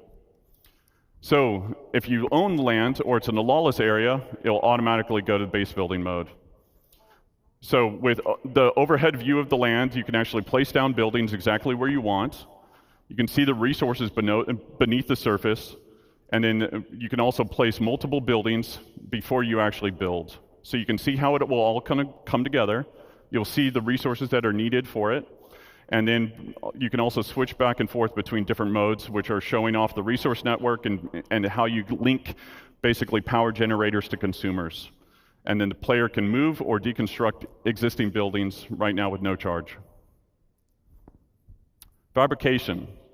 So when you basically build these buildings. They don't come with any furnishings. And if you didn't bring any with you, then you want to build a fabricator. So depending on what you want to build, there's different sizes of them that support buildings from decorations, armor, weapons, components, and even ships.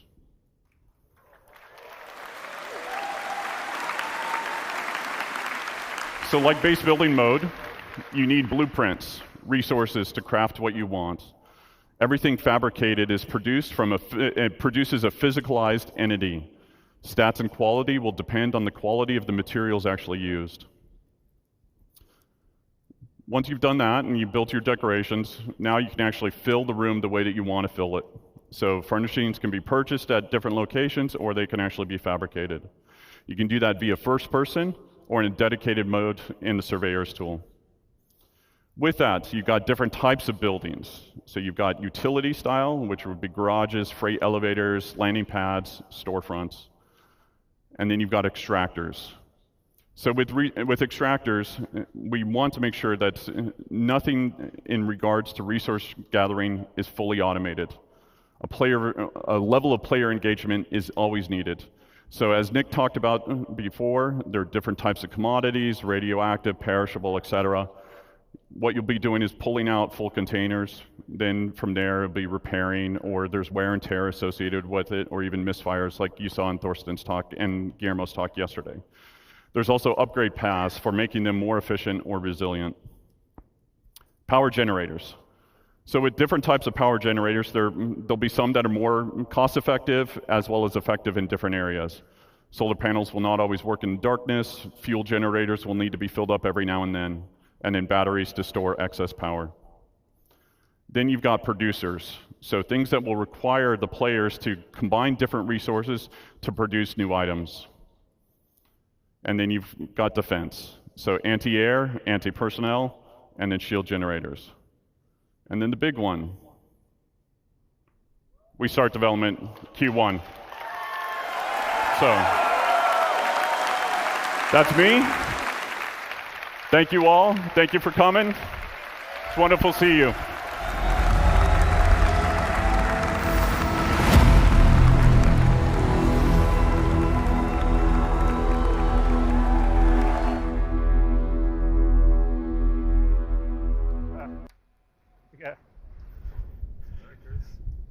Hello. Hey, everybody.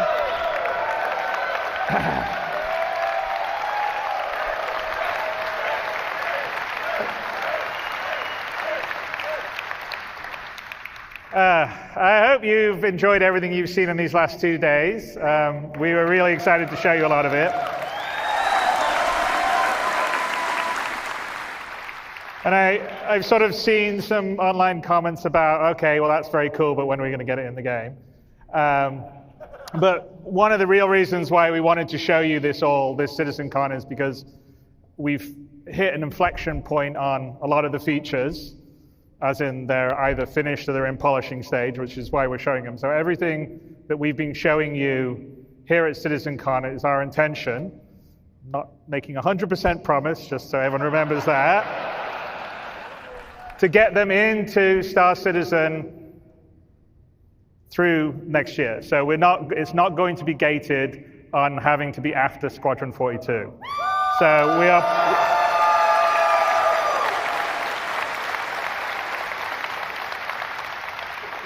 So we're planning over the Q1, Q2, Q3, Q4 of next year. Hopefully everything that we've shown you, you will have in your hands playing inside Star Citizen. So,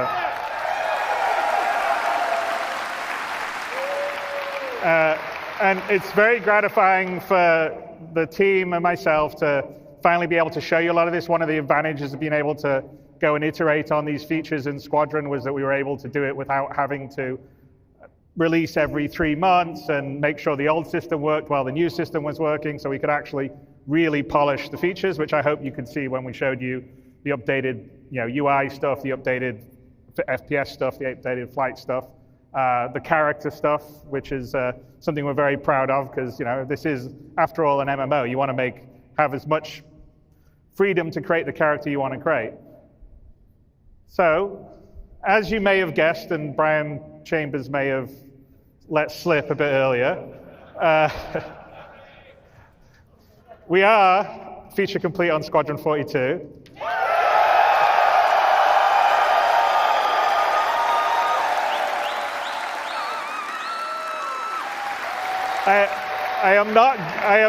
You will not get a release date from me today because, first of all, you always get very angry at me when I give dates.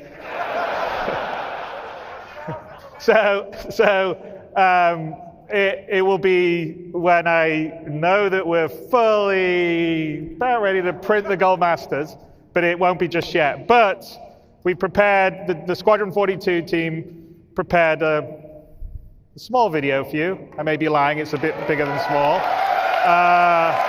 To give you a glimpse of everything we've been working on and what the gameplay looks and feels like. So let's roll that.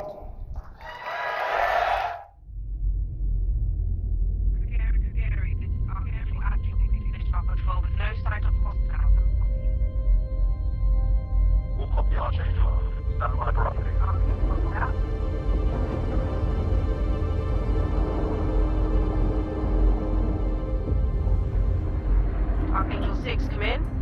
Go for 6. I'm getting a faint contact on bearing 287. You picking that up? Yeah, got it. Scanning that.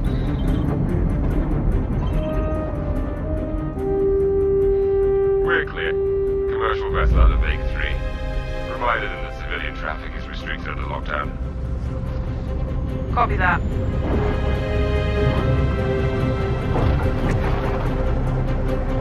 Archangel, this is Krugeri. Come back, Krugeri. Redirect to sector 7 Bravo Echo for immediate tasking. Copy that. On our way.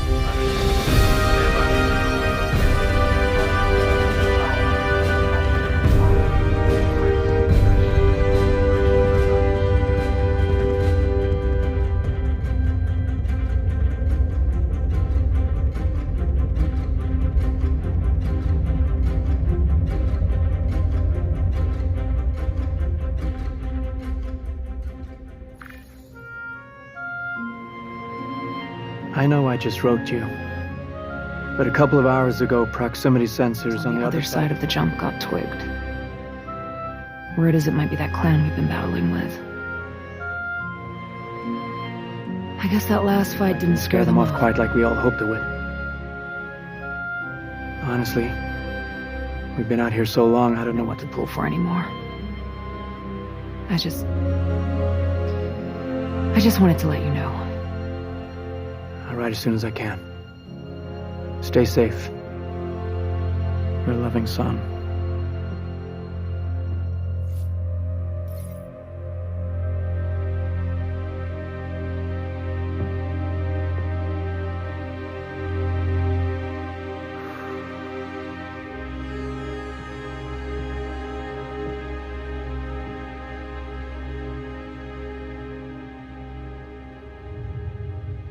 Never gets old, does it?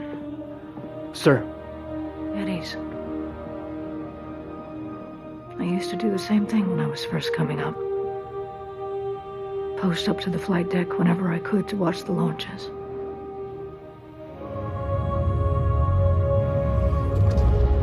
Have you seen the F-8s up close? No, sir. That thing's a beast.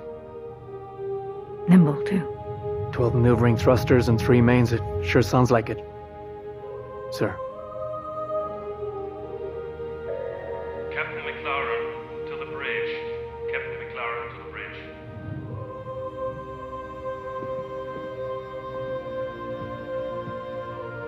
I saw you apply to the Flight Academy again. Yes, sir. Keep your head up. Took me a couple times before I got in. Thank you, sir.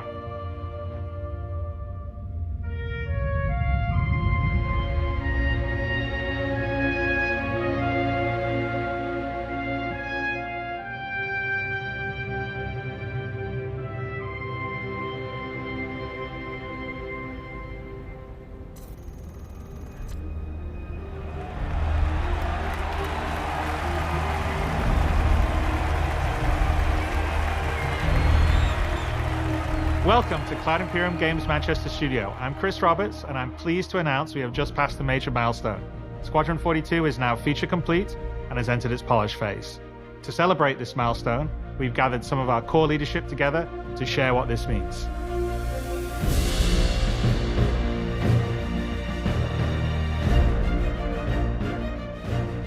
As Chris says, we've moved into the polish phase of Squadron 42, which means extra emphasis on ensuring things feel fun.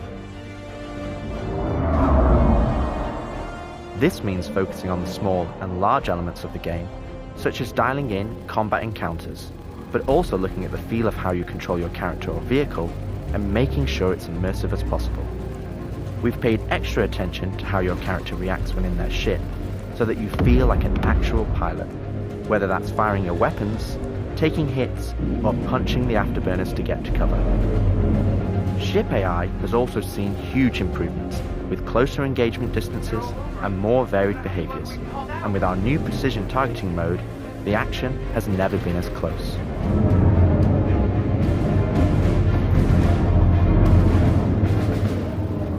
With the aim now on polish, we've organized the project into self-sufficient strike teams, so we can focus on individual areas to deliver the best experience.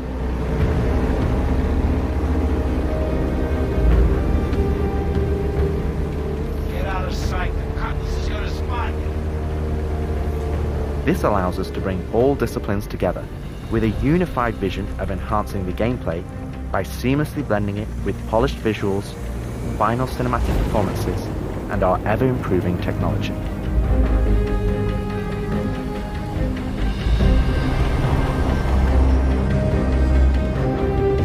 You didn't see the boat, kid. You're good to keep going.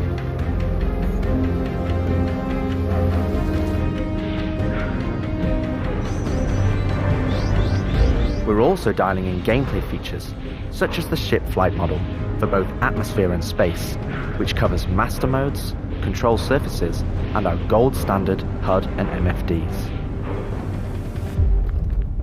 Our interaction system for both the world and your character have also seen additional improvements, allowing us to hone and craft environmental puzzles unique to each location, while allowing us to tell the story of the world around you.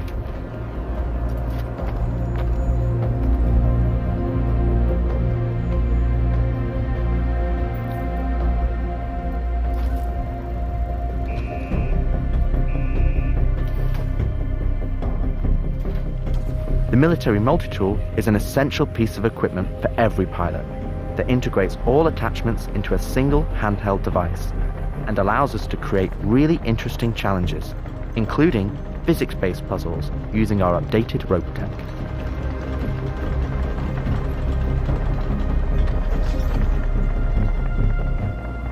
Unidentified vessels, this is the UEE Navy. Power down your ships and stand by for processing. Off the coil's ass. Our scanning, targeting and marker system has also seen an overhaul, allowing us to highlight only the essential information that you need, such as key objectives, mission targets and high-level scan information, while keeping your overall view as clean as possible. Damn skank!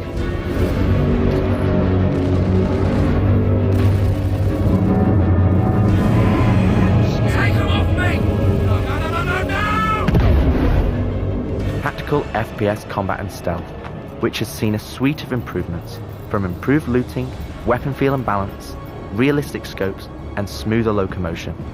alongside our new and improved FPS radar and scanner that provides you an overview of the battlefield, but at the cost of ramping up your own emissions.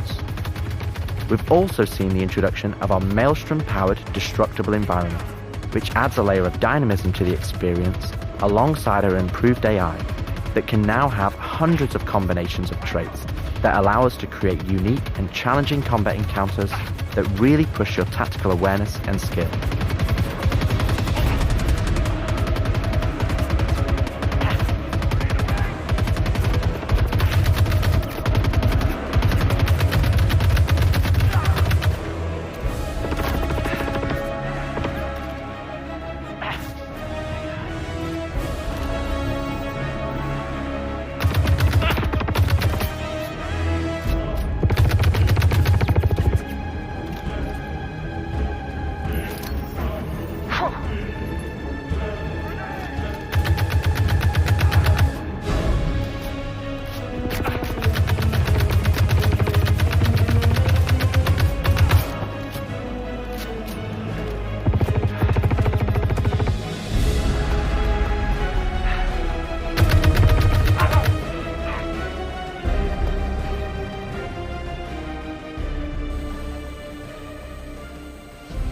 We play and review the builds regularly and call out action points in each level from start to finish on where we need to improve the gameplay.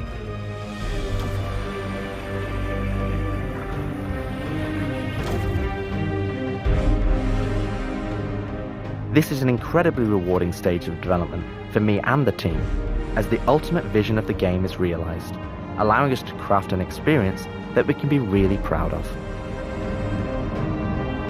One specific area that I'm excited to dial in is the feeling of the player interacting with the world around them, Patching you in. as it's a core component of Squadron and really grounds the world that you inhabit. We've made sure that any interaction in the environment is physically represented by a character animation to keep you in the moment and fully immerse you in the experience that we've created.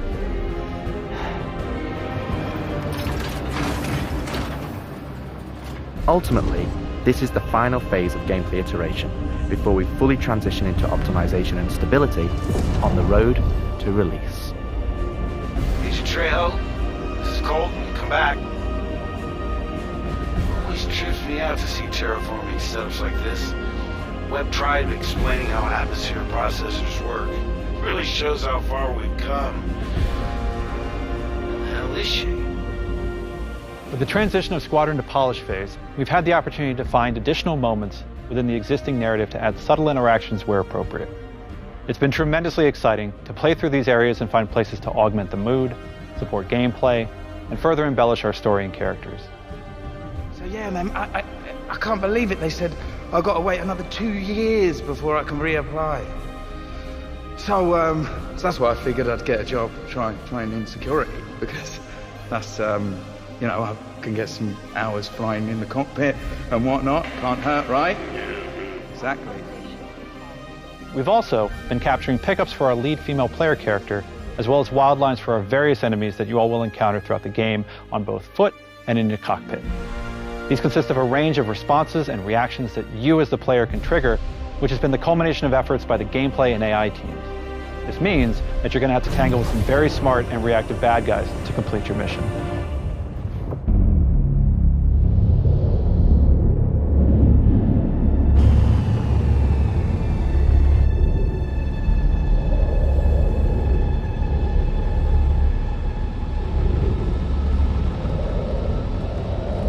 At the heart of this immersive adventure, you'll find cutting-edge cinematic storytelling, thoughtfully crafted to fully immerse you into your story. We fight today. So in 40 years from now, when you're surrounded by everything and everyone you hold dear, and they ask, what did you do in the Battle of Vega? You can look them in the eye and say, I held the line. Men and women of the Second Fleet, I am proud to stand with you today. Good luck. Wish you about. Nice speech. Any word from the recon team? Not yet. Let's get into position.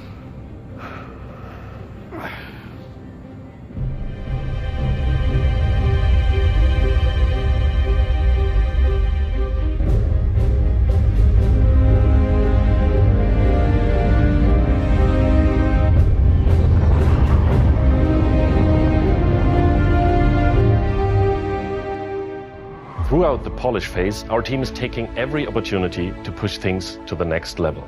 Tell me you're expecting company. This is not good. The Cine team is focused on finalizing edit lock on all of our big action as well as all smaller character sequences. I could have pulled this off of the Galactopedia. Yeah, probably, but I think their solar mass calculations are wrong, though. Well, this is ridiculous. How so? We are now able to adjust our shot composition to final cameras thanks to recently crafted space vistas and level art being content complete now. It'd be nice to know how much of a shitstorm we're flying into. More like a hellstorm, Blue. One you ain't gonna fly out of. Shut up. Now, I hadn't seen another ship that wasn't trying to kill me in days, let alone a hauler, let alone a Jean. So you can imagine my surprise. Detailed lighting passes can be done on hero sequences so we can show our cast and convey their emotions in the best light possible. And we're making sure our cinematics are triggering as fluid as we can craft them so they form a coherent concerto with the rest of the player's narrative experience. Mr. Wexler, this is Lieutenant Commander Colton. Oh, Commander, hey. Julian Wexler, I'm the field manager of this little operation. Welcome aboard the Archon. What brings the Navy to this little corner of the universe? We got you flying with Lieutenant Commander Colton. He's one of our best. As others will share, this is the most rewarding chapter of development, which allows us to truly experience the visceral and oftentimes emotional moments that our narrative provides. How did you handle it after Vega? I'm not sure I handled anything. It helps to remember that stuff like this is supposed to hurt. I've never been good at dealing with problems I can't fix. Well, this is one that you don't have to do alone. That's good to know. For the animation teams, polish phase means refining the social aspects of Squadron 42 that occur between the various missions and getting the behaviors implemented across all of its chapters. Here we're dialing in the hangar to make it as immersive and believable an experience as possible. That'll do it. Done. Okay. All right. Let's do this. I have to switch out some of the interchange on the hangar deck. We're getting a weird afternoon. Turning out the another stuff.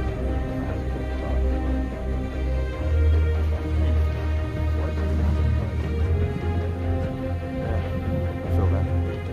Anyway, I'm off. For example, we're launching off a space carrier, but we still ground the feel in real-world actions, refueling, repairing, and inspecting, and making sure that your next flight mission is a success. This means we're looking out for pops, hiccups, or awkward transitions, and ensuring that everything flows and looks like all the great mocap performances we've captured.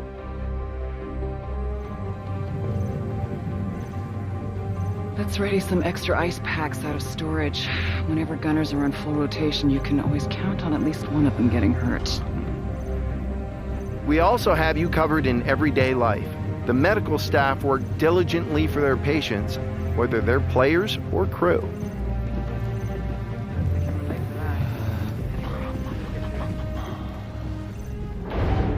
We really want you to feel part of an authentic crew, an important part of the UEE Navy in an enormous universe of people going about their everyday lives.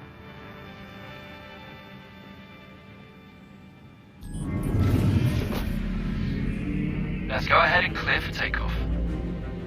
Ground crew, prep bay for takeoff. Copy that. Hangar, ready for launch. Takeoff approved, Baron 2. You have the ball.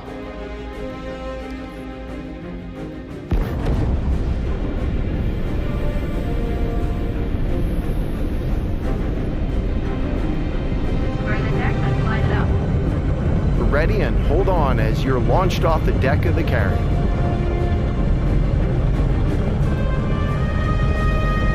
Baron 2, you are cleared for launch. Have a safe flight, Baron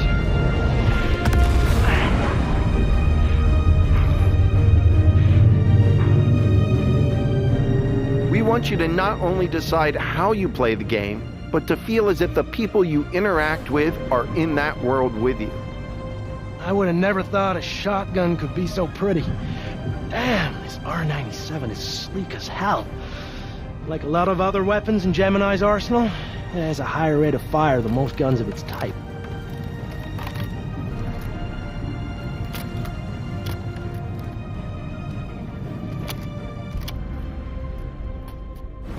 We're working to support a feel of authenticity through world traversals, running, jumping, and climbing, interactions with objects and the environment,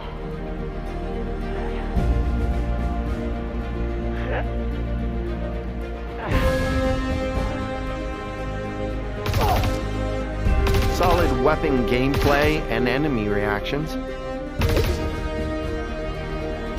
as well as combat realities, such as weapon malfunctions.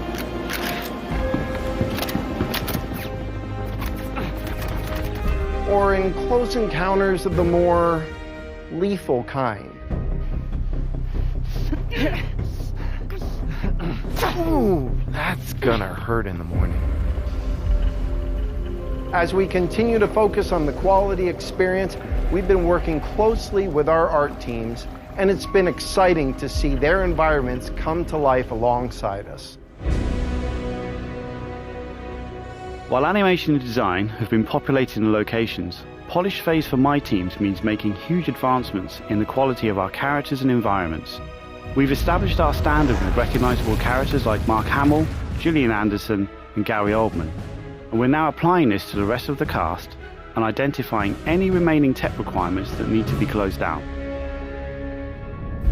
The story of Squadron 42 takes you through a variety of diverse locations of varying scales and styles. We shared glimpses of several environments before, and there's still plenty out there for you to discover. One of the main challenges the art team has had to face during the development of Squadron 42 is ensuring the visuals are complementary to the narrative of the script. The mood and feeling of a space is just as important to us as it is making sure we hit the visual quality that CIG has become known for. Oh good, we can't hack it from this side. Graves, we got a locked door. Can you give us access? No, I'm afraid that's a negative, Steve. I would have to add you to our system to give you override permissions, and there's a lot involved in that. It won't happen quickly. Okay, we'll figure something out. Everything you see during the campaign has been heavily inspired by the classics of 70s and 80s sci-fi, but with a modern twist. We want everything you see to feel like it has a soul, its own personality, and tells of a history long before you arrived.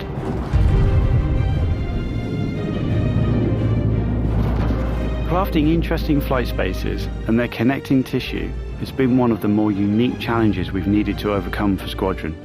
Developing our VDB tech to blend seamlessly between tighter traversal spaces and into wider space vistas and planets has proved incredibly difficult but rewarding, ensuring that Squadron flows seamlessly from one chapter to the next, without interruption. Creating a diverse array of locations is essential to us. Our environments need to work from a variety of scales. We need to pay close attention to detail, whether we're working in a dirty engineering vent or navigating the debris of a dying star, wondering what may be around that next corner, or even who may live there, how would they have survived, and what state of mind may they be in.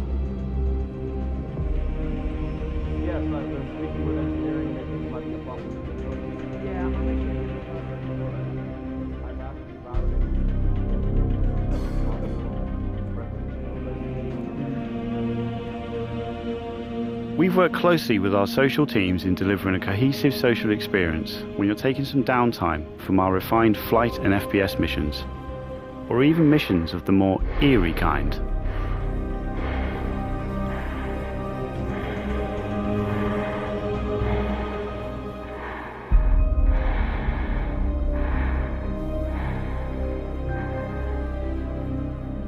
We'll be introducing new space stations on a massive scale, all brought together and designed to be as tangible as possible.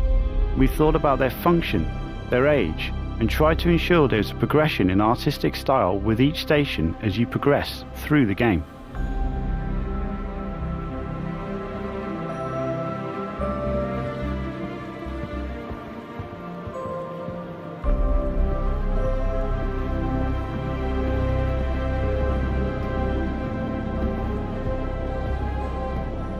As you can see today, the teams are working incredibly hard, ramping up the detail and quality to match the breadth of our vision for Squadron 42. Now I know you're all asking, when can I play it? When can I play it? When we have the locked release date, you will be the first to know. Now we're in polishing phase on Squadron 42. You will start to see a lot more things coming to Star Citizen, as well as overall progress on the persistent universe. Polish phase can take some time. We have come this far and we want to make sure Squadron 42 delivers on the promise of being this generation's wing commander. Now, even though there's only a few of us in this video, I'd like to extend a big thank you to all our staff around the globe who have been putting their heart and soul into bringing Squadron 42 to life. And I would like to thank everyone in the community for your patience and your support. To paraphrase Admiral Bishop, when people ask, what did you do in the development of Squadron 42? We can look them in the eye and say, I held the line. I'm proud to stand with you. Thank you for making this game with us.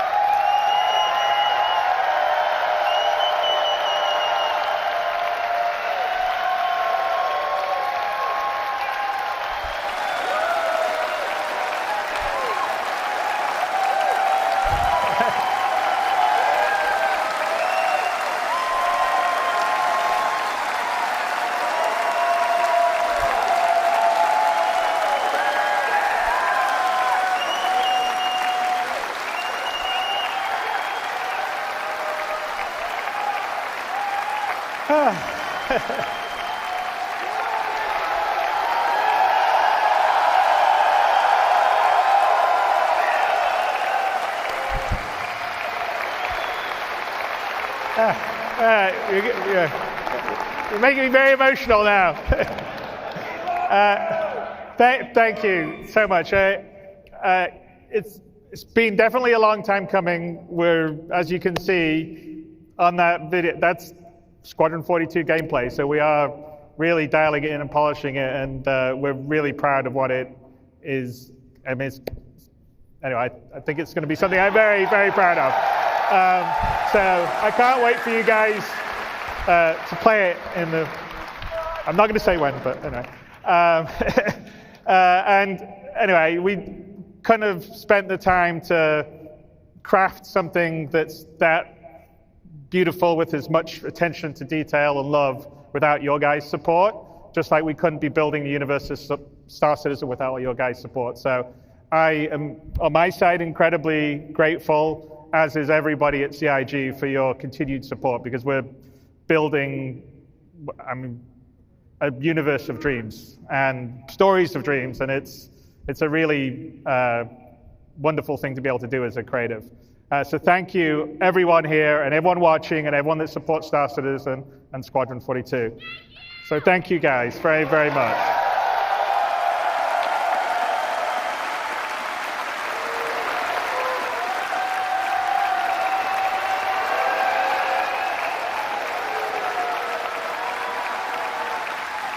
And then I'd like to call out everyone that's put the show together here. It's been an amazing job. Tyler Whitcomb headed up, but there's a lot of other people. I mean, obviously Jared's been doing his great job emceeing. Leah has been organizing the show, and there's 1,000 other people that are part of our community and marketing side that have been doing it. There's been volunteers that have been helping to do this. The companies that we've had, like Envision, have put the video and stuff all together. So everyone's done an amazing job of the show.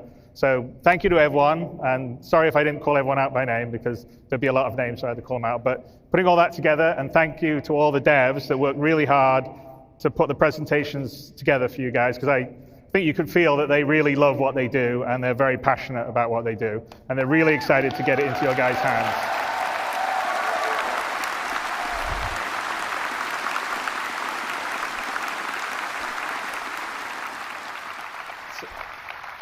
So anyway, with that, I think I would say thank you, everyone. I'm really excited about what we've got upcoming in the future, because a lot of the foundational tech, the persistent entity streaming, and you saw server meshing earlier on yesterday, enables a lot of the stuff that's going to come to the PU, like the base building and the persistent hangars. So I am incredibly excited by 24 and beyond. And anyway, thank you guys for supporting. I will see you in the verse. And thank you so much for coming out to share this with us. Bye.